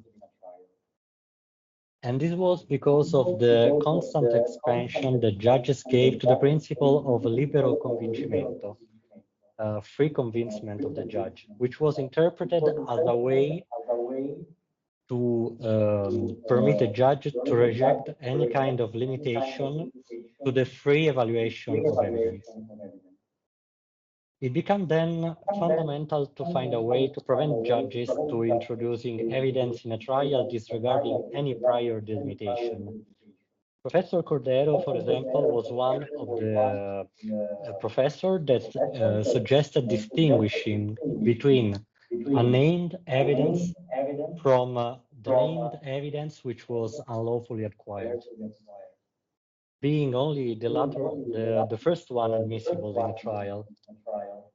But even so, the concept of libero convincimento kept expanding and became a rule so big that constituted a real loophole for judges to exploit. One of the main problems with the discipline of unnamed evidence was that not having a predefined procedure often meant not knowing what could constitute a misbehavior, and meant not having a remedy and a consequence to that misbehavior. This also led some scholars to elaborate a theory that aimed to fill the void using the constitutions, stating that evidence obtained in violation of fundamental rights should not be admitted in a trial, and that is to not bring to further extent the already big damage that the liberties took. With the Code of 1988, a non-typical evidence was explicitly allowed in trial under the new definition of trova atipica. And moreover, most of the evidentiary powers are now held by the parties and not by the judge, who can actionate his powers only when the law expressly stated so.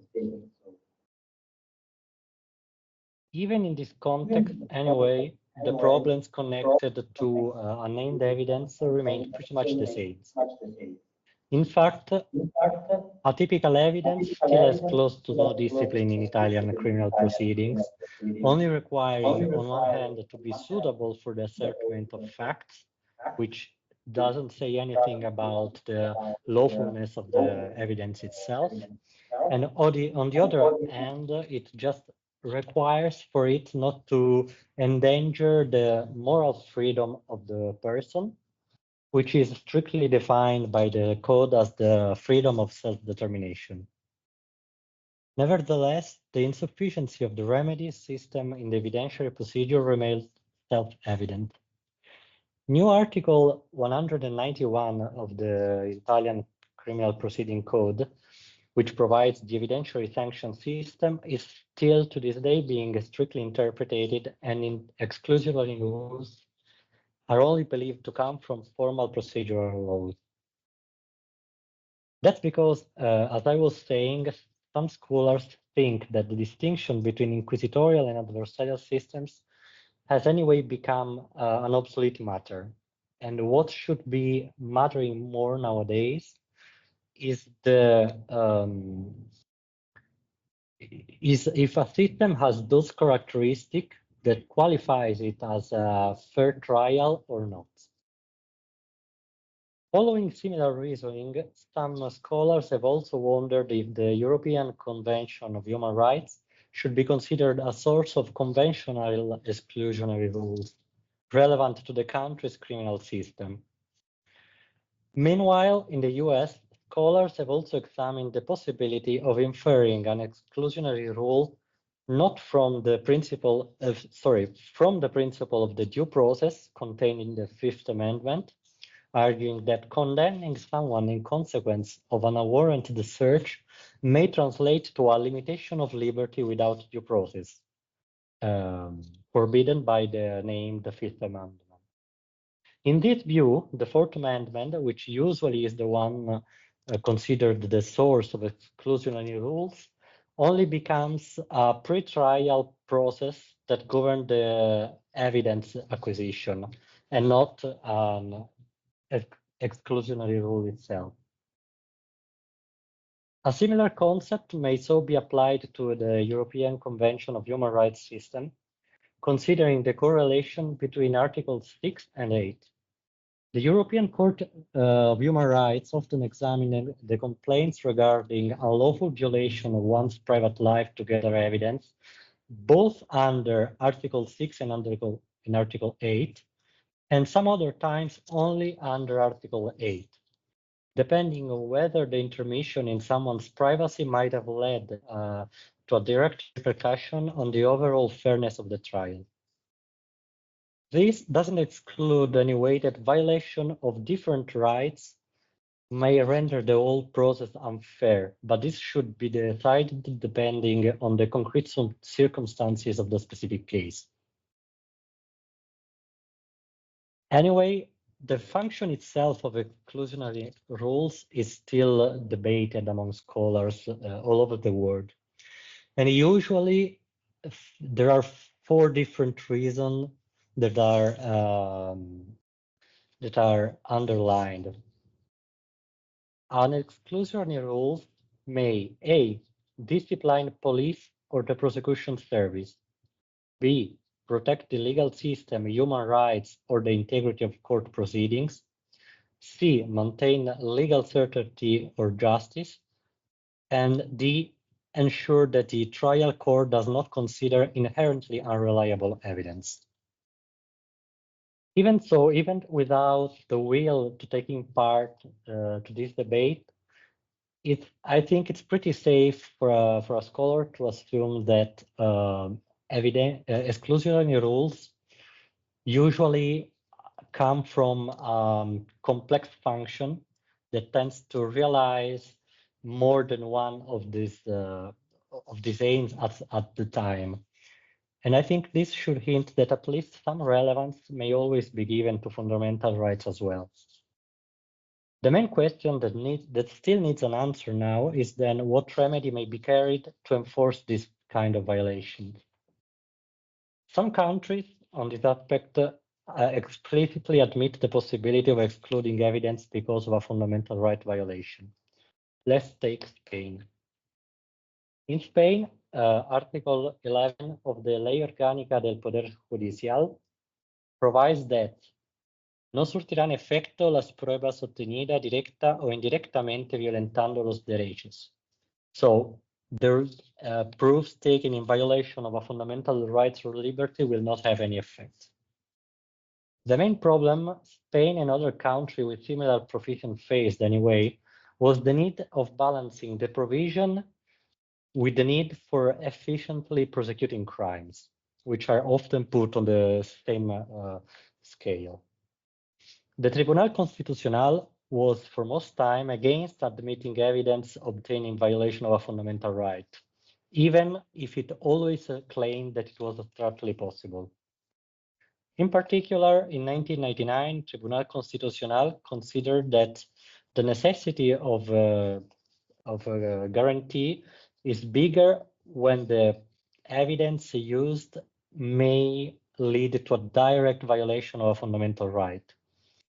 And in 1999, cuando el medio probatorio utilizado constituye una materialización directa de la vulneración del derecho, la prohibición de valoración resulta indispensable para que el proceso no quede desequilibrado en contra del reo a causa de la limitación de sus derechos fundamentales.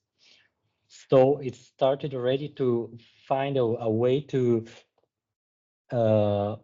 avoid that a fundamental right which was already being violated by the police forces may be ensured by further violation through admitting the evidence.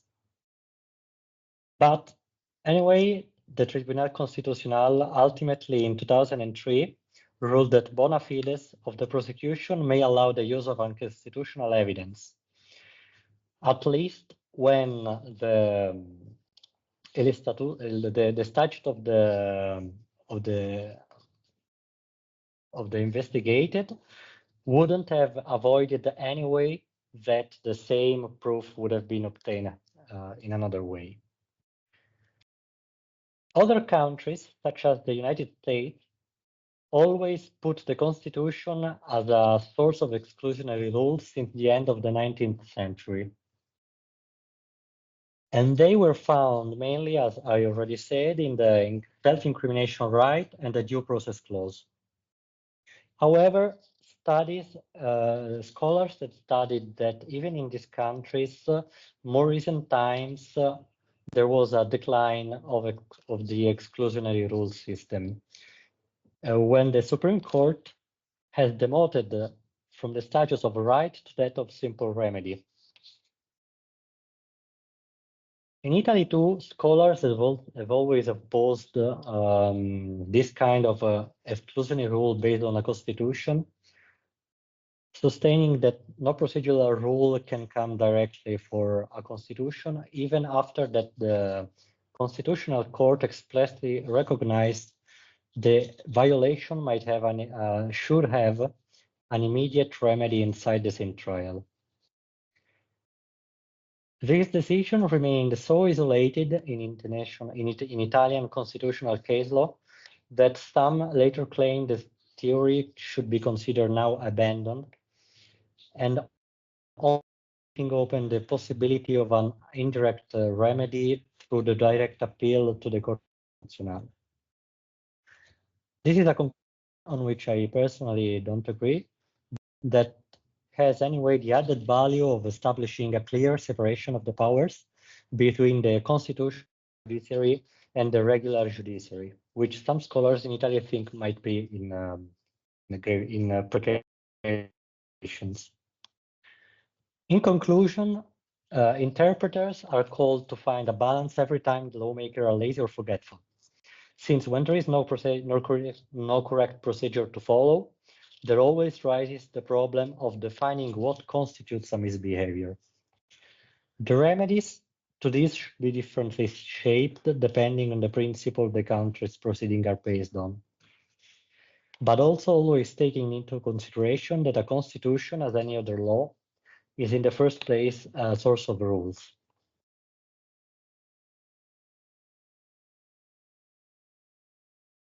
Where the atypical evidence is admitted in a trial, I think every system should always admit a remedy which doesn't necessarily have to be direct, but can also be indirectly activated.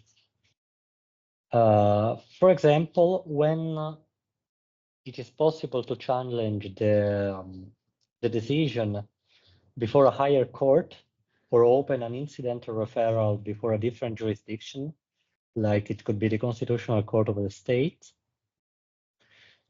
this should be always deemed possible, at least when the violation had made the trial unfair as a whole. I think, anyway, that direct remedies should be, at least in systems that are more close to an adversarial one, always retained accessible. And this should be every time that the fundamental right in the Constitution, or whatever the source may be, in itself already states some concrete guarantees, like can be the reserve of jurisdiction or the rule of law. I wanted to end my speech raising a question that we may soon be called to study deeper anyway. In fact, in an increasingly globalized world in which the web helps make borders uncertain, we already are dealing with the problems constituted by evidence obtained in one country and used in another country's tribunal. In those cases, we will be soon brought to ask ourselves what values should the judge take into consideration when the values used by the two countries don't coincide. What I'm asking is, what if something that clearly constitutes a violation of a human right in country A is common practice in another country B, and an evidence is obtained in this way? In such situations, which soon should need to be studied, a new common effective remedy system will need to be found. Thank you. Thank you very much for a very interesting intervention. A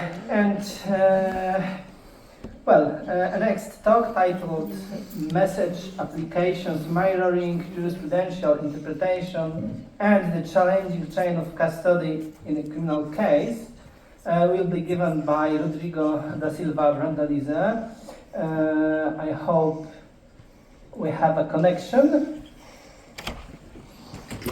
Hello. I would like to thank you for the members, for the group, for the effective justice to be here right now. I would like to be there in Poznań, talking in person, but as you know, And as you know, my situation here is very complicated, it's very tense. And in fact, I decide to keep my talk today as a form of encouragement, because time and life need to move on. But I receive messages all the time. As I am a prosecutor, I need the help. And I am sharing my attention at this moment, and I'd like to apologize you for any kind of problem during my speech. I thank you all of the words, because I thank you all for everything right now, for everyone right now. Sorry. As you said, my presentation is about message application and the chain of custody in criminal cases. And I decided to research about it with my friend Décio Alonso Gomes, a prosecutor in Brazil too, because of a lot of decisions involving this subject in Brazil, specifically speaking, in our high courts.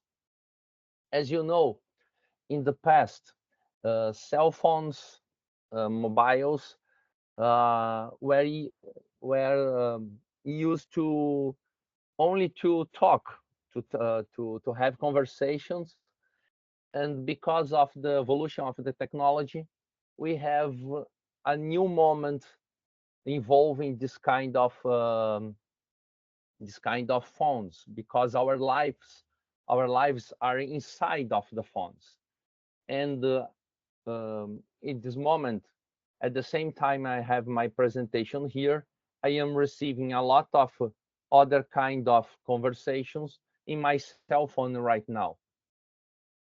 Even to have a lecture, but also to not only to have a lecture, sorry, but also to help a lot of people receiving of information about our job, about the flood, and a lot of many kind of subjects at this moment. And for sure, a lot of crimes are happening using this kind of mechanism today. Specifically speaking, in Brazil, in Rio Grande do Sul right now, we have a lot of information about fraud.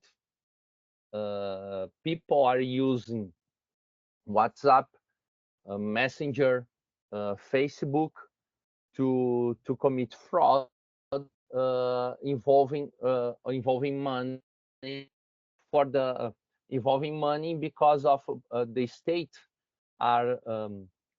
the state is asking help for people, and some kind of some criminals are using the same way to commit fraud.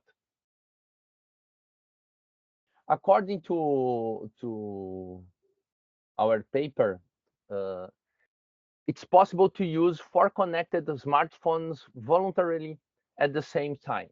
So we can have the same number. We can have one number being used at 4 connections at the same time. Specifically speaking, WhatsApp, according to the Meta explain it. So, including Meta has instructions how to do it at the same time. When you talk about WhatsApp, we have a lot of evidence for sure, and it involves legality, types of crimes, specifically speaking, because that those crimes that are difficult to elucidate by conventional evidence and investigation techniques. It needs a kind of accountability, secrecy, judicial order, judicial inertia, and for sure secrecy, because we need that they keep the conversation on the WhatsApp for the state prosecution collect it during the flow of the conversation. A lot of crimes are committed use this kind of the tool: child pornography, organized crime, corruption, fraud. We can elucidate murders, homicides, and so on. A lot of many crimes, specifically speaking.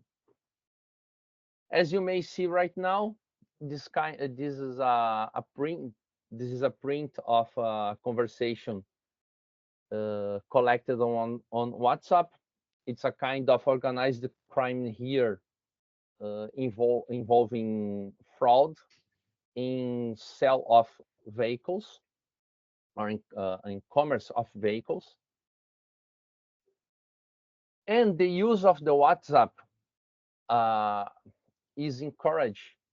Sorry, the information from WhatsApp is encouraged for the hard law, for the soft law. And specifically speaking, we have the Budapest Convention of on Cybercrime that says in the Article 21, interception of content shall adopt such legislative and other measures as may be necessary in relation to a range of serious offense to be determined by domestic law, to empower its competent authorities to collect or record through the application of technical means on the territory of that part of the state.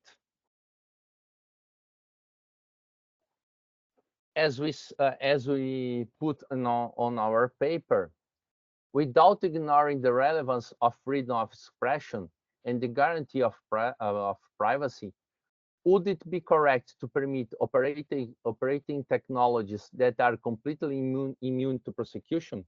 So we need to use, or we need to have information on the chats.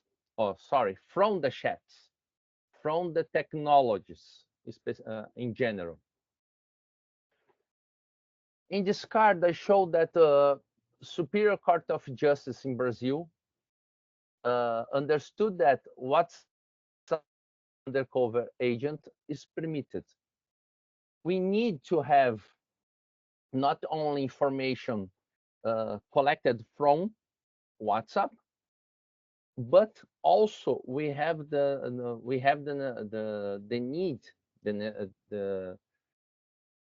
we have to sometimes use undercover agent on the chat, on the WhatsApp web specifically in this situation, to encourage the criminals to give more information for the state.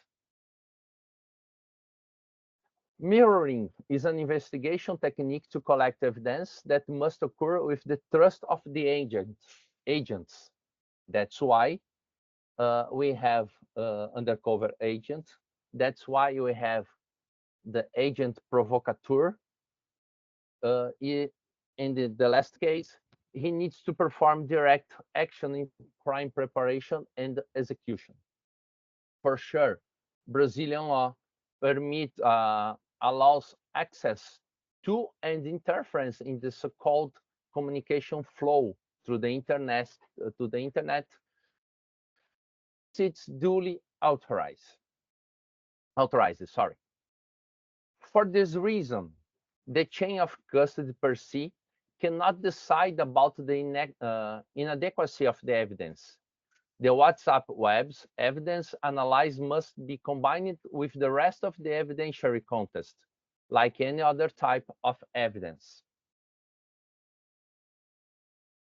In Brazil, and I think in Europe in general, chain of custody is a set of all procedures used to maintain and document the chronological history of the evidence collected in places or in victims of crimes, to trace its possession and handling from its recognition until disposal.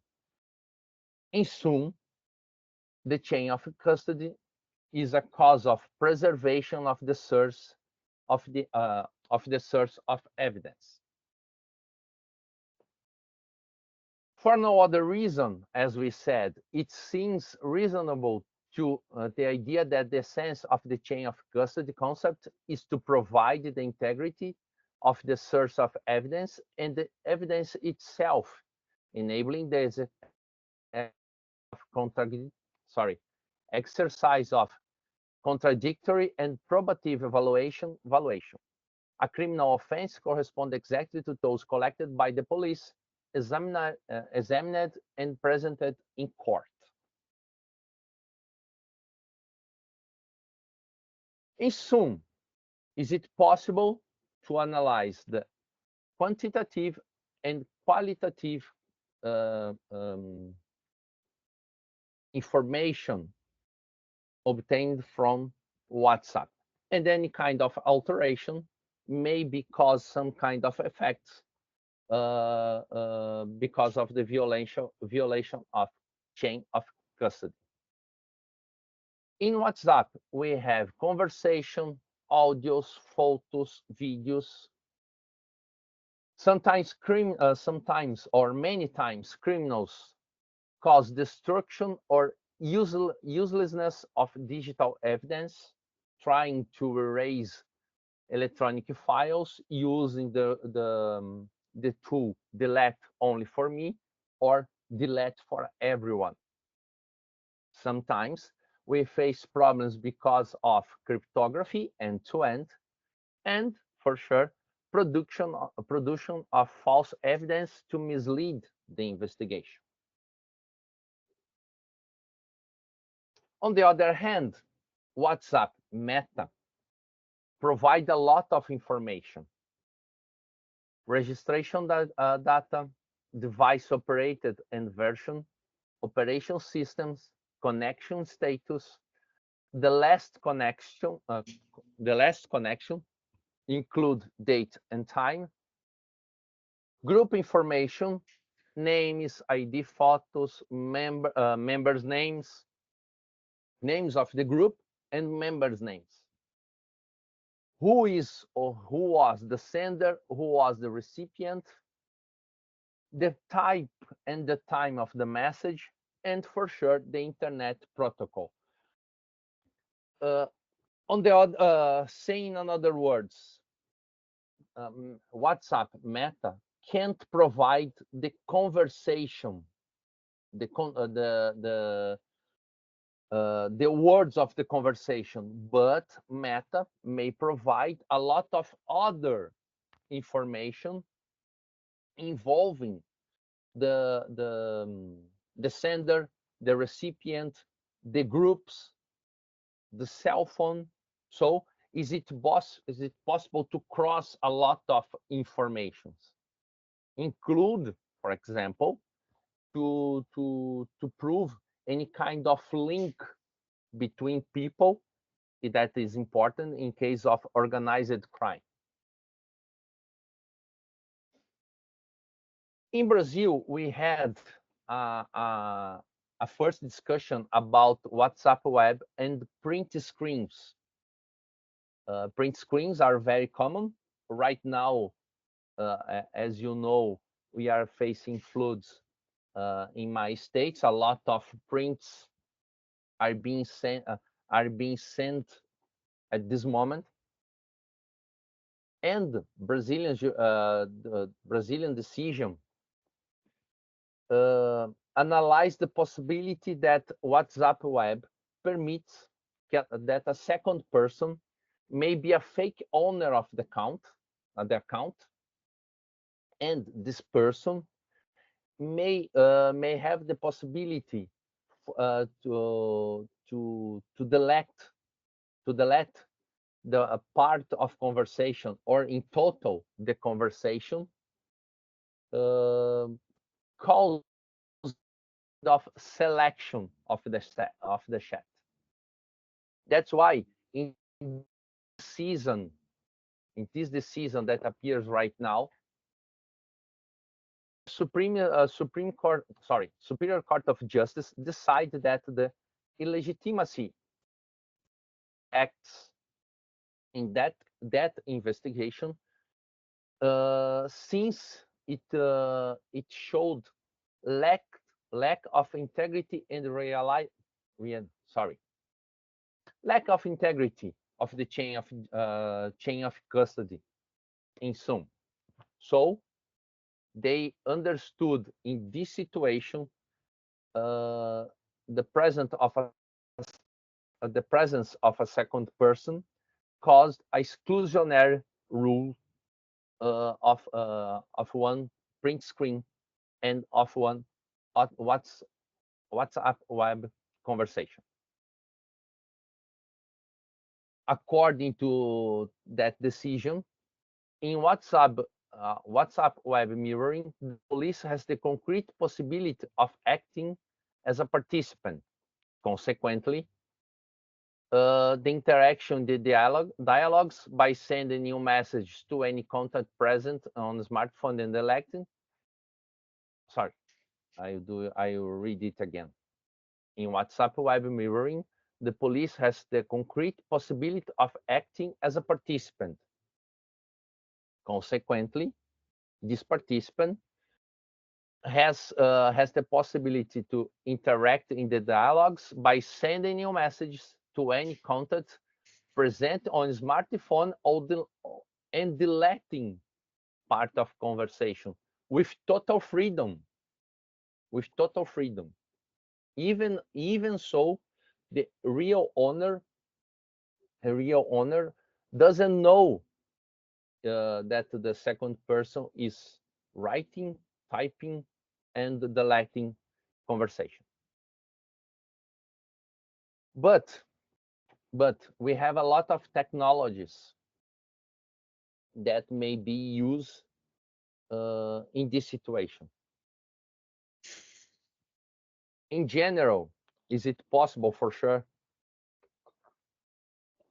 to cause interference during the conversation?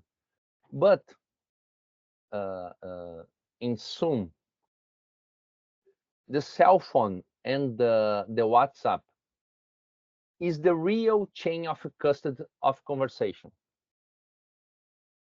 And we use in Brazil a tool named Celebrite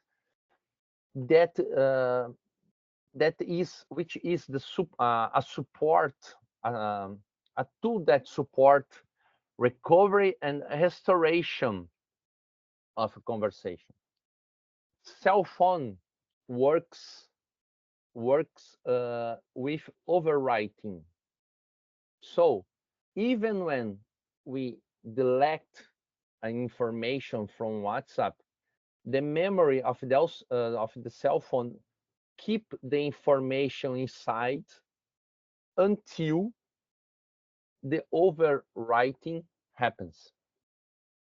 So, is it possible to recover information even when the owner delete or erase that kind of information in the first view or on the first view?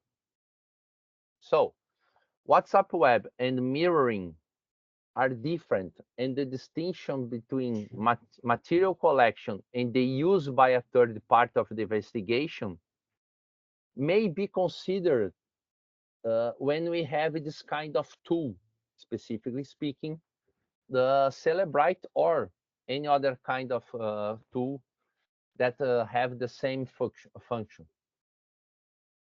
So, eventual message exclusion by itself does not make their recovery or restoration impossible, as long as the original deleted file has not been overwritten, as we put on our paper about this subject.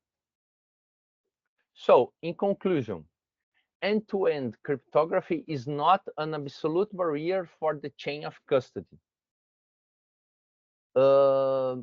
Of course, to extract information from WhatsApp application, it's necessary judicial order. Even when we have under COVID agent, is it possible to restore the information? And protection of the chain of custody may cause, for sure, a exclusionary rule. But is it possible, as we said in our paper, is it possible to recover, to confront many kinds of evidence during the prosecution, because there are a lot of independent sources that which may be used to support the point of view of the prosecution of the states. Even if the inadmissibility imposed the deletion of the evidence, nothing prevents the collection of the data, bank, documentary, photography. Sorry, again. Thus, even if the inadmissibility imposed by the deletion of the evidence not prevents the collection of the data is renewed with due judicial authorization. My friends, this is my participation here. I apologize again, but it's not. It was not easy to reorganize the presentation because of our situation. I hope you understand this moment of us here. And as I said, for me, it's very important to be here because the time, the life needs to move on, and to be here right now, it's specifically important to me at this moment. Thank you all.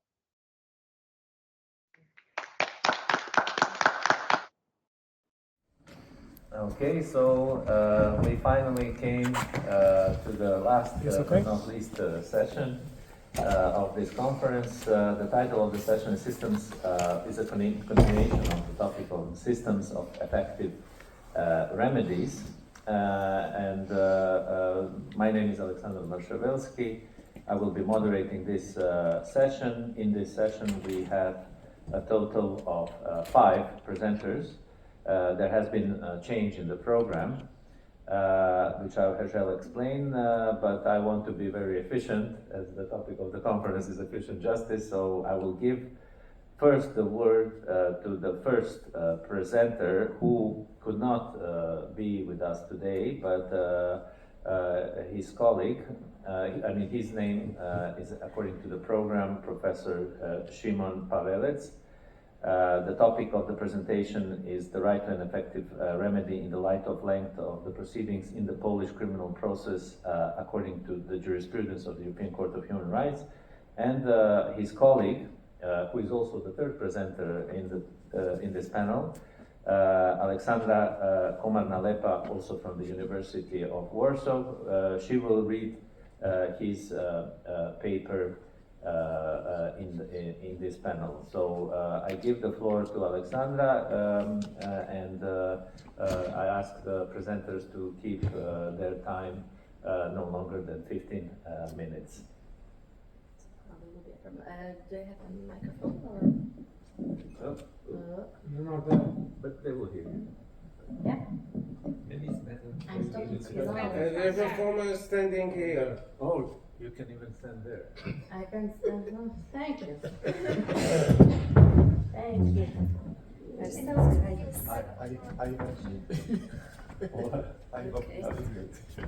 Okay, so dear professors, dear organizers, dear all estimate participants of this conference. Due to Professor Pawelec's accident, which unfortunately prevents him from attending this important event, he asked me to present the materials he had prepared, and I'm sure I won't do this as brilliantly as he would have done it himself, but I will do everything in my power to give you all this information in 15 minutes, I remember. The topic discussed by Professor Pawelec is the right to an effective remedy in the light of the length of the proceedings. Okay, better. the right to an effective remedy in the light of the length of the proceedings in the Polish criminal process, according to the jurisprudence of the European Court of Human Rights. In the chapter he prepared under this title, he focused primarily on the analysis of changes in the approach of the European Court of Human Rights to the relations between Article 13 of the Convention, establishing the right to an effective remedy, and the right to have the case heard within a reasonable time, resulting from Article 6, Paragraph 1. Professor Pawelec noticed that, unfortunately... Czemu to się nie przedstawia? Okay. Professor Pawelec noticed that, unfortunately, despite the obvious importance of the right to an effective remedy in the human rights protection system, for a long time, European Court of Human Rights did not see the need to separately assess the applicant's situation from the perspective of the violation of the right arising from Article 13 of the Convention, when a violation of the party's right to have the case heard within a reasonable time specified in Article 6, Paragraph 1. For decades, Tribunal assumed in its jurisprudence that in a situation where a violation of the standard of considering a case within a reasonable time was found, a violation of the right to an effective remedy was no longer considered. The Tribunal assumed that relationship between Article 6, Paragraph 1 and Article 13 of the Convention is based on the principle of lex specialis derogat legi genera.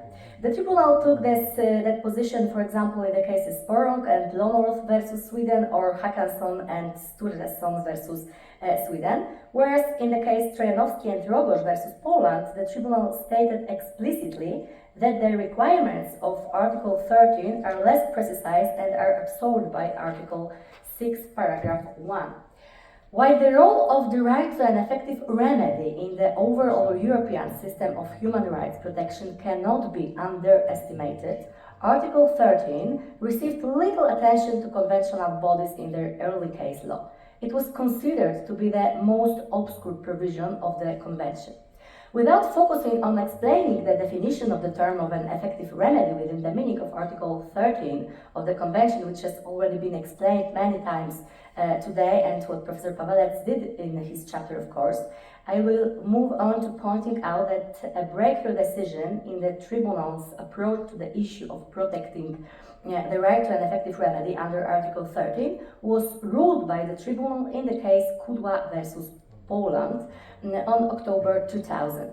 In that judgment, the Tribunal changed its assessment of the relationship between Article 6, Paragraph 1 and Article 13 of the Convention. In a big summary, in total, the proceedings in Andrzej Kudła's case lasted over 9 years, and for a significant part of that time, he remained in pretrial detention despite obvious health problems. Andrzej Kudła's case was referred to the Tribunal by the European Commission of Human Rights, and the complainant raised, among other things, of course, that the overall time of the trial violated the framework of reasonableness of time within the meaning of Article 6, Paragraph 1, and the accused had no legal opportunity to question the excessive length of the trial, which was a violation of Article 13. The applicant pointed out that an individual's entitlement to an effective remedy under Article 13 did not depend on whether or not a violation of his convention rights had in fact been found, but on whether he had an arguable claim that those rights had been violated. In his opinion, Polish legislation had not provided any legal remedy whereby he could have effectively contested the length of the criminal proceedings against him and had his rights to a hearing within a reasonable time enforced. In consequence, his right to an effective remedy before a national authority within the meaning of Article 13 had not been respected. After hearing the case, the Tribunal admitted that in many previous cases it was not noticed the need to assess the state of the case through the prism of Article 13, in particular, in a situation where a violation of Article 6, Paragraph 1 was found. However, in Andrzej Kudła's case, the Tribunal took the position that there is no overlap and hence no absorption where, as in that case, the alleged convention violation that the individual's wishes to bring before a national authority is a violation of the right to trial within a reasonable time, contrary to Article 6, paragraph 1.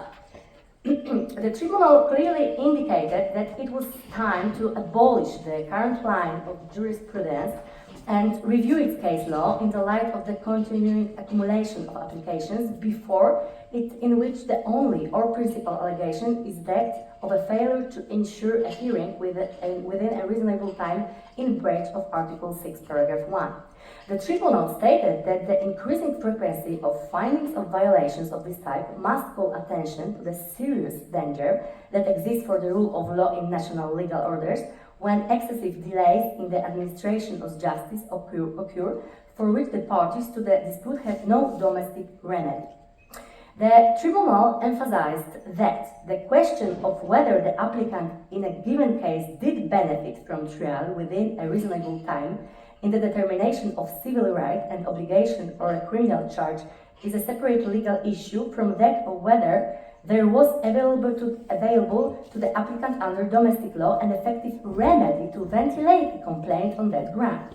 In the present case, the issue to be determined before the Article 6, paragraph 1 at tribunals was the criminal charges brought against the applicant, whereas the complaint that he wanted to have examined by a national authority for the purposes of Article 13 was the separate one of the unreasonable length of the proceedings.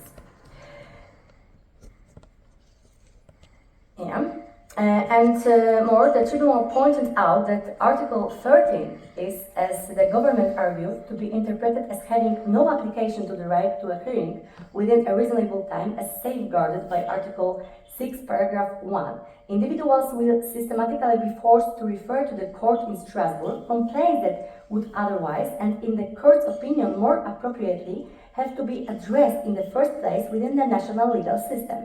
In the long term, the effective functioning on both the national and international level of the scheme of human rights protection set up by the Convention is liable to be weakened. In view of the foregoing consideration, the Court considers that the correct interpretation of Article 13 is that provisions guarantees an effective remedy before a national authority for an alleged breach of the requirement under Article 6, paragraph 1 to hear a case within a reasonable time. The view expressed by the Tribunal in the Kudła versus Poland case was fully accepted and is still adopted in its case law. Currently, there is no longer any doubt that there must be a remedy for excessive delay proceedings in the national laws of the member states. In implementation of this judgment, Poland enacted the law of 17 June 2004 on complaint about the breach of the right to have a case examined in judicial proceedings without undue delay. Ustawa o skardze na naruszenie prawa strony do rozpoznania sprawy w postępowaniu sądowym bez nieuzasadnionej zwłoki, in Polish. It was subsequently amended by the Act of 20 February 2009. First of all, it changed the name of the Act of 2004 itself, and moreover, the amount that could be awarded at the request of the complaint, if it was found that the proceedings were excessive, was increased to 2,000 zloty. Despite several subsequent amendments to the Act, to date, the above amount that can be awarded under this procedure has not been increased in any way. And at this point, it is necessary to pay attention to the fact that despite many years having passed since the entry into force of the Act of 2004, there is still a problem in Poland of the lengthiness of court proceedings and the possible ineffectiveness of the created measure.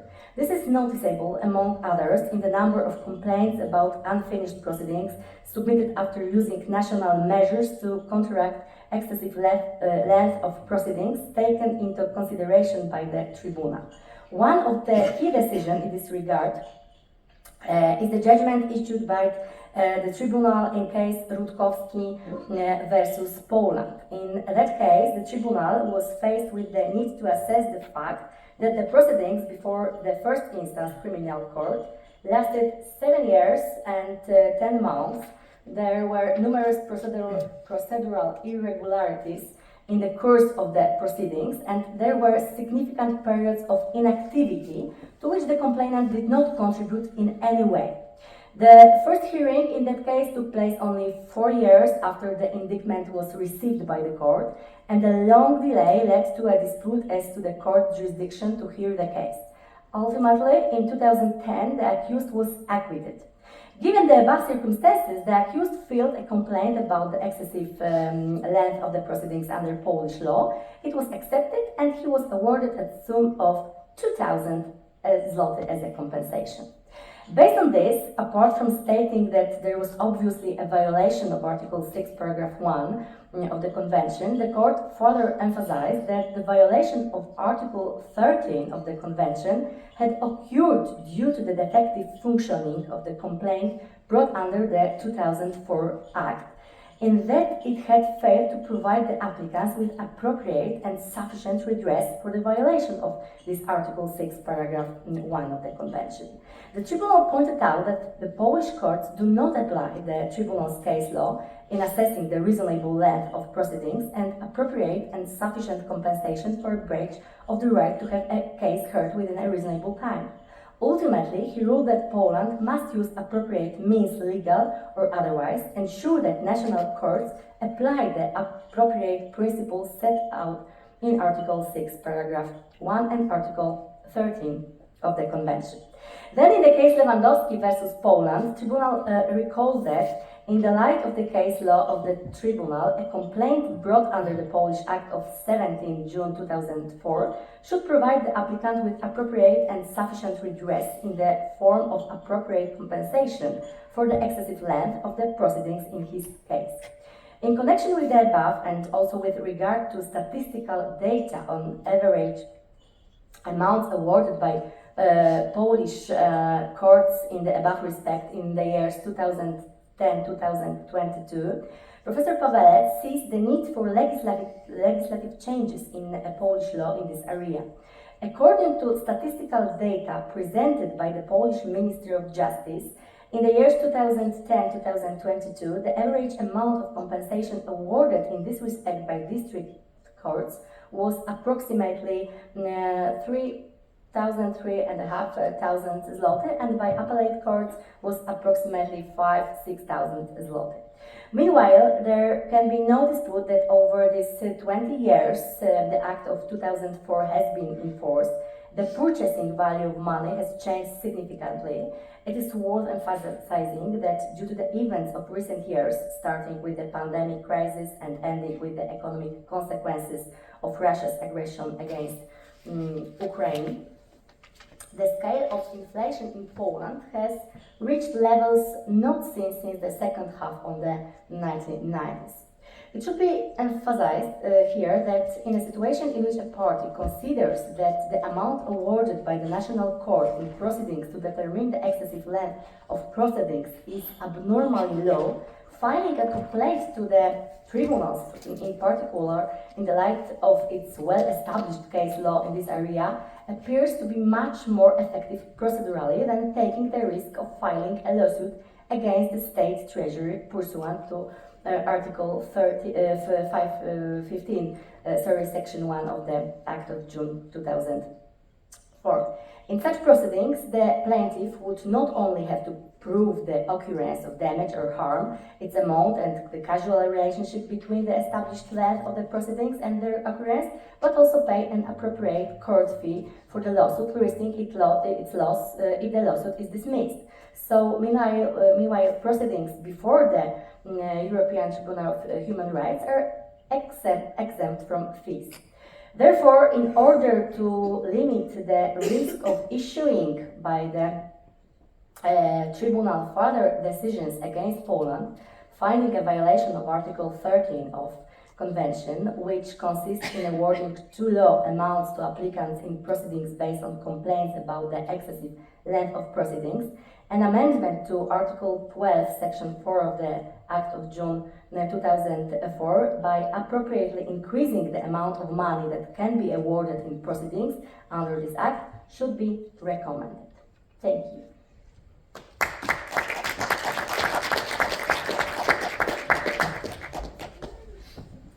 Thank you very much. I'm sure, we regret about the absence of Professor Pawelec, but I'm sure cannot be dissatisfied with the excellent presentation of his paper by Dr. Konrad Nalepa. Now we proceed with the next presentation by Dr. Koku Marius Mensa from University of Maribor, who will talk about effective remedies before international judicial bodies. So now we're switching from a domestic and European Court of Human Rights perspective to the international law perspective of effective remedies. Marius, the floor is yours. Thank you so much.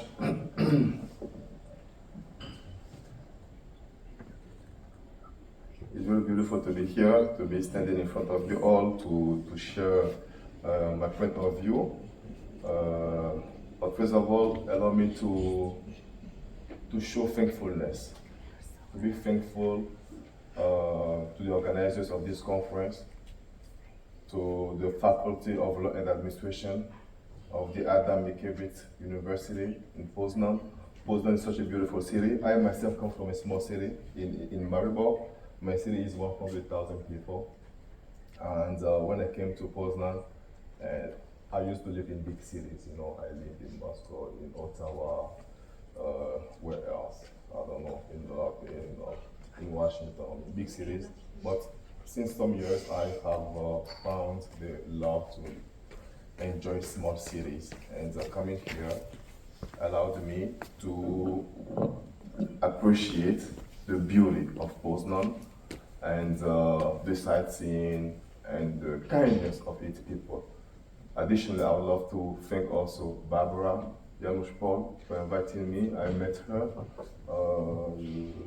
When did we meet Barbara? Last year in Budapest. We were talking about the ICC. We always talk about criminal matters. I don't know why. And then I got the invitation to participate in some sessions. Yeah.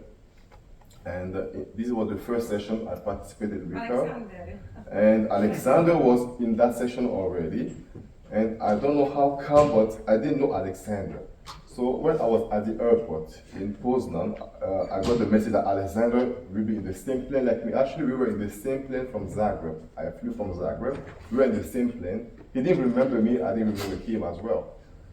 And when I got the message that Alexander is somewhere around in the airport, so I was looking for him, and I saw a guy, very tall also. So I imagined like he must be tall. I saw a tall guy. I said, "Are you Professor Alexander?" Like, no. Something. That Alexander is maybe a strange guy. And finally, I see that, well, I knew Alexander, and I knew also Professor Mongwen, a good friend of mine since yesterday. So this one is a very small one.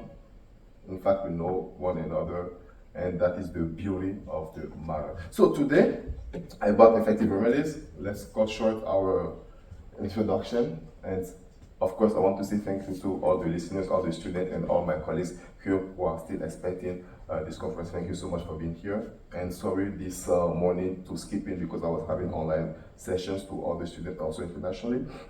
I want to talk actually, talking about remedies.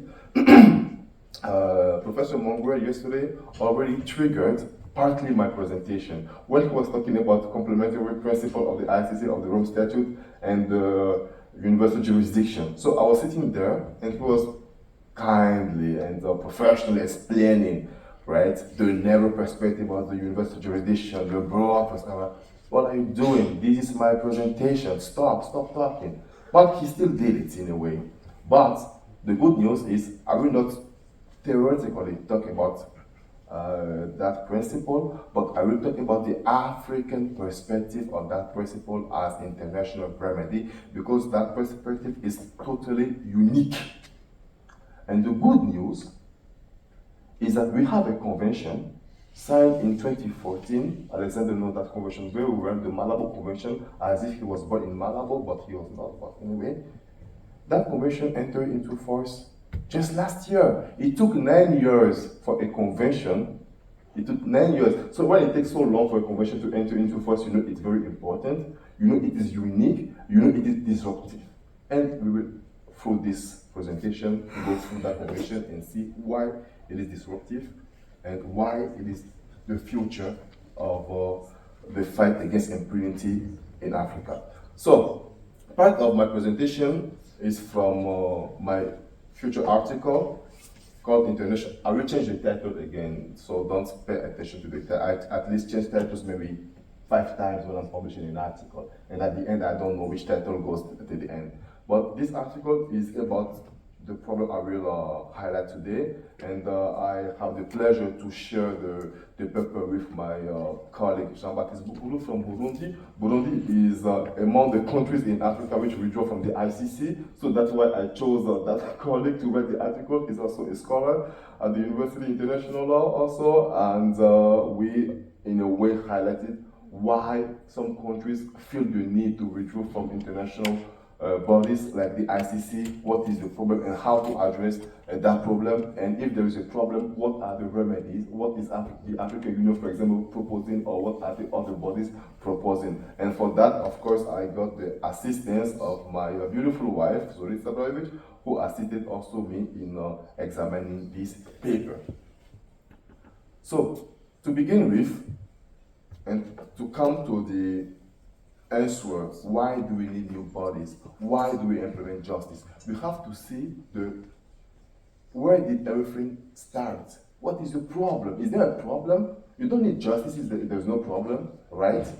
If the thief doesn't come to your house, you won't send him to jail. So my friend Marcin Galiński was giving an example of somebody swimming backward, backflipping, jumping or whatever, but that's the same thing. If you don't commit a crime, there is no need for justice. There is no need to create any body. There is no need to train prosecutors. There is no need to train lawyers. There is no need to train any judicial assistance. And if that happens, rule. They were not used to rule in the new world. They are free. You've been under slavery. You've been under domination. You've been in administration, you've know the rules. So let's just take an example. Let's say all the professors in this university, the dean, the rectors, we tell them, hey guys, go to Mars, because Elon Musk just bought a shuttle for you guys, Mars. And then we give this beautiful university to students. You say, rule. The rector is gone, the dean is gone, they're all in Mars, or maybe Venus. I think Barbara will go to Venus. Rule. How do you think the student will be able to rule? Well, I remember that happened to me when I was a student. I was a pupil at school. It was in Benin, West Africa. And one day, the teacher went out to have a meeting and left the class to us. So we were 50. In Africa, we have big classes, you know. We were 50. So I was a wise man in the class. And she said, Marius, I trust you. Make sure they don't do noise, they behave, they don't beat anybody. Make sure when I come back, there is peace. And if anybody misbehaves, just write his name on the paper and I will punish him. There was one guy actually who was looking at a girl I really liked, you know. And I said, okay, perfect, thank you. So she left. I was quite okay. But that guy actually that I didn't really like back then, I don't know, I put his name on the paper. And some other guy, his friend, you know. So when the teacher came, I said, okay. So everything was fine, but these 3 people misbehaved. I didn't like them, they were not my friends. So they got punished. Why this story? Just to show you that when you are not used to rule, when you don't have the education, you have not been trained, and from day 1 to day 2, you are asked to rule, you do exactly what Marius did. You punish people you don't like. So that's what happened, for example, to those countries where they have ethnical problems, religious problems. We went there too in Europe. We were there. Remember how many wars in Europe? The Napoleon Wars, the 100 Years Wars? We were there too. And those countries have to be there too. That's why, for example, in Rwanda, in 100 days, you have 800,000 people killed during the genocide. It's a lot. That's why in the Congo's war, you have millions of people killed. It's a lot. So there has to be justice in a way. Because to the question, why is the ICC on Africa? It has to be justice. Because you cannot be here and you see 800,000, my city is 100,000 people, you know. So imagine like in 1, 2, 3 months, you just wipe up my whole cities, right? You need to bring justice. And that's why the African countries, they join the ICC to bring justice, to bring deterrence, to prevent impunity, and to make sure the victims have, let's say, enough satisfaction. But there is another problem. Because the leaders, when they are prosecuted by the ICC, well, they fight back. The people want justice, the population wants justice, the victims want justice, but the perpetrators, they don't want justice. If I went to ruin a whole village, to rape people there, to destroy everything, you think I would like justice? Of course not. But the victims look for justice. So that now you have the balance of power, you're fighting. So the leaders in a place and the international jurisdiction in a place. To the defense of the ICC, nothing much to say, because most of the people that warrants were issued against are from Africa. Yes, Africa has 33 members in the ICC, a lot. And that's why, since those countries are going through that stage of the, development as nations, learning how to live together, having wars, killing some people, learning how to fight impunity, well, they have to be convicted, and that's why you have this situation. However, there have been some misbehaving also from the international community. Because bringing justice to the victims is one thing, but fighting victimization is another thing. So we spoke about those countries being colonies, and now getting access to power and to lead, becoming countries, equal countries as the USA, as France, as Poland, and so on.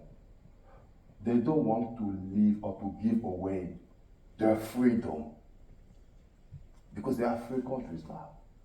So when the ICC or international bodies bring justice, so they feel it in a way, a few years ago we were colonies, and now again, you are prosecuting our people, and now we're states. Do you think the police state would just still stand if international bodies will start to prosecute Polish citizens? I don't think so. They will act. And that's why the African countries decided to act.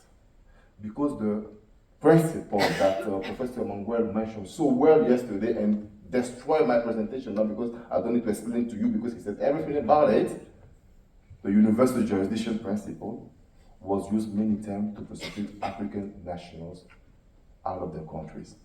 And if you are a state, new state, old state, it doesn't matter. You think you can prosecute an American? Let's say there's an American here in this room, and let's say he just committed a crime. Okay, we're gonna prosecute you, and so on. I'm telling you, in 3 days he's back to the US. Otherwise, the country will just be bombed, right? Not true, but still, there are diplomatic ways. There are some people you just can't prosecute that way because the state is respected. That's why you have the notion, banana countries and serious countries. So if the country is a banana country, well, the nationals anywhere, in the toilet, in the stadium, wherever you find them, you just can take them, put them in a plane, and extradite them for prosecution. But when the country is a real one, well, you think twice. You go through the rules. And African countries wanted to keep their dignity, decided, okay, we agree, there are atrocities, genocides, crime against humanity in Africa, in different regions, we understand. We do want to fight impunity. We do. So how do we find a solution? Because we agree with the ICC. We want justice. But the way the justice is being served, we don't like it. It can happen. You want a meal, but the way it is served, you may not like it. Yesterday I went to watch football, my team won the last minute, and the servant there was not really nice. So I wanted a meal, but the way it was served, it gave me, I don't know, something in the, I don't know, it was not nice. But I enjoyed the victory though. Meaning, you want justice, but the service of justice has to be right as well. And this is maybe where we have a problem of comprehension.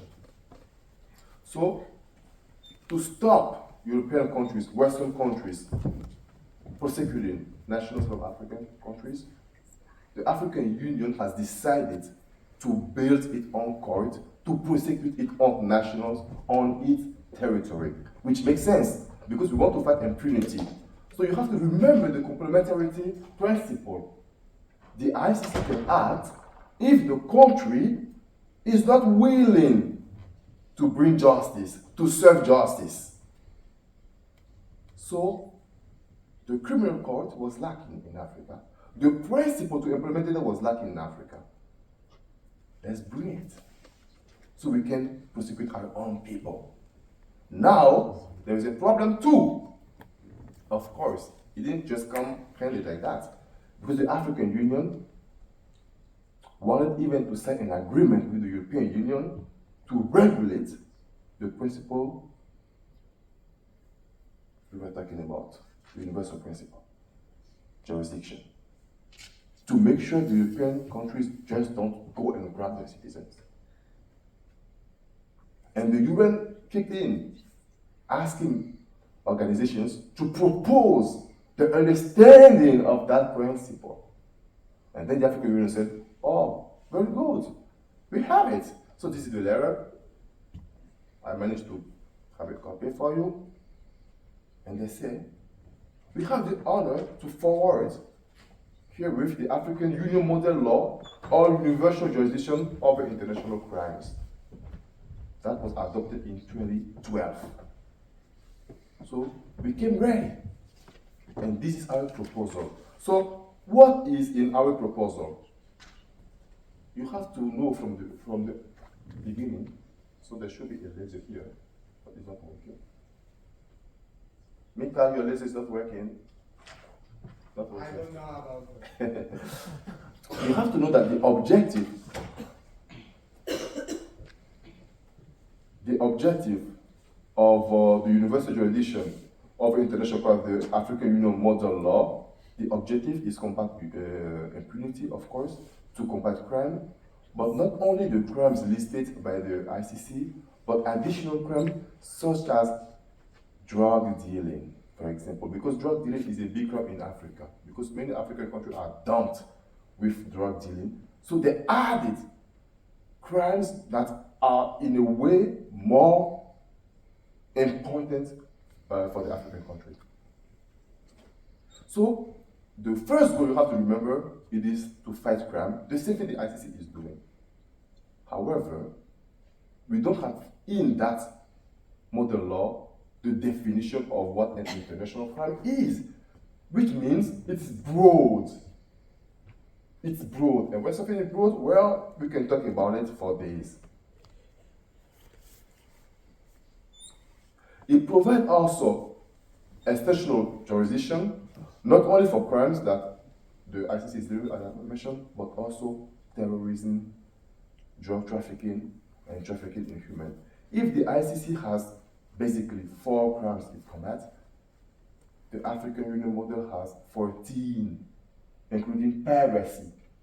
So when you're a pirate, because if you remember in the Gulf of Aden in Somalia, there were pirates everywhere. It was very dangerous actually to send product from Europe or from America to Africa. It was a big problem. There is a convention also against piracy and so on. And the African Union model also includes that in the law. So we can prosecute pirates, we can prosecute drug dealers, we can prosecute in Africa, of course, if they are dealing in Africa. And as you know, there is a broader and a narrow interpretation. So in this African version, so we are mostly targeting the narrow interpretation, meaning a country can prosecute a criminal only if that criminal is on its territory. So, for example, Nigeria, an African country, the biggest economy, the second biggest now, cannot prosecute a national from South Africa if that national is not in Nigeria. If he's living in Malabo, then Nigeria has to ask Guinea Equatorial, hey, there's a criminal there from South Africa, can you prosecute him? Of course, in agreement with South Africa. And that was the problem we were having with the ICC, because the international bodies were just prosecuting, not even informing African countries, oh, you have a criminal from your country over here, just go, they take and they do the trial. And the country is not even aware. There's a reason why there is citizenship. When you're a citizen of a country, you don't just hold a passport for nothing. It means that country is entitled to protect you no matter where you are or what you did. You have the right to have a lawyer, no matter your crime. So what about the citizen? Have a passport, you have to be protected, no matter what. And people were not given that right, and that's exactly what brought this African Union new perspective. And I think it's an African one, it is a regional one. And even Professor Alexander mentioned that not all the crimes should directly go to the ICC. There must be a separation. There must be restoration at the first of, and in our African culture tradition, restoration is very important. There are some crimes, for example, why it takes time to the African Union to implement court, to implement bodies, to implement remedies. Because in our tradition, first of all, it's not the court. It is not prosecuting. It is not finding who is guilty or who is not guilty. It is restoring, repairing, bringing peace to the community. Just like what they did in Albania. Finding peace in the community first. The prosecution, the judges, no. It is not our culture. Restoration. Bring peace to the community first. And once the community is at peace, then we will see how to deal with the criminals. And it is very important, that interpretation.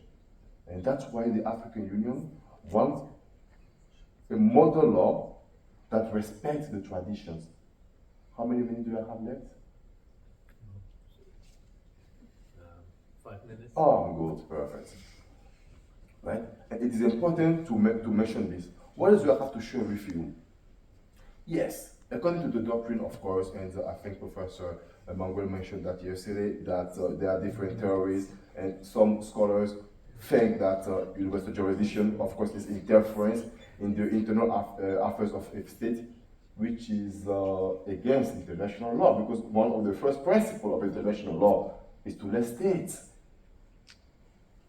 manage the affairs at the sea, of course, according to international regulations. But once you are interfering in the affairs, prosecuting the citizen without the permission or without them knowing, well, we have a problem. In the European Union, even in Europe,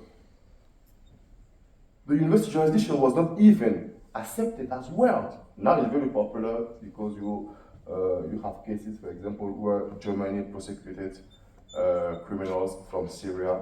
Syria is a country at war, so you have to understand that the judicial body cannot be very effective as if it was a normal state. It is at war for years. So you have to understand that there are problems. So Germany, using the universal jurisdiction, prosecuted citizens from Syria in order to bring a stop to impunity, which is normal. However, there must be limits. There must be a clear definition how international bodies, how states use that universal jurisdiction. Why? In order to avoid politicization. As simple as it is. From there, since we have the model law and we know what we want to do, we come to the protocol, which is the Malabo Protocol of 2014 to implement the African ICC, the African Regional Criminal Court. And I think Professor Alexander will be very happy because that is one of his theory, to have also regional court, not only everything, okay, from the bottom to the top, straight to the ICC, but to have regional justice, regional court able also to serve justice, and that's exactly what the Malabo Protocol tried to do, and it succeeded only last year. It took 9 years for this protocol to come into force, and it just needed 15 countries. Can you imagine? 15 countries. So I guess the country will sign 1 year it's you, next year is you, no, I will skip my year, and so on. It was a very long process, and you can understand why it was long. It's very simple. It's very simple because this protocol is in a way in competition with ICC. But can we say there is competition of justice? There must not be competition in justice if you want the same goal. To fight international crimes? Yes, this protocol is also a bit different. The way it defines aggression, the way it puts the responsibility of aggression not only on state but also on non-state actors. Because you do have groups like Boko Haram, you have terrorist groups, right, that can be aggressive, that can create aggression against another country. So the crime of aggression as seen by the Rome Statute is not the same crime of aggression as seen by the Malabo Protocol. 1 more minute. You said 5 before. It is the last. In Africa, we have already implemented justice through chambers, regional courts, and they were successful. For example, the ex-president of Chad, Hissène Habré, has been successfully prosecuted in Africa by Senegal.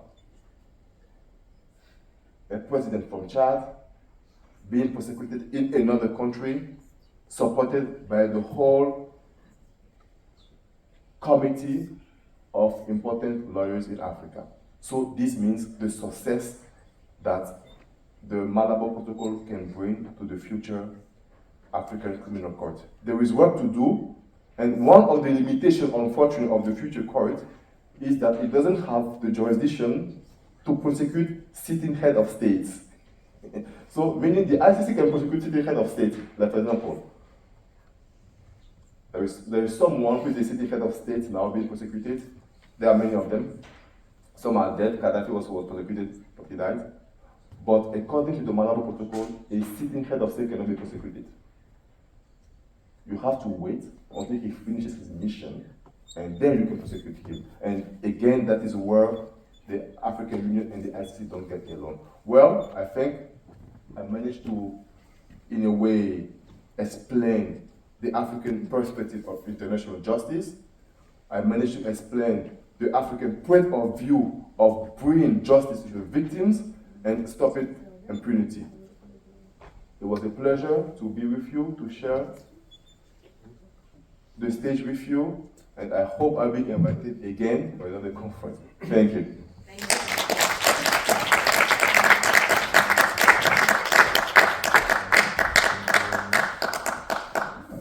Thank you very much, Marius. I mean, the topic of African perspective on international criminal justice is the core topic, so I'm really glad you gave this presentation, and now we will proceed by again changing the order of the presentations. So now I would like to invite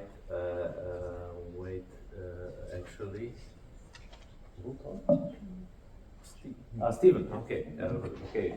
So Stephen will talk about the telescope or microscope, which lens the best explain the concept of efficiency in criminal procedure. Stephen comes from the University of Warsaw, from the British Law Center, so the floor is yours. Wonderful, thank you. Well, could I also begin by saying huge and sincere thank you to Professor Janusz-Pohl and to Professor Vicoli, and also to Michał and Adrian for the invitation and for making me feel so welcome. I'm very honoured to be here and to be amongst the wonderful panels and speakers that have been speaking both yesterday and today. Now, it's been a long conference, it's been a fantastic one, and you've maybe been thinking, well, it's been great so far, but there's one thing missing.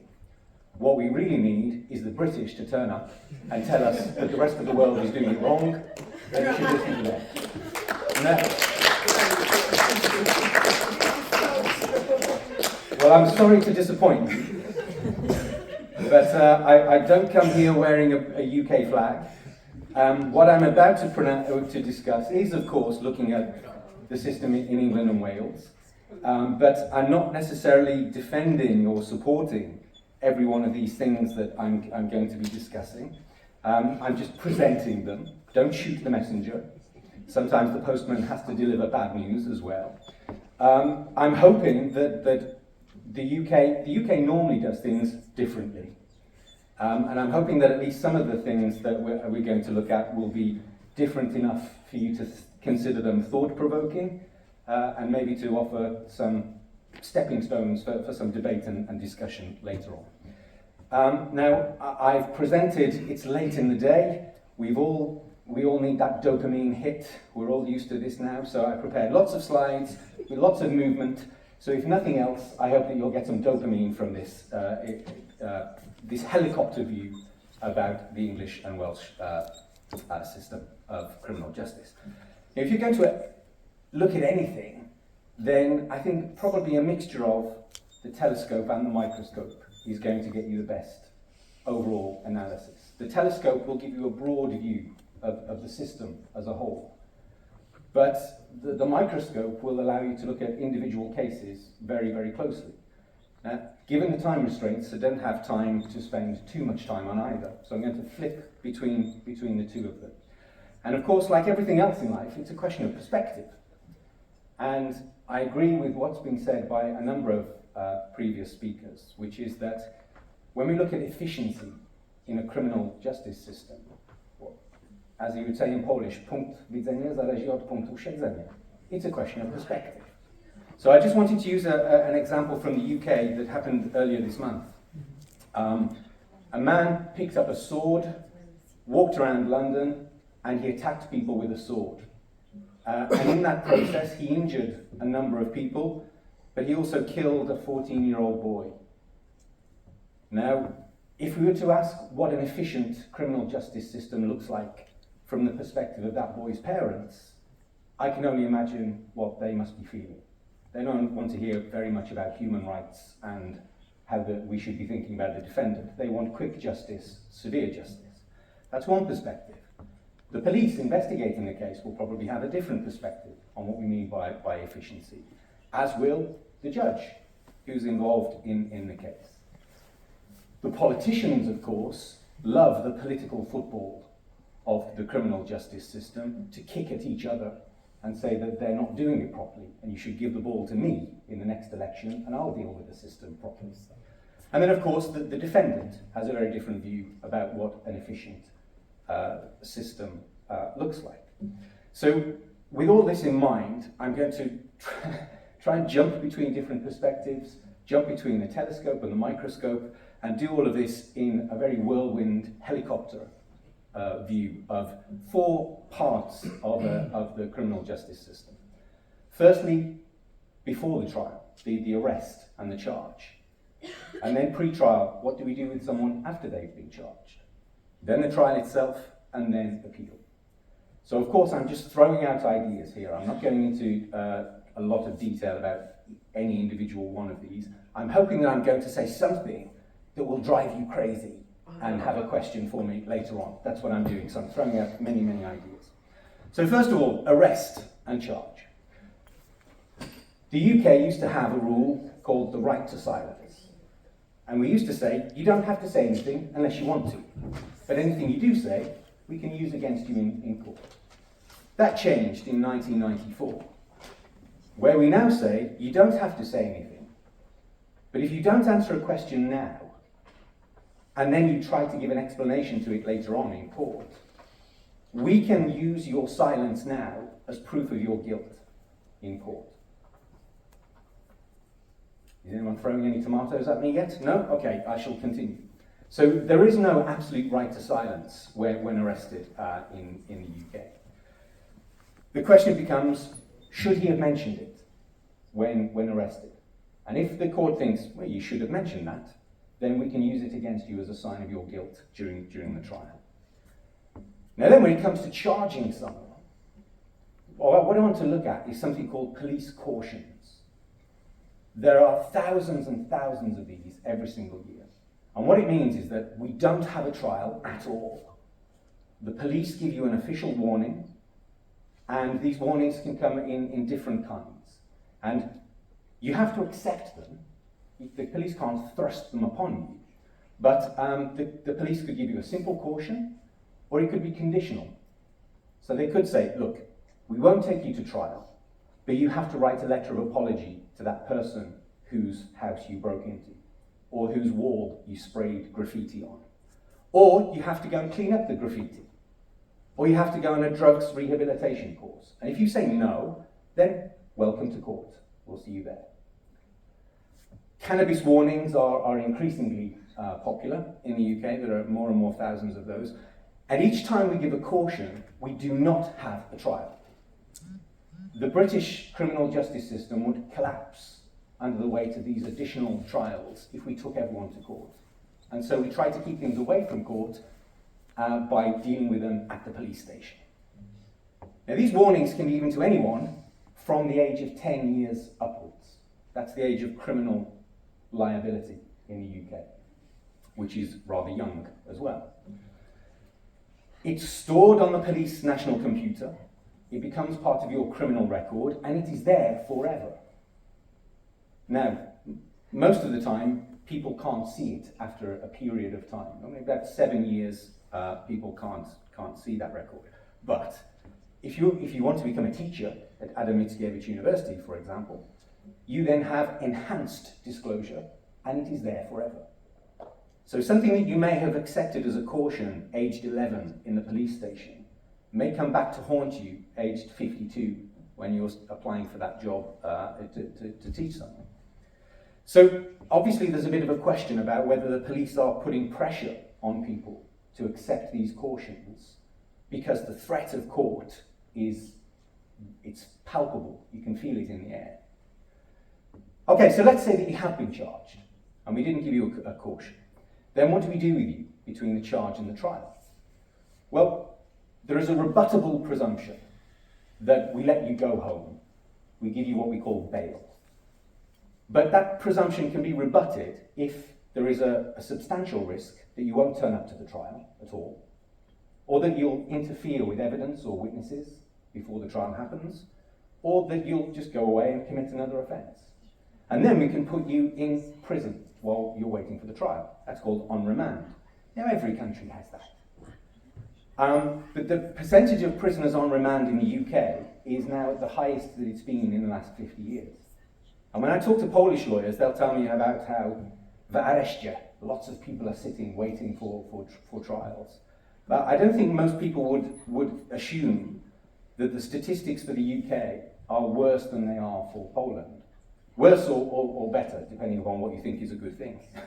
But nearly 20% of the prison population in the UK are people who are not people who have been sentenced and have been committed to jail.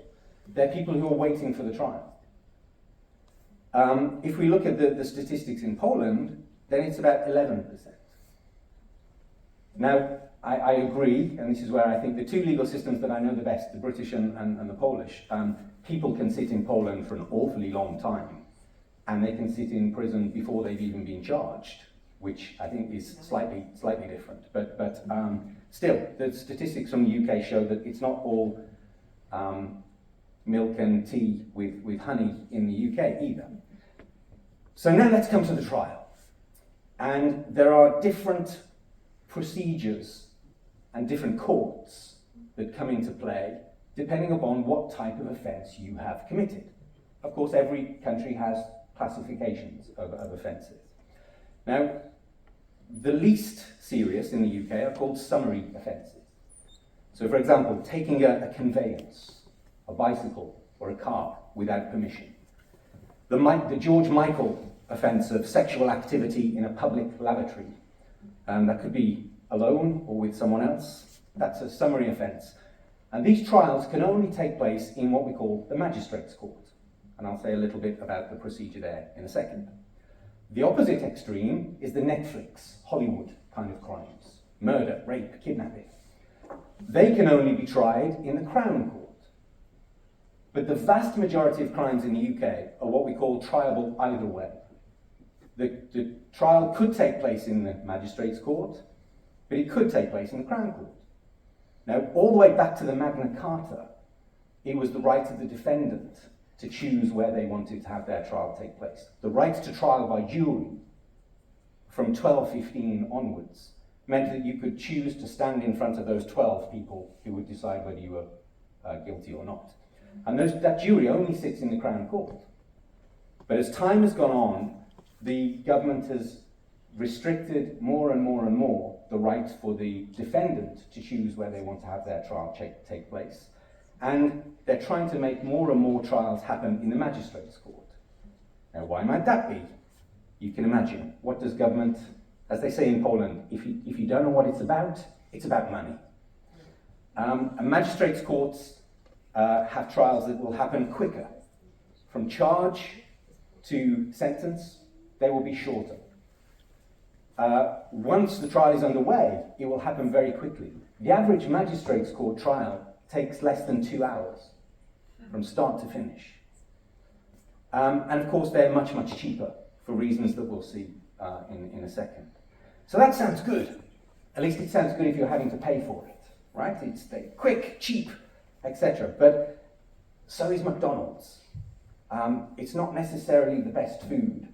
And the Magistrates' Courts, apologies to anyone who's a big McDonald's fan here, but the Magistrates' Court has certain problems, should we say, endemic problems with it. If I were to be charged with a crime, I wouldn't want to be standing in front of the Magistrates' Court because the likelihood is I'm going to be found guilty. Now let's have a look at the Magistrates' Court. It doesn't look particularly impressive. Looks like something from a very boring IKEA display. The three people who are sitting at the back are the magistrates. And in total, we have now about 13,000 magistrates in the country. That's half of what we had 10 years ago. Fewer and fewer people are wanting to do this. And they are volunteers. This is not a job. They are not lawyers. They are members of the public who volunteer to sit as magistrates and to hear cases. Now ask yourself, who would want to do that? Would you give up your job and go and sit and decide on criminal trials? Your car is in the car park out there next to where the defendants are walking in and out. You're not wearing any kind of disguise. There's no wig. Everyone can see you as you leave the court that day. I wouldn't want to do it. Now, if we look at how many cases they hear, it's over 400,000 per year. It's over 90% of all of the trials that happen in the UK are heard in the Magistrates' Court, not the Crown Court. Netflix will always show you the barristers, the wigs, the judge, the jury. That's a small percentage of what trials look like in the UK. That's more what they look like. And these three people at the back are not lawyers at all. Now, let's have a look. How do we manage to do all of this? Guilty pleas. 77% of people say, I'm guilty. And when that happens, there isn't a trial. You move straight to sentencing. The UK takes the approach, why would we try to prove you guilty when you've already said you're guilty? This would be a bit of a waste of money. Shocking yet? Okay, maybe not. Convictions after trial, 4.5%. Now, if you are convicted, the good news is, although you're more likely to be convicted in the Magistrates' Court, they have less sentencing powers. So you'll probably go to jail for a shorter period of time. You'll still lose your job afterwards, but at least you'll get out quicker and can start looking for a new one. The Crown Court, look at this. This is not IKEA. This is slightly more upbeat. And the judges that you will see sitting in the Crown Court will all be wearing wigs. I won't go into the detail of the different types of judges, other than to say that the one on the far right-hand side wearing purple is a part-time judge. So what does he do the rest of the time? Well, he's a lawyer. He's a criminal lawyer, so he'll be defending people or prosecuting people, and then he'll be a judge for a period of time. And again, this I think is a rather unusual system in the UK. But the defining factor of the Crown Court is the jury. that the judge does not find you guilty or innocent, the jury does. And unlike America, we are not allowed to research why the jury decided you did something. I think that the British look at the American jury system a little bit shocked, because as soon as a big trial has happened, whether it's Johnny Depp, Amber Heard, O.J. Simpson, all of the jurors become famous. They're writing books, they're on Oprah Winfrey. And in the UK, Oprah would be committing a criminal offence if she asked about what happened in that jury room, and the jurors would be committing a criminal offence if they told them. So it's a complete secret about what happens in there. We do not know how they take their decisions. But if we look at the number of trials, we can see that it's about 60,000 per year, as opposed to 400,000 in the magistrates' court. If we look at guilty pleas again, we're over 70%. Where we do not have a trial, we move straight to sentencing. Now, what is convincing all of these crazy British people to just walk into court and say, I'm guilty? Well, before I get onto that, seeing the whole sausage, what on earth was I thinking when I said this? I have a clue. If you go to the UK, go to a court, the Crown Court, or the Magistrates' Court, and I guarantee you, you will see at least one full trial from start to finish. You will probably see multiple trials in one day. I did the same thing when I came to Poland. So, okay, I can see the whole British or American sausage. I see a whole trial from start to finish. I know the story. I did the same thing in Poland. I saw lots of salami slices of different things. I had no clue what any of these trials are all about. And before you start looking at whether rules of procedure during a trial are good and fair and efficient, I think Poland needs to say, what is going on that a judge needs to be juggling 50 live cases or more, and that on any individual day, we never start or finish anything. We do a small slice of the trial, and then we say, get your diaries out and we'll all meet again in a couple of months' time. Because the reason why we're having a conference today that goes for 2 days without any breaks is so you can keep it all in your head, you can assess it, and you can see what's good, what's not so good. Try watching a film in 5-minute installments over the next 2 years and see what you remember about the film. And ask yourself, if efficiency means anything at all about getting close to the truth, then is salami slicing a trial the way to go? Okay, how do we convince the British people to say that they're guilty? Well, we give discounts. Everyone loves discounts, right? So we say, if you say you're guilty early on, we'll reduce your sentence by 1/3. If you don't say it before the first court appearance, then we'll slowly reduce that discount.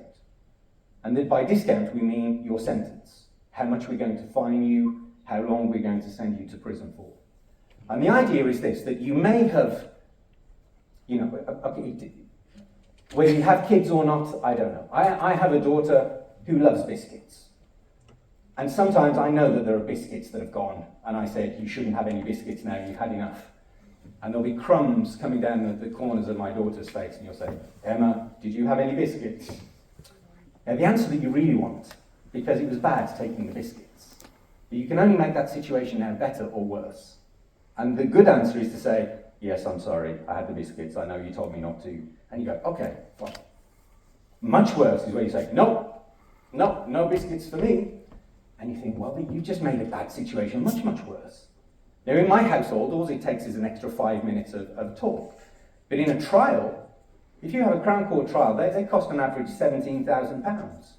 So you've got someone who stole a cup of coffee and then says, nope, I didn't do it.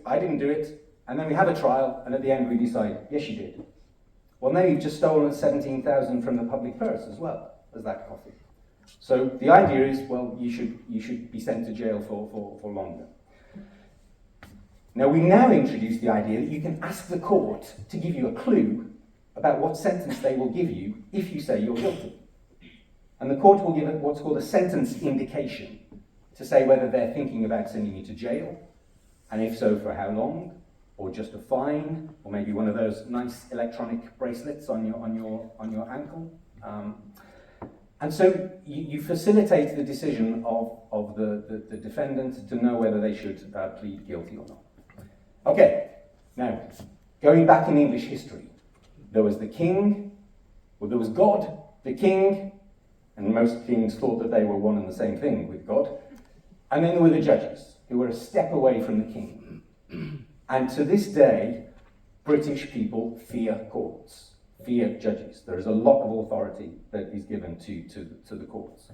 And one of the aspects of that is that a lawyer, of course, has duties to their client, but their duty to the court is higher. And that means that if there is a precedent out there that is bad for your client, you have to tell the court about it. If there's a statute that's bad for your client, you have to tell the court about it. Now, of course, you should have told your client about it first. You don't make this a surprise for the client during the trial. But if you tell the client, look, all of the law is against you, really? Do you want to say not guilty? If that client says, yes, go into court, you can, but you must then tell the court about all of that law that is against your client, because the duty to the court is higher. If you waste the court's time, the court can hit the lawyer where it hurts the most, and it's not there in the heart, it's right there in the wallet. They can say, wasted costs order, you can't charge for this last 2 hours, it was a complete waste of time. And finally, if your client says, I'm guilty, but they don't know, the CCTV wasn't working, you cannot go into court and say your client is not guilty. You'd be then lying to the court. Now, you can test the prosecution's evidence, but that's very different towards saying that, that your client is guilty. So the lawyers can't lie to the court, neither can the defendant. Now, I think this exists in most countries, so I'll speed up here and not talk very much about this. But as in Poland, you would have przysięstwo. In Poland, if you lie to the court, either as a witness or as the defendant, it's another crime. You can be sentenced for up to 7 years. And here's some famous examples, both politicians, surprise, surprise, who lied to the court and they were sentenced to 4 years imprisonment or 8 months imprisonment, respectively. Now, here's another one. Sorry, and Poles, you're going to have to forgive me on this. And Alexander, you're going to have to forgive me because I'm going to use you as an example. Rules of evidence. Now, okay, if we were in a Polish court, it wouldn't just be a possibility. It would be an obligation of the prosecution to tell the judge about Alexander's previous convictions. So I say, Alexander, Wysoki Sądzie, hello, Your Honours, everyone. Today, the defendant, Mr. Alexander, is charged with stealing a car. Mr. Alexander's been charged with stealing a car before, 11 times. He's been convicted 11 times. Good luck, Alexander. Where is the right to a fair trial in all of that? I think it's very, very difficult. Now, the evidence about previous convictions in the UK is not prohibited, apart from in very, very, very tight circumstances. Now, of course, if Alexander is, and I apologise, Alexander, I know you wouldn't steal any cars. If he is convicted on the 12th time, then before we sentence him, of course we tell the judge, because it will be taken into account during the sentencing, but not when we're doing the actual trial of him on this 12th occasion. Let's prove him guilty first, without polluting the minds of the decision maker because of his previous convictions.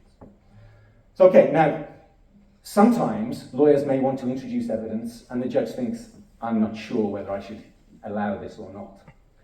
And what will happen in the Crown Court is that the judge will say something like, oh, it's been a long day, ladies and gentlemen, why don't we have a little break? A little 10-minute coffee break. And the judge will get up and walk out, the jury will go, and the judge comes back again and says to the lawyers, okay, so what's going on? What's this evidence that you want to introduce? And the lawyers will have the argument about whether the evidence should be introduced or not. And if the judge thinks, no, it shouldn't, it's too prejudicial, then the jury will come back in, they know nothing. They don't even know this discussion has happened. Now imagine in the magistrate's court, there is no jury. So you say to the magistrates, we'd like to talk about Alexander's previous convictions. And you tell them, and the magistrates say, oh, no, that's not admissible. And you say, oh, well, okay, forget it then. Really? Forget it then? or if maybe if you think the magistrates have a level of control over their brain that no other person on the planet does, that's okay. I don't think they do. Okay, coming to the end now. The British Parliament, we don't have a constitution, we don't have a criminal code, a civil code, or any other code that you can think of. And Parliament can, if it wants to, reverse the burden of proof. So, for example, someone was here earlier talking about car offences, so I thought I would use a car offence. The Road Traffic Act says that it's an offence to be driving or in charge of a motor vehicle whilst you're under the influence of alcohol. But the prosecution has to prove either that you were driving, and that's okay, or that you were in charge of the car, and that includes having keys. So imagine that someone has just gone to a nightclub, Accumulatori in Poznań, they've had a great time, they fall asleep in their car, and they think, I'll sleep here for the night. The prosecution, the police come along and say, you have keys, you're in charge of a car, you're drunk. Now, the defendant, look at these red words, the defendant must then prove that there was no likelihood of him driving the car. It reverses the burden of proof. Okay, finally then, appeals. Poland loves this right to 2 instances. The UK, there is no right of appeal. Doesn't mean we have no appeals, but there is no right of appeal. You need permission from the court to have an appeal. It's not your right. And you can only appeal on points of law. So you have to show that the trial judge made a real mess of understanding the law. You cannot appeal on the basis that the trial judge didn't believe your witnesses and you think they should have believed your witnesses. That's questions of fact, and they're not capable of being appealed. Now, if we deny you permission to appeal, we don't tell you why. We just say, no, leave to appeal is denied. But the good thing is this.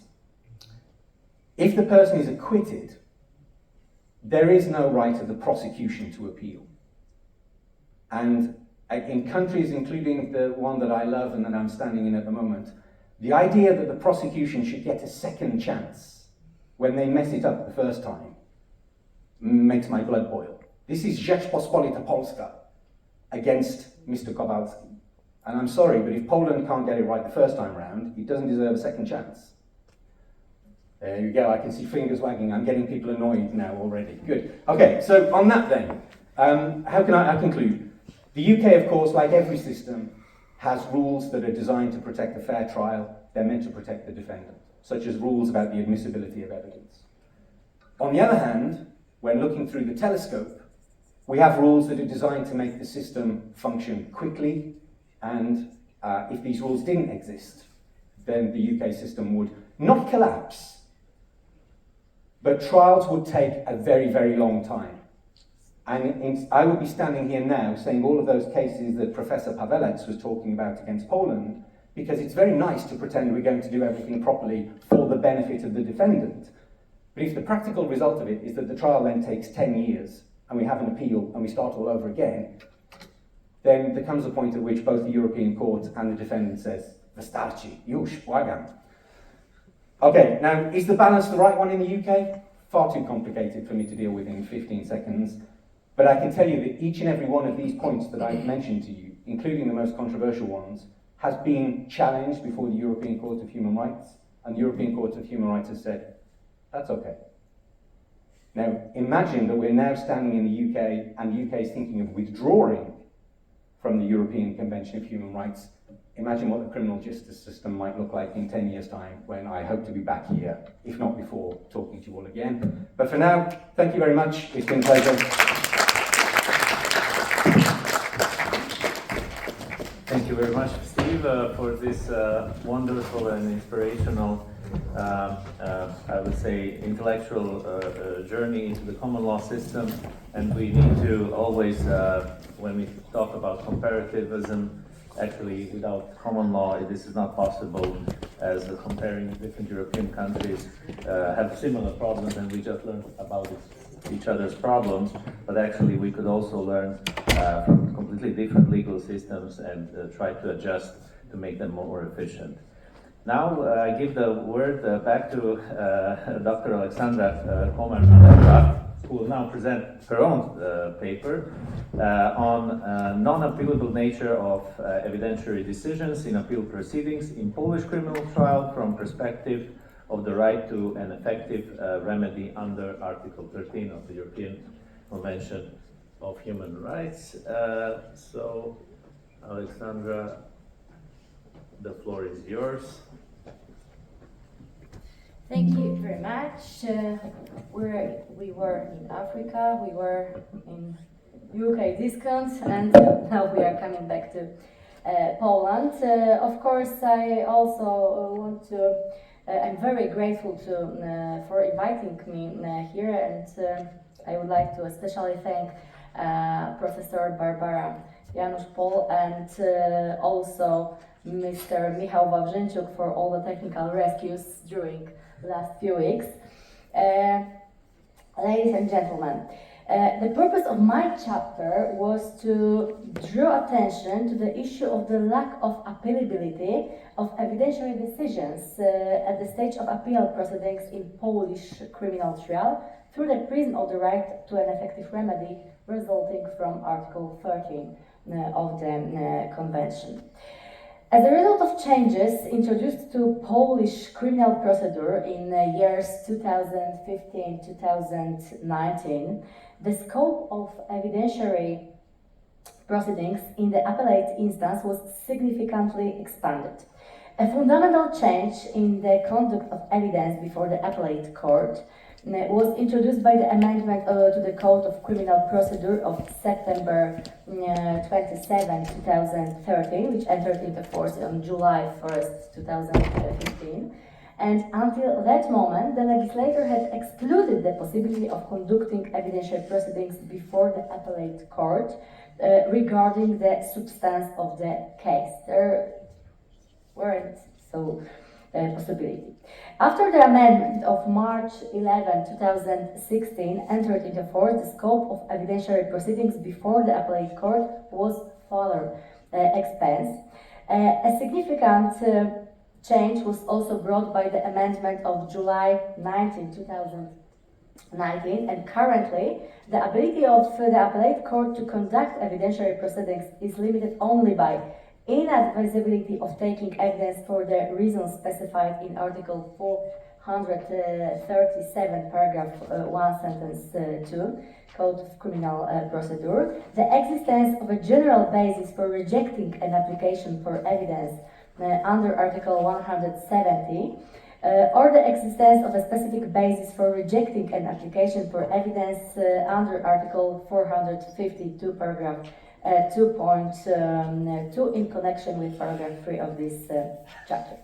Therefore, it should be remembered that the court cannot dismiss a request for evidence if it is important to prove whether a crime was committed at all, and if so, under what conditions. Therefore, actually in Polish criminal trial, appeal proceedings are substantive in nature, not only a control nature. The doctrine rightly emphasizes that under this Article 437,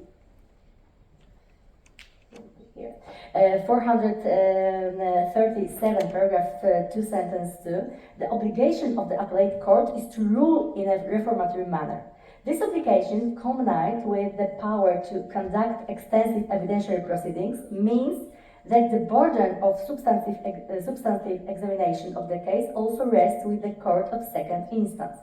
However, the function of this court is not to repeat the entire evidentiary proceedings, but only to renew or supplement the evidence to the extent necessary for the proper conduct of the appellate review in order to make truthful factual findings.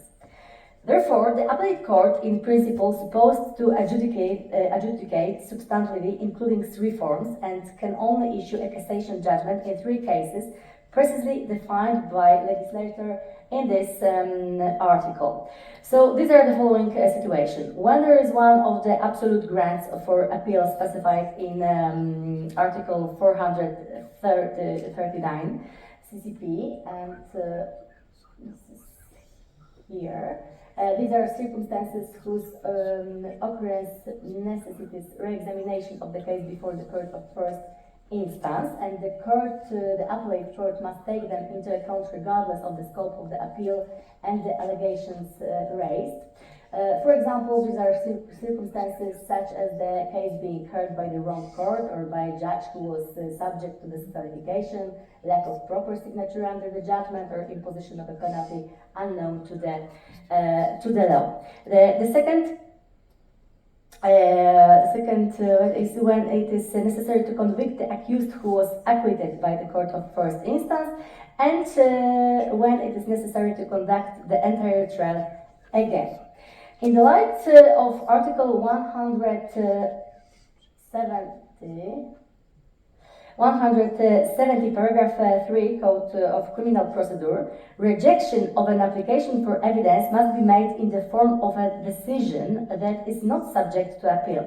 This decision does not have substantive finality, and therefore it is possible to repeat the same evidence request even many times, but it is impossible to cause any review of the court's decision in this respect by another independent court or only by another composition of the same court. While in the case of evidentiary decisions issued in proceedings before the court of first instance, the inability to appeal against them by filing a complaint is compensated by the possibility of formulating appropriate appeal grounds in this respect. In the case of decisions rejecting the application evidence at the stage of appeal proceedings, the inability to file a complaint against it should be considered problematic. In particular, the purpose of the evidentiary proceedings conducted by the appellate courts is to issue a judgment of a reformatory nature, which may be different from the judgment of the court of first instance, against which the parties are no longer entitled to any other ordinary means of appeal. The pursuit of ensuring the speed and efficiency of the proceedings cannot, under any circumstances, be at the expense of the reliability of the process and the truthfulness of the factual findings made. The criminal trial should, of course, be as short as possible, but above all, it must be reliable and fair, which is impossible without the true factual findings. This was emphasized many times in the case law of the European Tribunal of Human Rights. For example, in the case of Boddert versus Belgium, the Tribunal emphasized that the speed of adjudication cannot constitute an obstacle to the proper functioning of the justice system. However, the Tribunal considers it is unnecessary to care that the decision is based on the correct basis factual findings made in compliance with the requirements fairness of the proceedings. The Tribunal also indicated, among other things, that the proceedings must be speedy reasonable, so reasonable haste is required, therefore cannot take place at the expense of factual findings made. Haste in conducting proceedings must be moderate, and speed of proceedings cannot be an end in itself. The speed of proceedings cannot be achieved at any cost at the expense of reliability of the examination of the case, because the reliability of the proceedings is the overriding requirement resulting from Article 6, paragraph 1 Convention. As already mentioned above, in Polish criminal procedure, any decision to dismiss an application for evidence issued by the court of first instance may be used by a party dissatisfied with the judgment to formulate an appropriate appeal. Raising a violation of the provisions of procedural law in this respect, for example, an allegation of violation of a specific point of Article 170, paragraph 1, the party should request that the appellate court take evidence that the court of first instance refused to take. Therefore, despite the lack of a separate complaint against the decision to reject the request for evidence, the party has the means to have the decision of the court of first instance in this matter verified. It should be noted that this method met the requirement that the complaint be of an ordinary nature. In Polish criminal proceedings, each judgment issued by the court of first instance may be subject to an ordinary means of appeal in the form of an appeal. This procedure therefore meets the requirements of Article 30. Unfortunately, the situation is different in the context of appeal proceedings.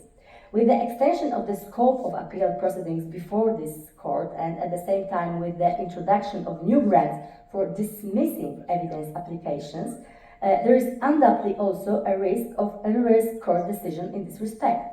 A decision to dismiss a request for evidence, the purpose of which is in principle always to contribute to correct factual findings, may certainly violate the party's right to a fair criminal trial. In this respect, there can be no doubt that the party should be provided with an appropriate remedy that would enable it to subject the evidentiary decision of the appellate court to review in accordance with the standards resulting from Article 13. Meanwhile, in the current legal situation, there is no such right. The judgment of the appellate court is final upon announcement and is not subject to further appeal under ordinary appeals.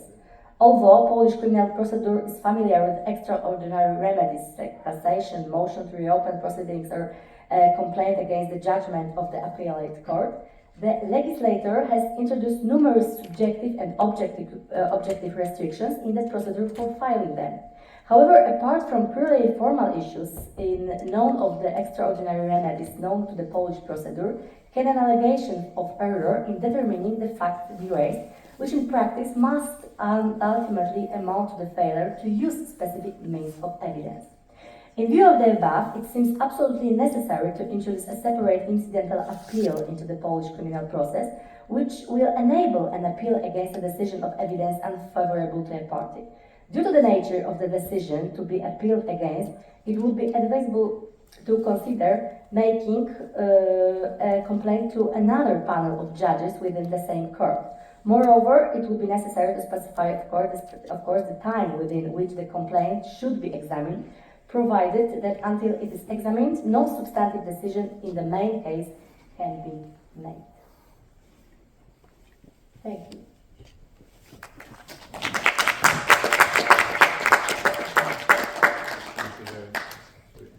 Took the last floor, last stance for the conference, and I would feel that this is somehow promise for future Alexander, as we would like to continue effective justice platform.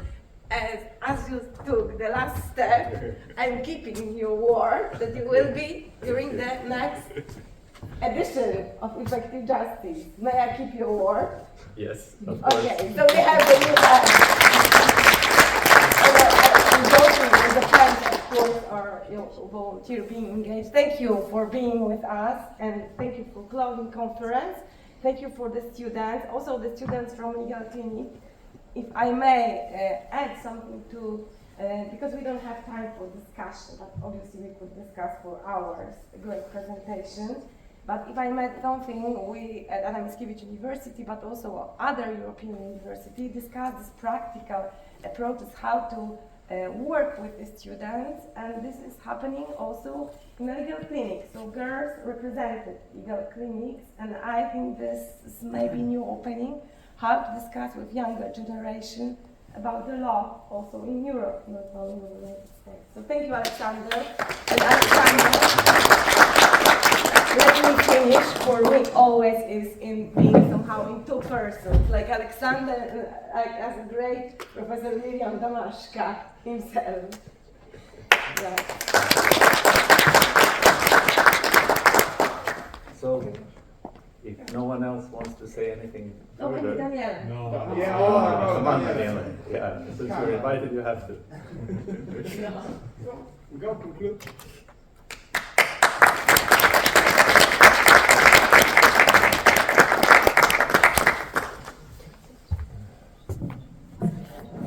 So, opening the conference, I say basically two things. Thanks to Barbara, Janusz-Pohl, and all the participants. And I said it was a fascinating journey. So I can confirm at the end of the conference that it was a fascinating journey, and I'm sure that there will be further occasions to collaborate, to exchange our knowledge, and so to contribute to have a criminal justice system more efficient and effective. So thank you to everyone, and see you soon.